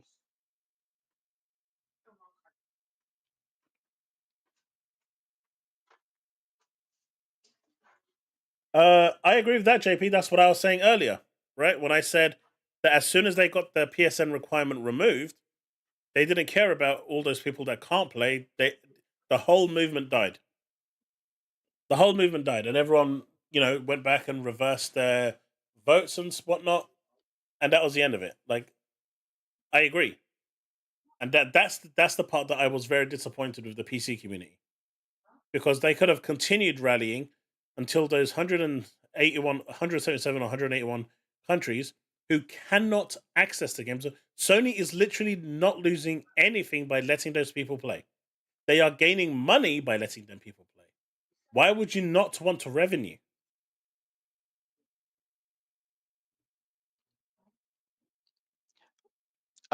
Each country or territory, John Gray, is different. I know Chaos explained it with China that they have a Japan. Japan has a circumvention system for their Steam. Looks like a soft loader, I think you said. They have a sandbox bypasses version for PSN. Yeah, there you go. But for these countries, it's not that they can't use PSN; it just doesn't exist there. The app just isn't made available to them. Whether it's And for that's what legal the problem reasons or whether it's just there's not a version there that's been localized. could be a multiple plethora of reasons. Now, see, Jordan, I know for a fact you're not coming in here and talking about brand loyalty. I'm as much of a PlayStation as I am an Xbox, as I am a PC, as I am a Nintendo Switch. I have no brand loyalty. I will go where the games are. If they are a game I want to play, I will get it wherever it is. And I know for a fact that you are in Reforge's chat almost every day. I have seen you there. And if he has one good take in the last 2 to 3 years worth of streaming or whatever it is, I won't. sure, fine. No, I don't think it's But with I brand know I've loyalty. seen you in there. No, I'm getting what Jordan is saying and doing. It's almost devil's advocate.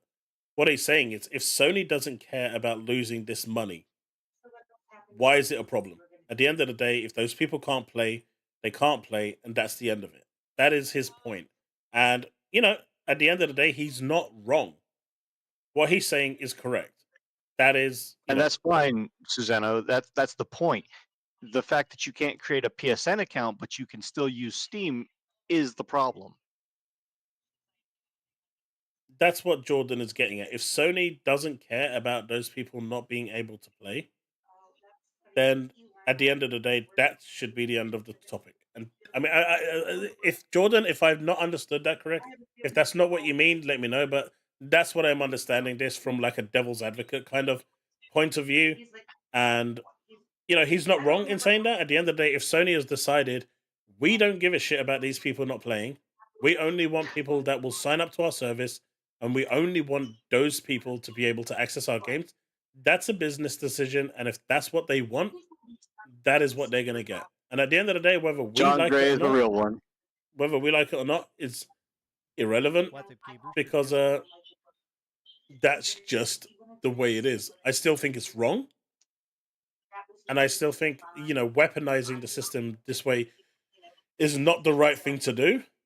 But at the end of the day, it is Sony's own prerogative to do what they like. It's their game, and ultimately, as much as we don't like it, as much as Sony wants to lose money, it's their money to lose. I haven't been in Reforge's chat for months. Hey, E-Ranks, no one would have admit to being in Reforge's chat. I've seen clips of his chat from Astro Cyborg's clips and gone in and actually gone back and watched some of those live streams to make sure that there's no cuts, there's no clipping. It's all one cohesive thing, and I can see his chat. Yeah, we know have he's seen lying. Jordan in his chat. We know John is lying. My brand is to Ubisoft. Look, mate, not even Ubisoft has brand loyalty to Ubisoft. How the hell are you having brand loyalty to Ubisoft? I know, right? The best thing that Ubisoft has made is one standoff game. Well, no, excuse me, 2 standoff games, and the Assassin's Creed franchise. But Jordan, this is the other part that you're not realizing that you're not factoring in. Those countries are just going to pirate the game, and Sony loses money anyway. And so instead of actually making money, so this is the part of the business decision I don't understand. Those countries are going to play the game regardless. They're just going to go to a torrent site, download the torrent, install the game, and play it. It doesn't need anything else. It'll be cracked. They'll download it and play it. Sony's choosing to lose money and let people play the game for free rather than make money and let them access the offline portion at the very least. Skip PC? They can't skip PC because they're not selling enough on console. If they were selling enough on console, they wouldn't go to PC, but clearly they're not selling enough on console because there's not enough people buying games to offset the cost of these games. Back in the PS4 days and the PS3 days, games didn't cost as much. So when you sold 5-10 million copies of a game, you actually made bank. But today, 10 million copies doesn't even guarantee you're going to break even. So that's where the problem's. And if you're looking at the Marvel contracts, you need like 10, 11 million with the combined stuff that they're talking about in order to just break even. I mean, they needed 7.2 million digital sales alone to break even. But if you start adding in the physical sales, the bundled sales. You're looking at 10, 11 million, 12 million units that they had to sell just to break even. That's silly, right? And because the Yeah. cost of these games are going up, and there's not enough people buying these games, like 3 million sales for Final Fantasy 16 probably wasn't enough to even break even, right? For that game. So they made a loss. They probably needed to sell like 5 million units in order to be able to break even. So now they're going to PC to make sure they can try and recover that money, recover those sales with the additional development cost that's going over to rebuilding it. So that's the problem. That's why they can't skip PC, because there's not PlayStation players, despite that huge number of 50 odd million people consoles sold, are only buying Call of Duty. They're only buying playing Fortnite. They're not playing anything else. And these big games like Minecraft, Call of Duty, Roblox, these mega, games with like a huge community, these are all that people are playing. So because of that, the number of people actually going to buy these exclusive games is diminished. And that's where it starts to become a problem. Because if you're spending 400 million on an actual game in development and you sell 3 million copies, that's enough to shut a studio down. So they have to go to PC because it's a bigger JP market. actually has a good question. I would think not, but I would think it would affect the overall final review. Chaos, that's just they me. can't enable in those countries because the game is about to release. It's been completely QA tested. If they remove PSN integration, then they need to re-QA everything. They would need to regress everything. Yes, they would. Okay. You would need to. If you remove something like that, you would need to do regression testing to make sure that removing that aspect of the sign in, because it's a hook, right? That hooks onto your account and it links to something else. So it creates that hook. Yeah. You need to make sure that that doesn't impact anything else. So chances are you'd probably have 3 or 4 people just playing through the game to its completion to make sure you can complete it and there's no impact on performance or anything else. If you're doing the QA properly. I was thinking if it's adding something, then you would have to, but if it's removing something, you wouldn't. No, you still do. Because it can still impact it. You're removing it. Any change that you do to a game code would need regression testing. If you're doing it from properly. a programmer's perspective, I guess, yeah.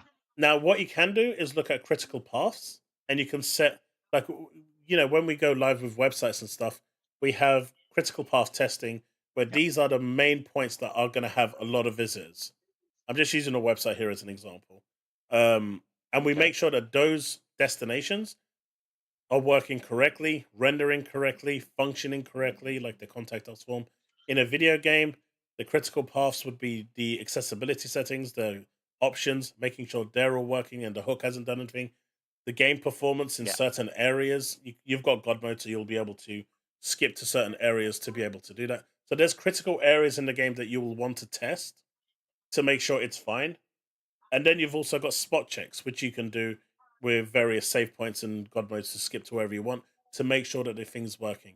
Like if it's a minor change, you're just going to do a smoke test, which is essentially just giving it a quick once over, playing it for like 20 minutes, half an hour, making sure that nothing's impacted. But if it's a big change, like the one here where you're removing it, an actual feature that hooks into the game, to the back end of the whole API, that could have big issues. So you need to make sure that's tested. So that will add. But that doesn't account for that it's in the game, but they just disable it. If they disable it, then that doesn't matter. It's only if they remove it completely. Yes. So if they disable it, they go in and say there would be no re-QAing. Just PSN requirement. The PSN login equals null. It won't give you the screen. It won't give you the pop up, and it will basically bypass it, and it just continues as if it doesn't exist. You as the user will see no difference. That's still got the system there, and that's fine. It's just basically disabling it entirely, so it doesn't need to have that linking process. But it's still there, so there's just skipping over the hook is there. It's just skipping over it. PlayStation Pony went from Final Fantasy and will never come to Xbox to now, oh, we don't care about it coming to Xbox. And Square said, F the ponies. The hypocrisy is crazy. Man, what about I that dude mean, that was comparing it everything to the? 15 and earlier is on Xbox. I think they're talking like Pixel Remaster and stuff like that, and the 7 series and Well, 16. Well, even 7. Crisis Core is on Xbox. It is, and it The didn't sell remake. well. It's just Final Fantasy VII Remake, Rebirth, and 16. But after this statement from Square saying, hey, they're going to aggressively pursue multi-platform, and they included Xbox in that to make their games available everywhere as much as possible. Obviously, hardware limitations with the Switch until the Switch 2 comes out is going to be a factor, but How much revenue you get know, from third-party they are going to sales? come. Sorry, Jordan. What do you mean by how much revenue do they get from third-party games? They get 30%. But that's why I trust him. If it's Need a to ask third-party this game on their enforced by platform, it's Valve, but 30%. something If else they are not. putting their game on a third-party platform, then they get 70%. Probably get in trouble for what I'm going to say. Well, you know what? That just means I trust you more. Yeah, JB, they JB, did. they absolutely have. You saw it just as I did. Woodpit, I don't think it's that they didn't anticipate this. Honestly, I'm going to be quite honest. And if there's anyone in here that's a PC gamer and in one of those countries that can't play it, I don't want you to be offended by what I'm about to say. I think Sony just turned around and said, fuck you. I don't care. That's literally it. To PC gamers or to PlayStation gamers? To the 177 countries. Yeah, absolutely. I think that's literally the bottom line. They basically just turned around and said, we know this is a problem. After the previous We'll outcry take that your money. happened, fuck you. We're just not going to sell it there. We're happy to take the loss. We're happy to take the hit because we have a vision and we are not backing down from that vision. And if that vision means that we can't do it with you right now, in 6 months' time, when we enable it in your country and have it there, then you can join the crew. Until then, do what you want. And that Pirate, won't even whatever. be the case because they can't have PSN access anyway. I mean, in 6 So months, if they I mean, don't they can remove still that open feature it. and they don't whitelist it like you said, then it's going to be pointless. I'm just saying they could, in 6 months' time, create PSN access there, right? They've still got that capability in the countries that allow it. Sure, they can do that. And JP, I hope my answer as a QA senior QA analyst helped you with answered your question for that one. See, I'm not a QA analyst. The wife is. Square Enix has bigger issues than just exclusivity. People don't play JRPGs like they used to. Honestly, I don't think that's part of the problem. I think what's part of the problem is that Final Fantasy games have deviated from the turn-based system, from what it was. A lot of things have changed, and people aren't liking the change. There are people that I know that simply look at the change and say, right, this is no longer the Final Fantasy that I knew, that I grew up with, and I don't like it, and I'm just not going to play it. At least 3 or 4 of my I'm friends one of those refuse to play it. Me, on the other hand, I'm just a Square Enix fan. I'm not gonna sugarcoat it. I love Square Enix and I love their games, and you know, it is what it is. I'm gonna play it.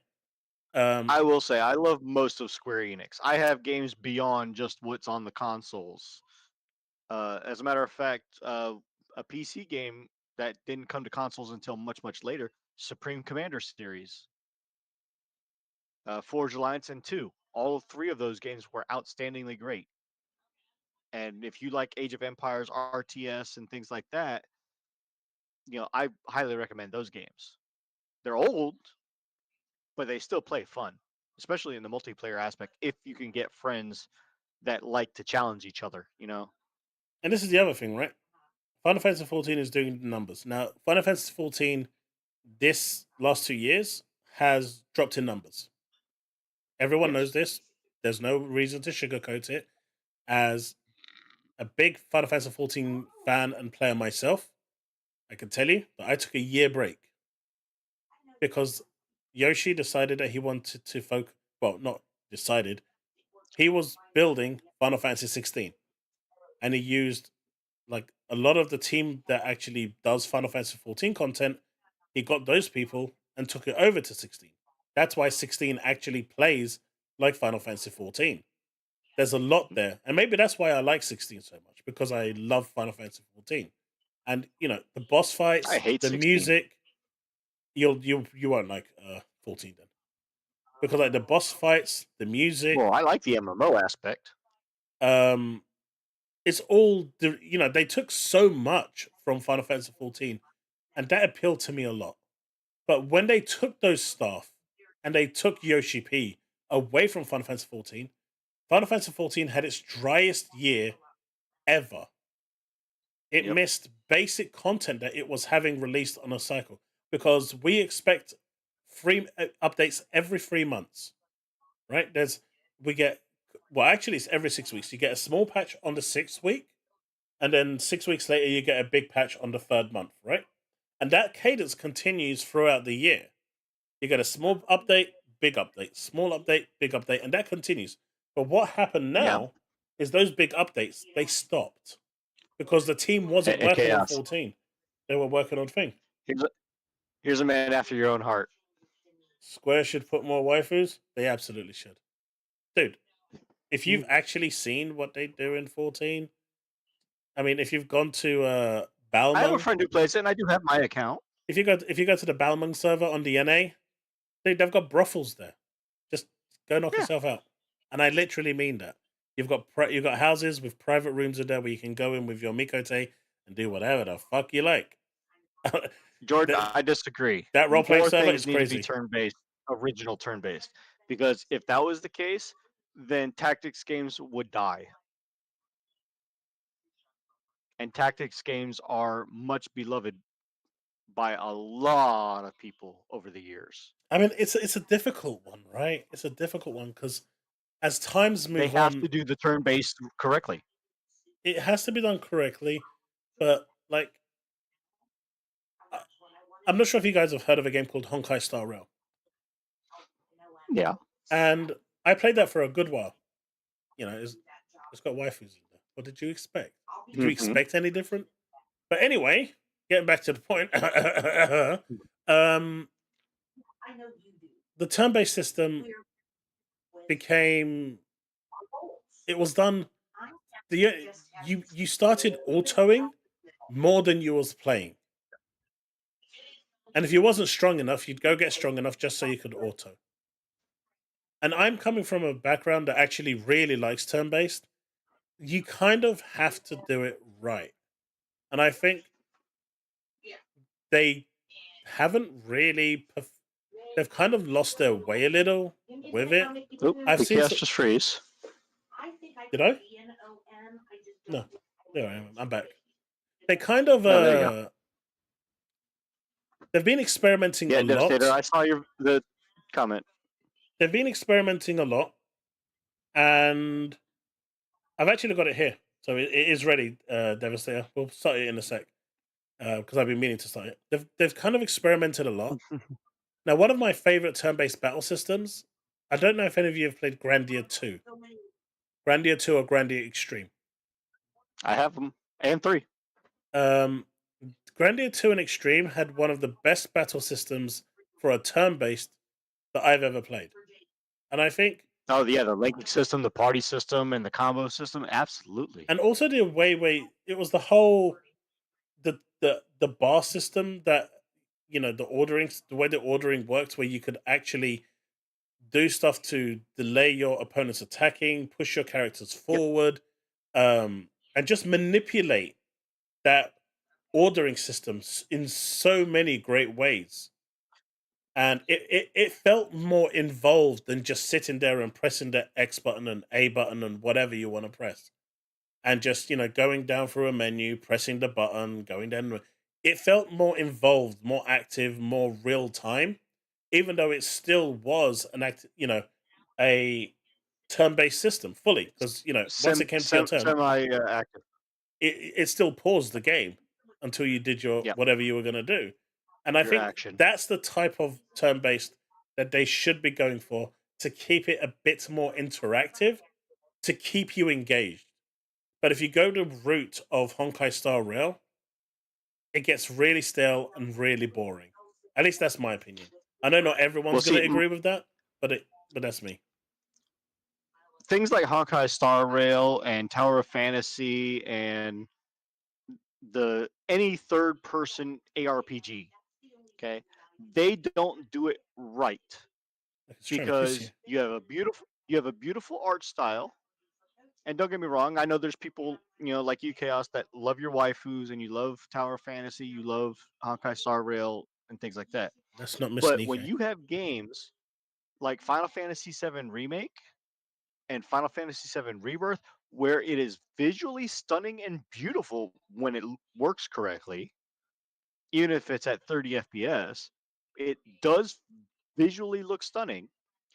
You can't physically enjoy the graphics because the gameplay is shit. Either the camera screws up or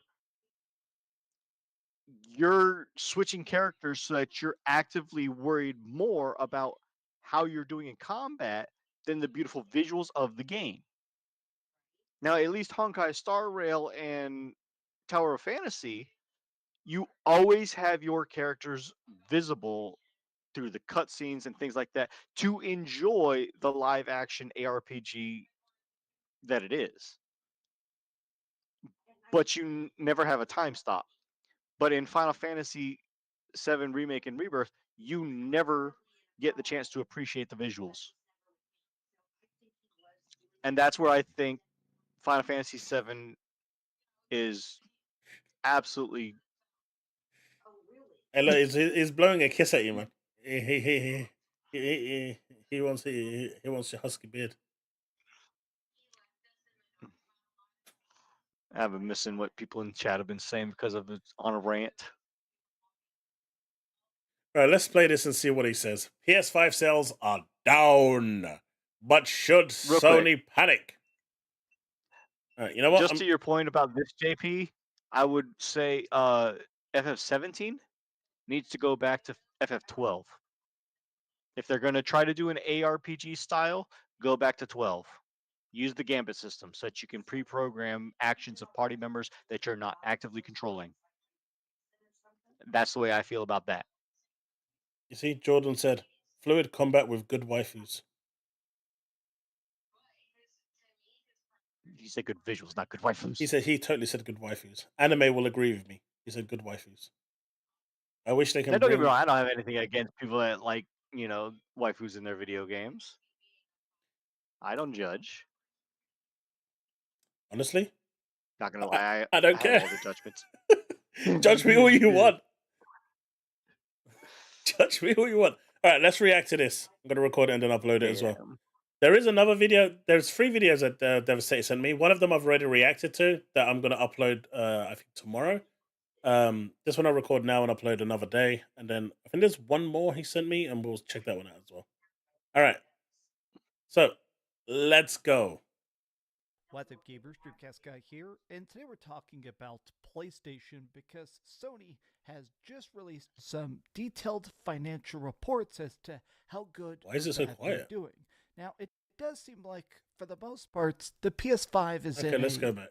What's up, gamers? Dreamcast Guy here, and today we're talking about PlayStation because Sony really want to watch has this just crater released from the beginning some again? detailed financial reports as to how good or bad they're doing. Now, it does seem like, for the most part, the PS5 is in a very healthy spot. They're selling games, they're prepping for some secret acquisitions, they just announced a new CEO, so for the most part, things are good, but there is... Wait. What secret acquisitions are they planning? And what makes them... What secret acquisitions are we talking about? I mean, if they're secret acquisitions, he would know about them. And the only acquisitions that we know about is Paramount. I mean, that's not a secret, though. Ah! Yes! They're trying to buy the PlayStation Showcase because they can't make one. Is some sprinkling of negative that people seem to be laser focusing upon. So let's discuss. Hi, I hope you're having a great day. If you could, give this video a like and subscribe if you haven't already. So we're going to dig through the entire financial report because it is actually pretty in-depth, and there is certain parts of it I do want to sort of break down and explain to you guys. But here's the main chart I feel like people are kind of roasting, if I'm being honest. PS5 sales are down 29% year over year in the recent quarter. Sony said they were trying to sell 21 million units. They ended up selling 20.8 million units in all of 2023. That's not entirely true, though, because the original prediction was 25 million, and they had to reduce it down to 21 million because they knew they would never hit that target. So that was already a reduction from what they were planning. So honestly, that's still a pretty big sales chunk. I mean, But 21 million is still to good. disregard 20 million console sales in a single year, but apparently they're trying to sell at least 18 million units this year. So people are kind of saying, all right, well, how bad is this? A lot of people are saying, okay, how does this compare to Microsoft? Of course, Microsoft is doing even worse. Why do we have to compare it to Microsoft? I mean, at the end of the day, if you have to compare yourself to someone else to be able to justify the fact that you are actually doing well, then you're not doing well. You're either doing well or you're not. It's really that simple. If you have to turn around and compare yourself to another platform that we know that their console sales are down year on year, that's a pretty pathetic look, if you ask me. Why isn't he comparing it to Nintendo Switch, which is generally up year on year? Because that doesn't support the narrative. The Xbox is terrible. Obviously, Tom Warren loves to try and spin any Sony news to be as negative as possible. Now, I'm not even... That is not true. I called him the British Red Dragon, and he blocked me for it. Bagging on Tom Warren. Apparently, this guy doesn't like me. I don't know. A couple years ago, I said this guy sucks Phil Spencer's toes, and they sent that to him, and he got real pissed. So, Tom, if you see this, no offense. I'm just saying that you're definitely an Xbox aficionado. But hey, by the way, Tom, if you see this as well, I totally didn't mean what I said. I did say it was bad. You can unblock me now. I have seen people explain the fact that this being down is not necessarily the instant doom and gloom that people are trying to paint it on certain corners of the internet. They're definitely not in crisis mode. They barely sold under their own internal projections, so that's pretty good. Also, the longer a console is out, typically year over year, you see a slight decline where, you know, the first year, every single person that's been saving up, that's hyped for it, usually that first year is the most blockbuster, but things were very peculiar with the PlayStation 5 and with the Xbox Series X because during the pandemic, it came out in 2020, and there was extreme console shortages. So what's weird is that for 2020, they were not able to sell as many as they wanted. 2021, they finally hit what I felt like was their original attended slate of production. But as time's gone on, like, I feel like everybody that wants a PlayStation 5 can now get it. I think not only is 21 million consoles sold a huge number, but I think it's a testament to the fact that now PlayStation is finally hitting its production stride. But here's a part of the game that I think sort of worries me the most. This entire financial report, we're not going to go through all these numbers because honestly, there's a ton of it. But the two parts of it that were the most interesting to me is that they did say, hey, we're trying to pivot our focus because right now we are not expecting to sell any first-party games for all of fiscal year 2024. Now, keep in mind, that means no first party. Wait, does that mean Concord is not coming this year? If they're not looking to sell, that's what it sounds like to me. Because that was the only first party that they had this year. Yeah. So does this mean that Concord is officially pushed to 2025 as well? Oh shit! Very well, might be. They don't expect sales. Well, they don't expect sales increase from first party games because they only have the one. Well, yeah. I mean, damn. Meaning expect major first party titles to launch from April 2025 and onwards. That's which we know that the first game that's going to come out is Venom. All the ripped content from Spider-Man 2. Yeah, that's in 25. I still think that's going to go day and date to PC. We'll see if I'm right or wrong. This is a financial report. You can't lie on these. You can like skew the numbers a bit and try and trump up certain figures over other figures, but they're straight up saying they're not going to be launching any major first-party games from April all the way to April 2025. So that does suck. You know, obviously I'm a big fan. That doesn't even say that. Where is he adding this information? It just says 2025 Which onwards. part? They don't mean Well, it says fiscal year 25. Yeah, no, but it says from April. Oh, April 2020. Never mind, I'm stupid. Of PlayStation exclusives next year, because they have done good ones. God of War, Uncharted, The Last of Us, that stuff has been fantastic. And while I am excited about the success of something like Helldivers 2, I want to see that big AAA blockbuster power. Now, additionally, you do notice they actually talk about the fact that they're working on an acquisition budget. Look at this. Sony Group is also setting aside $11.5 billion for investments and acquisitions over the next few years. Didn't they already do this last time? They set aside $8 billion and they bought a bunch of studios, then closed them down because they didn't make a single game. But no one complained about those, right? No one complained about those. No outcry, no outrage, no nothing. They bought these studios. They brought them into the PlayStation family. I mean, if we're looking at, what was that other studio? I can't remember its name. But they systematically dismantled them and absolutely destroyed their working culture and then closed the studio. I think they were the VR studio. Someone in chat will remind me, but they were the VR, their primary VR studio. They completely and utterly destroyed them. I will say, internally. Given Helldivers 2, the debacle that it was, and the upcoming Ghost of Tsushima, which is going to be their first fully integrated MAU platform with the PSN login and stuff, if that goes well, I agree with him. The next game that they have come out that's brand new day and date on PC that's a single player game, such as Venom or even Concord, if they do it right, then that's going to be the first true test of whether or not they're going to continue to do day and date or not. Yep, that's my. Because he was saying that he's waiting for that AAA blockbuster, and the Venom game is going to be the first test of it. Yep. Now, that is company-wide. I think sometimes in the talk about console wars and stuff, people kind of forget that obviously Microsoft, Nintendo, and Sony are very different beasts. Nintendo just makes games. Sony makes stuff like laptops, cell phones, TVs. They make movies. There's Sony Pictures, and of course the PS5, whereas Xbox and makes cameras. Windows. They make Word. They make terrible texting apps. So everybody kind of has their side projects. If they're setting aside 11... Why can he not say anything about Xbox without demeaning it? I mean, just look at that face.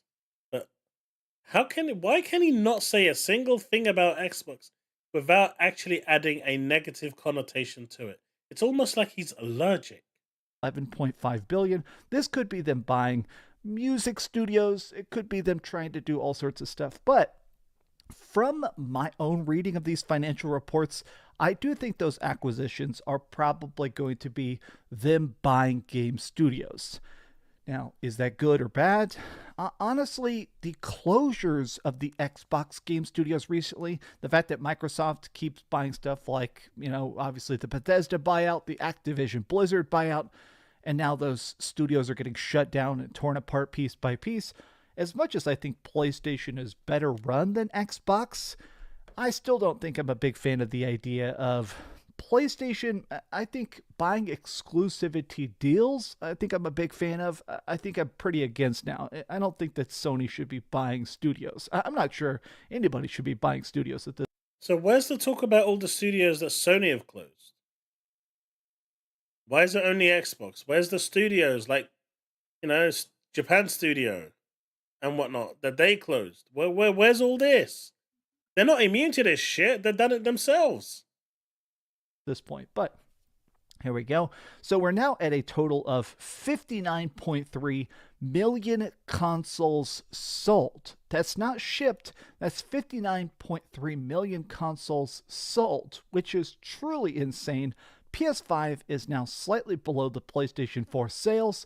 Launches aligned. The PS4 at this point had sold 60 million. So literally 700,000 below one of the biggest consoles of all time. Now, I've mentioned this in videos a while back, but I still think the Xbox One, the freaking PlayStation 4 generation, the 7th gen, I think was fascinating because video games became suddenly much more mainstream. It did feel like a lot of people started to game for the first time ever, starting with the PlayStation 4 generation. Just bored dudes in their 20s picking up a console in college for the first time. So the fact that the PlayStation 5 is actually keeping up with the PS4 sales even this much, to me, I do genuinely think that is a testament to just the overwhelming popular of the PS5.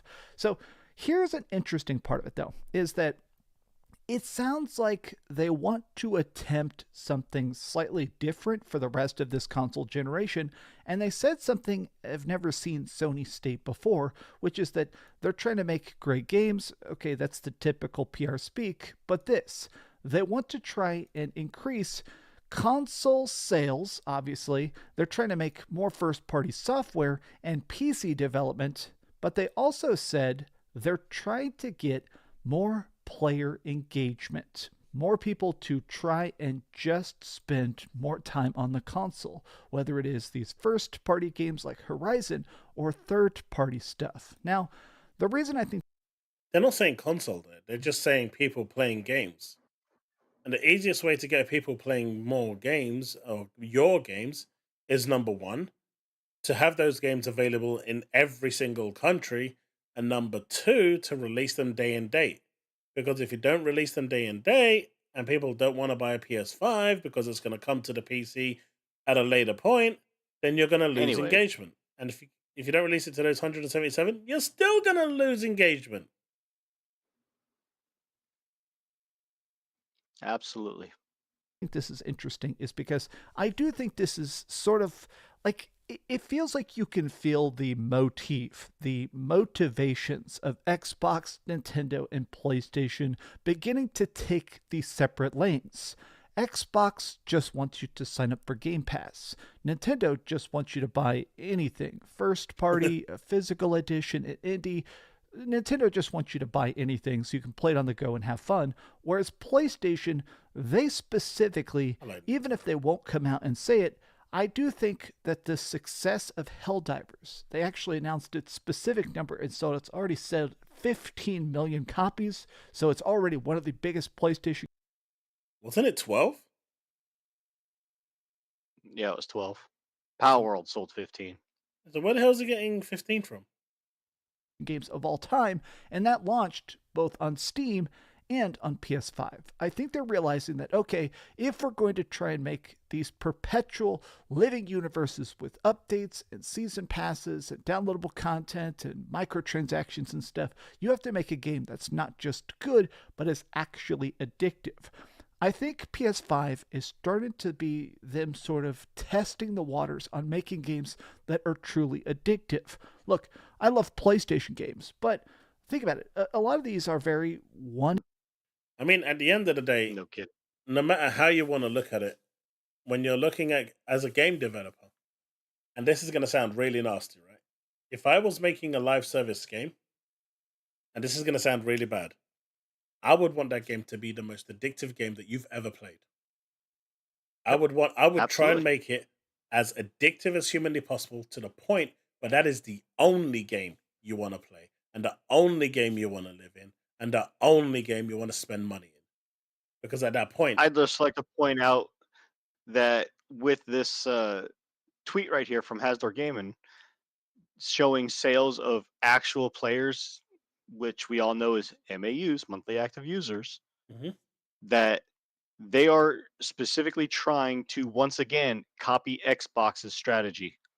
I mean, the whole maneuver is copying Xbox, and it's like I was telling my friend earlier today. Like it reminds me of the whole Android and Apple race. Android comes out with a feature first. It's a bit rough on the edges, but they come out with it first. Apple then look at what they're doing, take it, polish it, and then release it.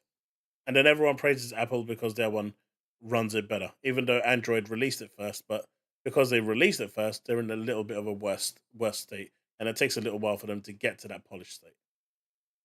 That's essentially This is true. that's what I'm kind of seeing here. But everything that Sony is doing right now, they're following in the footsteps of Microsoft because they're seeing it's working for Microsoft. And look, they may not have the console sales that Sony does, but what is the one thing in video games that makes the most money? Anyway, Microtransactions. microtransactions. So if you have monthly active users at, say, 10 million, I'm just giving a silly number, but if you got it at 10 million, right, compared to someone else who has it at 2 million, and a lot of those games that they're playing have microtransactions. You think the shareholders care that they're not selling those consoles? No, they care that those 10 million people now have access to another store that they can spend more money rather than 2 million.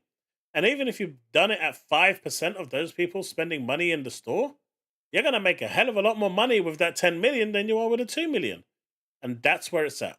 That's where the money is. And that's why earlier today, when I was talking about Call of Duty with Paris, that's what I was getting at. Those microtransaction money that's going to come in from COD, from PC, PlayStation, and Xbox, and COD Mobile will subsidize everything. They're going to make bank. Not They're to gonna mention make, Candy Crush with King. they're going to make so much money, man. And done. Like, Maybe I'm they not can even give me being a some. hater. I've beaten a lot of these games multiple times. I'll I've just take played $1 million, it's fine. Horizon 3 times. I've played God of War 3 times. I've played Last of Us about 15 times. But my point is the fact that How do you play Last of Us 15 times? I don't even know. It's a one and done game. How? How do you do that? That's impressive. That clearly tells you that there's nothing else to play. these Impressively sing- bad. Yeah, impressively bad because there's nothing there to play. So they're playing the same game over and over again. It explains how many remakes and remasters they've got. single player, narrative heavy games, most people are going to beat them once.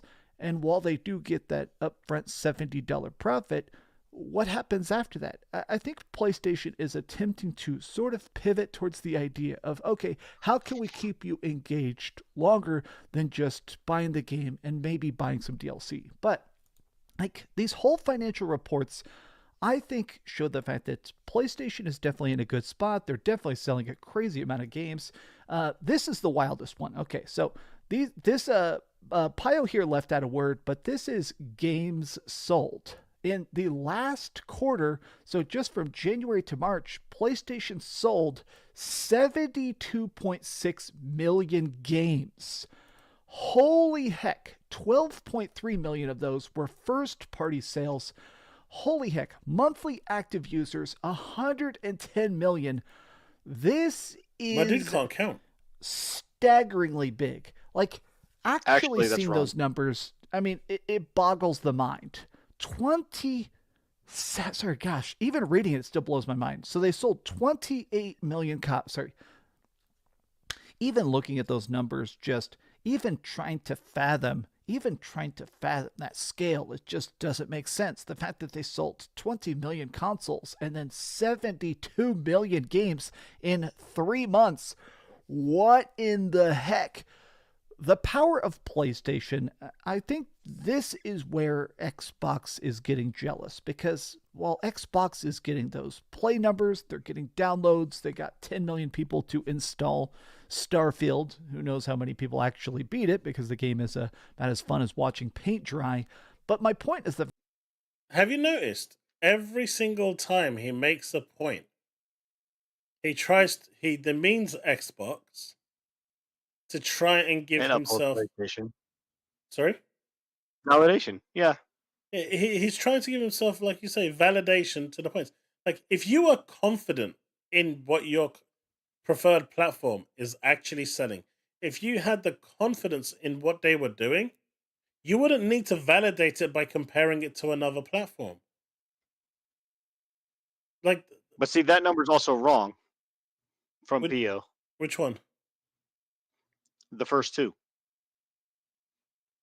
Because if 72.6 million games were sold just between January and March, then that means that Final Fantasy VII Rebirth, Helldivers 2, and anything else that they've come out with in that time frame, because Foam Stars was in that time frame, don't forget. Mm-hmm. That means that those games would have all been a financial success. Not necessarily. I mean, But in addition to that 12.3 million, none of those were first party, except for Foam Stars, and even that's not first I party. mean, Helldivers counts as first party. No, it Helldivers doesn't. will, yeah, it will count as first party. It's a Sony-owned IP. It's a Sony, But they didn't develop it. but they fully funded. It's a second party. Like Phil Spencer said, if we own the IP and we pay for the development, it's a first party IP. But that's the thing, Sony didn't. Sony did. It's funded by Sony fully. It's not funded by Sony. Helldivers is their game. Why would they let someone else not fund it? And they also The funded Stellar developer is Blade as well. Arrowhead. Arrowhead is thing, but they funded the game. But It's their Stellar IP. Blade is also just a third party. Oh, Stellar Blade is definitely third party. Stellar Blade is third party, 100%. But Helldivers would fall into the first party category, and that would explain the 12.3 million, because they ain't going to be Foam Stars, that's for sure. Let's Yeah. not But get I don't crazy see. now. But that means that according to this, if it's correct, then that means their entire first party sales was Was literally the Helldivers. 12 million for Helldivers 2. Yeah, that's it. That's But they exactly didn't have it. anything else that was first party. I mean, they did release the Last of Us update and the resale of the remaster, remake, remaster version that came out in January. That literally, I guess that didn't sell anything. Maybe it sold at 300,000. That's the 0.3. But that 12 million is Possibly. Helldivers. And 60 to 70% of that was PC players. Sorry? But I don't know where they're getting this 72.6 million sold of games between January and March. I mean, that's came in not money, because- right? That's not money. The 72.6 million isn't money. I mean, they've had about 4 sales going on now, so they could have been, people could have been buying games on their store for like £2, £5. These all add up, right? They've had crazy games on sales going sale on. or in PS Plus, yeah. Yeah, absolutely. they've had crazy sales going on. Like, they've had that Gundam game that's normally priced at 60 quid down to £6, for example. Anyone that was I waiting was for a mad sale at that. would have picked that up. Like the fairy, I think it's called the Gundam Fairy Tale or something like that. But you know, Yeah. so I can definitely see the 72 million, because that's not money. That's just the number of games being sold, and that kind of blurs the line, because if that was 72 million at $70 each, that's a shit ton of money. But if that's 72 million at at £20, £10, £5, £30, then that changes it. And we already know 12 of those million from that 72 million is definitely at £30, because that's what Helldivers Right. is. And even then, they still lost the majority. They lost 30% of that because it was on Steam. So the majority of that 12 million was actually at 70%. So they even lost even more money there. So, these numbers are good. They look great on paper, and that's why they're designed to look that way. But they they actually don't tell you the story. Because they could have sold, 50 million games that were priced below £5. Where's the revenue in that?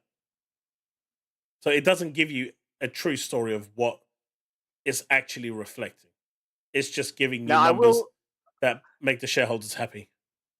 Now, we know from that picture that I put up earlier that the monthly active users at 118 million, that is correct. Mhm. So I will give them that. I'm not so sure about the 77% digital ratio overall.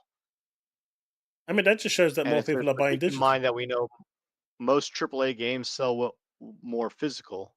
But we don't know that. Because don't forget that Baldur's Gate 3 also got the physical release Yeah, between but like January and March. last year, we saw that the physical market was like 15-20% Yeah, overall yeah, for the whole across the year. board. For the whole year, for PlayStation. So that's actually in line with that. 15-20% is in line. I mean, the overall market is moving digital anyway. You've got the remnants that are still clinging on, but give it another, generation or two, and it's going to be all digital. That's where it's going. I'm just wondering about these people that are buying PS5 console after console after console. What do you mean? It makes no sense. Yeah, you're going to buy one console, maybe a second console. Either another standard base console or the quote-unquote pro version that comes out later in the life cycle. Mm-hmm. But why are people going to buy more than two consoles? It's I quite can easy. see it because, It's hey, quite easy. me They're and the padding the wife numbers. They're play on padding the ours, numbers. and I would buy a second one for my son upstairs. But they've in his padded the bedroom. numbers. They've already padded the numbers. Like, But telling me that somebody they sold said in the 6 chat million. earlier, we do know that those numbers also count VR sales, accessories like the Portal, as console sales. Whether that's true or not, I know that someone did say that, but this specifically said PS5. But just look at it this way. That 59.3 million units, and Jordan said he's got 10 PS5s, 2 per room. Whether he's joking or not, I don't know. But just 59 million units, right? I've got my old PS5, the launch PS5, right? Yeah. If I go and sell that and buy the PlayStation Slim, that counts as 2 PS5s for me now. But it's still 1 MAU. I'm still 1 user, but now I've got 2. And You you no saw- longer have your previous console, you only have the newer one. Right. And anyone Because that you buys that traded it in, console doesn't traded it even up. count to these numbers. But at the end of the day, now they're registering 2 units sold just for me. When you Right. release a mid-gen refresh, your numbers get padded. When they release the PS5 Pro, they're not gonna list PS5. Like, if let's say for example, I've got a PS5, yeah, I sell that Yeah. because I want the Slim, and then the Pro comes out, so I sell that and buy the PS5 Pro. They've now That's registered 3 sales. three units just on me, and this is why the numbers are padded. So even then, I cannot take these numbers seriously because I still end up with only 1 PS5, but according to their numbers, they've actually sold 3 PS5s. Yeah. And that is very true. Because the Sony doesn't care and count about units that are returned. Well, they can't track Whether that, can it's they? to upgrade, or whether it's to replace a damaged console. Yeah, I mean they can't count that at the end of the day because secondhand stores are full of consoles. Like my local computer exchange has tons of PS5s, tons of Xboxes. Absolutely. They've got everything, but that's all profit for them. The fact that PlayStation is definitely stacking up some raw profit that is truly, truly staggering to try and comprehend. All right, last slide. Take Him says this: PS5 sold a huge amount, even comparing it to the PlayStation 4, despite the fact that the PlayStation 4 by this point had a $100 price cut. Sony is forecasting that gaming is going to rise to the next 3 years to be recordly breaking good, but Helldivers 2 is the fastest selling PlayStation game ever since it moved 12 million copies in the first 12 weeks. Anybody who wants to try and doom and gloom PlayStation and say that they're not releasing enough, I think that I am definitely on the team where I wish PlayStation would release more. I'm definitely one of those hardcore gamers that wants there to be more big releases, and the fact that we're not going to get a single first-party game for this entire fiscal year definitely sucks, but I'm still curious to see how this pivot shakes out. If these rumored live service games that PlayStation is working on, and of course their typical big first-party stuff like the next Spider-Man, there's rumors of the new God of War, there's talk about a Lego Horizon Zero Dawn game being made, which I don't even know what to think about that. I think that PlayStation is definitely still in a healthy spot, but I'm still in a spot where I'm curious how this generation gets looked back upon.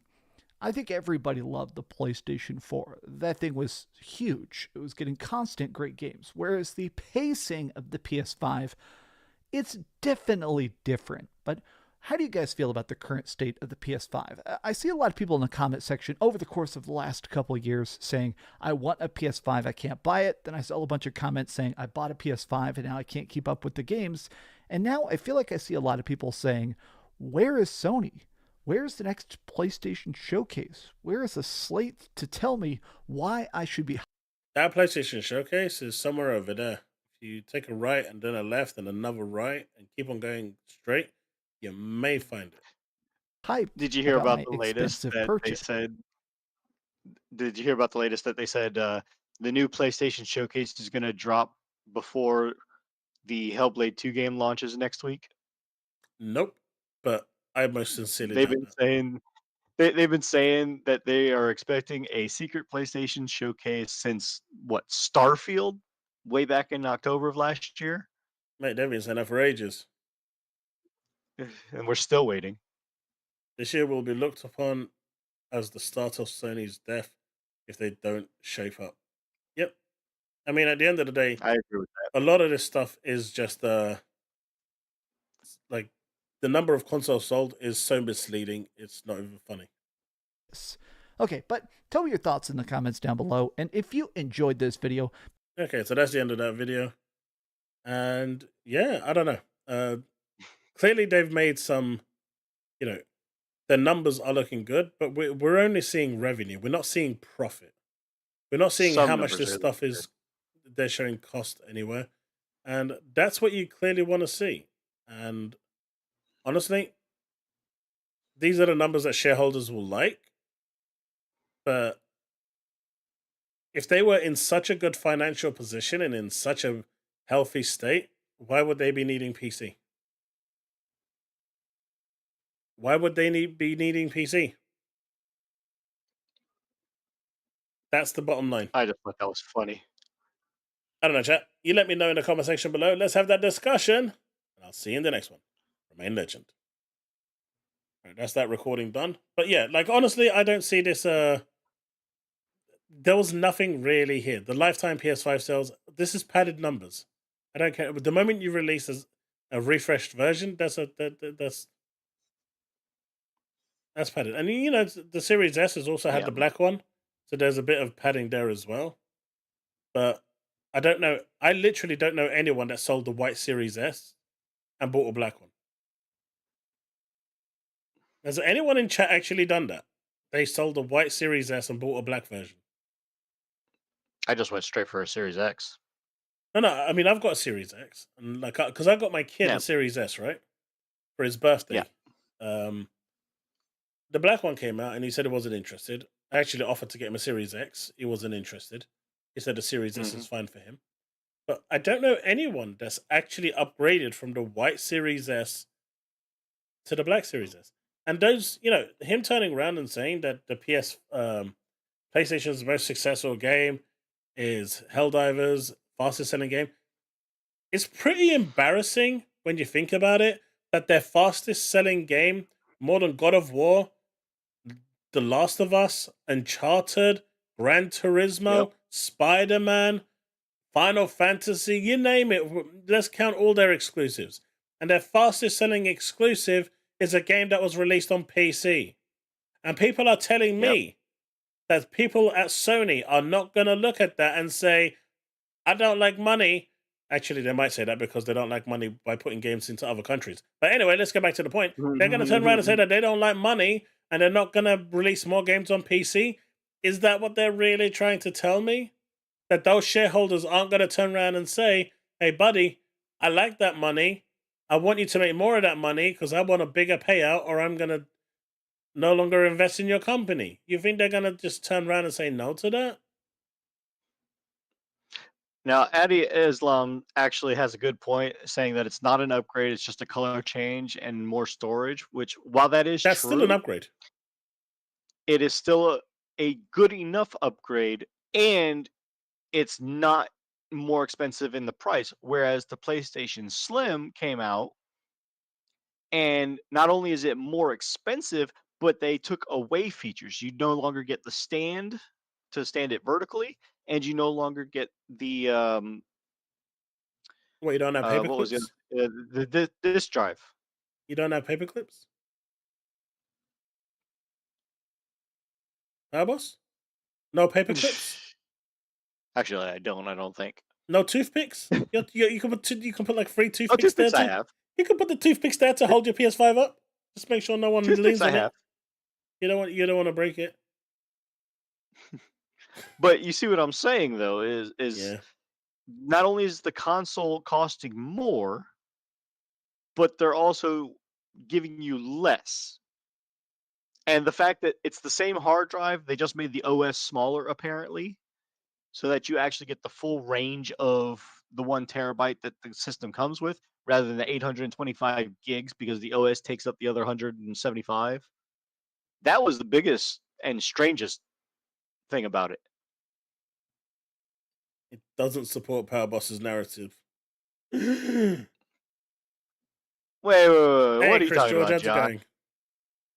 I'm not trying to make a narrative. Jedediah, I know what you mean. But yeah, I think this is like I don't know. On paper, it looks like they're doing really well, but I'm not seeing enough here to not raise any form of questions. It feels like a lot of this is just doctored up to, buttered up and dolled up to make it look nicer than it actually is. The only thing that's concerning in this whole spreadsheet of numbers and BS that they're spewing here is the whole raising flags of fiscal year 2024 not having any first party major releases until April 2025. Not definitely get cheaper as things go. The hell is that? But anyways, Oh, you voice changer. hey. Don't worry. I'm saving Wasn't expecting it. I'm saving the worst one for when we have like a nice little tier going. What, you're gonna turn your voice into Gollum? Oh no, it's worse. It's way worse. It's way worse. You guys are gonna clip the living fuck out of me with that one. That's all I'm saying. And it's gonna be a nightmare, especially when you lot post it all over social network. But it's something that I'm gonna have to suffer with. Boss, can't wait for June Showcase. So much salt. The June Showcase is gonna be great. I'm hoping I'm gonna be here to stream it here. And Power, if you want to join me, if I am available, you're more than welcome to, my dude. But guys, I will 100% join you in that June 9th showcase. And even if you, for whatever reason, because of your situation, you can't stream it, I am going to be streaming it on Twitch. So that way I can, get the information out there as best as possible. I plan on using the beta that Twitch has for basically essentially StreamYards so that people can do call-ins like after the showcase to give their thoughts and opinions on it. But if I'm streaming with you, then we can bring in call-ins. Guys, you need to start calling in. I give the details. Just call in and get your point across. Oh yeah, we haven't done that in a while. Is there anybody else who wants to jump in this call and discuss? Let me grab the link again. I've got like 10, 15 minutes and before I have to go. But who is this? Someone invited me to Outlast Trials, but I have no idea who it is. I gotta scroll way back for the link. Link? It's fine. I'll just get it from here.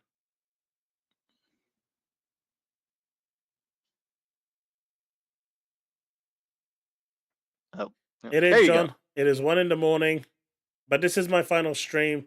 Potentially, I don't know if I'm going to stream over at Twitch tomorrow.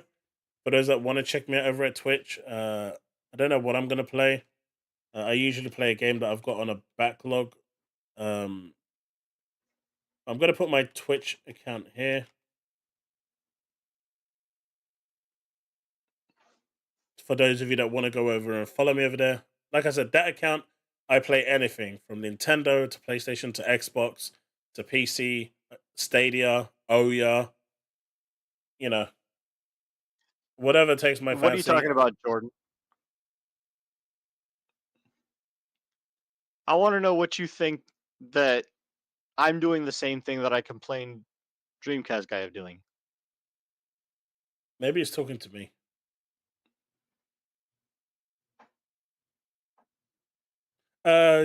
Chris, don't worry, nothing's wrong with my health. Basically, I get evicted from my property this week. Tomorrow is supposed to be our deadline date, but it's actually on the 22nd. But we're gonna potentially get some temporary accommodation tomorrow, and if we can get the keys tomorrow, then either from tomorrow night or Thursday night, I need to move out of the property because the landlord is selling the property. And I've tried to find something for myself personally. It's not worked out. We couldn't find anything within the last 4 months. So we're going to have to go into temporary accommodation for a little while. So because of that, obviously I'm not going to have internet for a few days. Well, for potentially up to 2 weeks. I'm gonna probably get some videos up in the meantime, short videos of just, views and stuff. So they'll probably be like 3-4 minutes long that I'll just do off my phone, proper Herman style. But I'm gonna do the whole sit back of chair, close my eyes and whatnot. The whole shebang. But basically, Nice and we have to get out of this property, and because of that, it sucks. But it is what it is. So this could potentially last for about 2-3 months. But I'm hoping like wherever they show us, I can get the internet up and running soon. But I just don't know how long that's gonna take. It could take 10 days, it could take 5 days, it could take 2 weeks. So until further notice, this is my last stream here on this. And once I'm up and running again, I will get all of that, back on track. As for tomorrow, if we're not moving out tomorrow, and we're ready, then I might, stream over at Twitch for like an hour or two, just to clear my head and whatnot. But that there's a low chance of that happening. So if you do want to check me out, definitely go over and follow there. But otherwise, this will be like the Thursday stream that normally happens won't be happening this week. There's like a maybe 2% chance of it happening if I'm still here, which I shouldn't be. I need to move and get everything set up in the new property. And the sooner I transfer my internet, or at least start the process of transferring my ISP from here to the new property, the better. So that will probably happen at the very latest tomorrow night. So that's the situation. It sucks, but not much you can do. The government, our local council has said, because we're not making ourselves homeless and we are being forcibly evicted because the landlord is selling the property, and they've gone to court and filed it in, so they are legally now selling the property. They said that they're going to support us and help us, and because of my health condition, they said they're going to try and house us once we're in this property within the 56 days. They're going to try and find us something where we can move. And all we could say is Godspeed to help you get back But- on your feet someplace new. But literally, that's where we're at right now, and it is what it is. Can't really do anything else. But Does anybody want to hop in and voice their opinion on anything that's been covered? Chaos put the stream link for StreamYards in the chat, so if you want to join in, feel free. I'll let Chaos do his thing, and I'll bring you up into the chat, and we'll. yeah, guys, we'll have if some anyone wants to discussions. jump in now, because I've probably got like 10 minutes, 15 minutes. If there's anything you want to say, anything you want to talk about, jump in now. But yeah, I appreciate all the good wishes, folks. Like, I really appreciate it. It sucks that so there's like some great news, because I wanted to stream Hellblade 2 with you all and stream the Xbox Showcase. I'm gonna still try and do that, but hopefully I won't be gone for too long.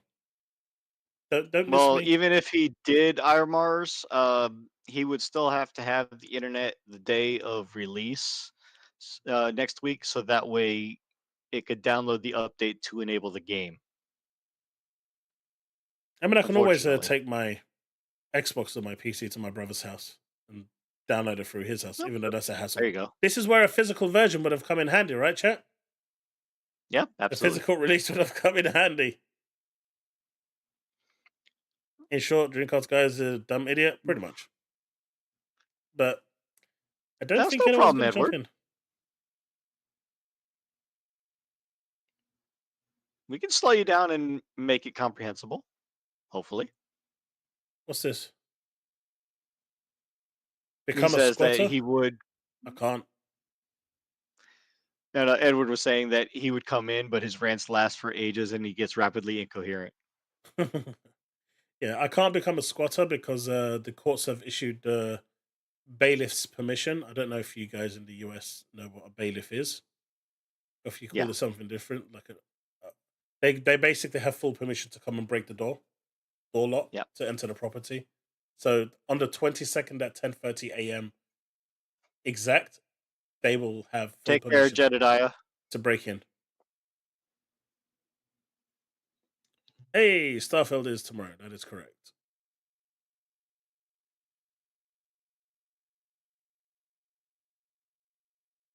But that's it. I guess no one wants to jump in. It is 1 a.m. I'm gonna probably call it a night there, I guess. I think I've said everything I can. Again, thanks so much for all the well wishes. I'm gonna post something in the community chat tomorrow if we actually get everything sorted, at least get the keys. So just to give you guys an update, I guess, and let you guys know. I'll also post in the Discord as well for those that want to join my Discord. Feel free. The link is in the description below. But yeah, that's where we're at now, and that's where it's gonna end. It looks like no one else wants to jump in, and honestly, I don't want to end my stream looking at that guy. I want to end it by looking at all the good games that are coming for all Xbox users. All right, man. That's it, folks. Thanks so much for hanging out tonight. It's been a pleasure. It's been a blast, and I will see you all next time.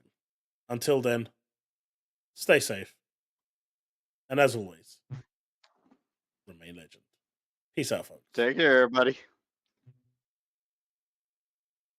I will do, George. I'll post it on my community post. Bye.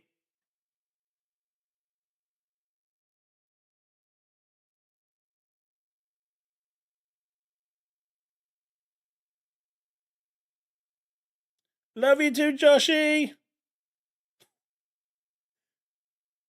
Peace, fellas.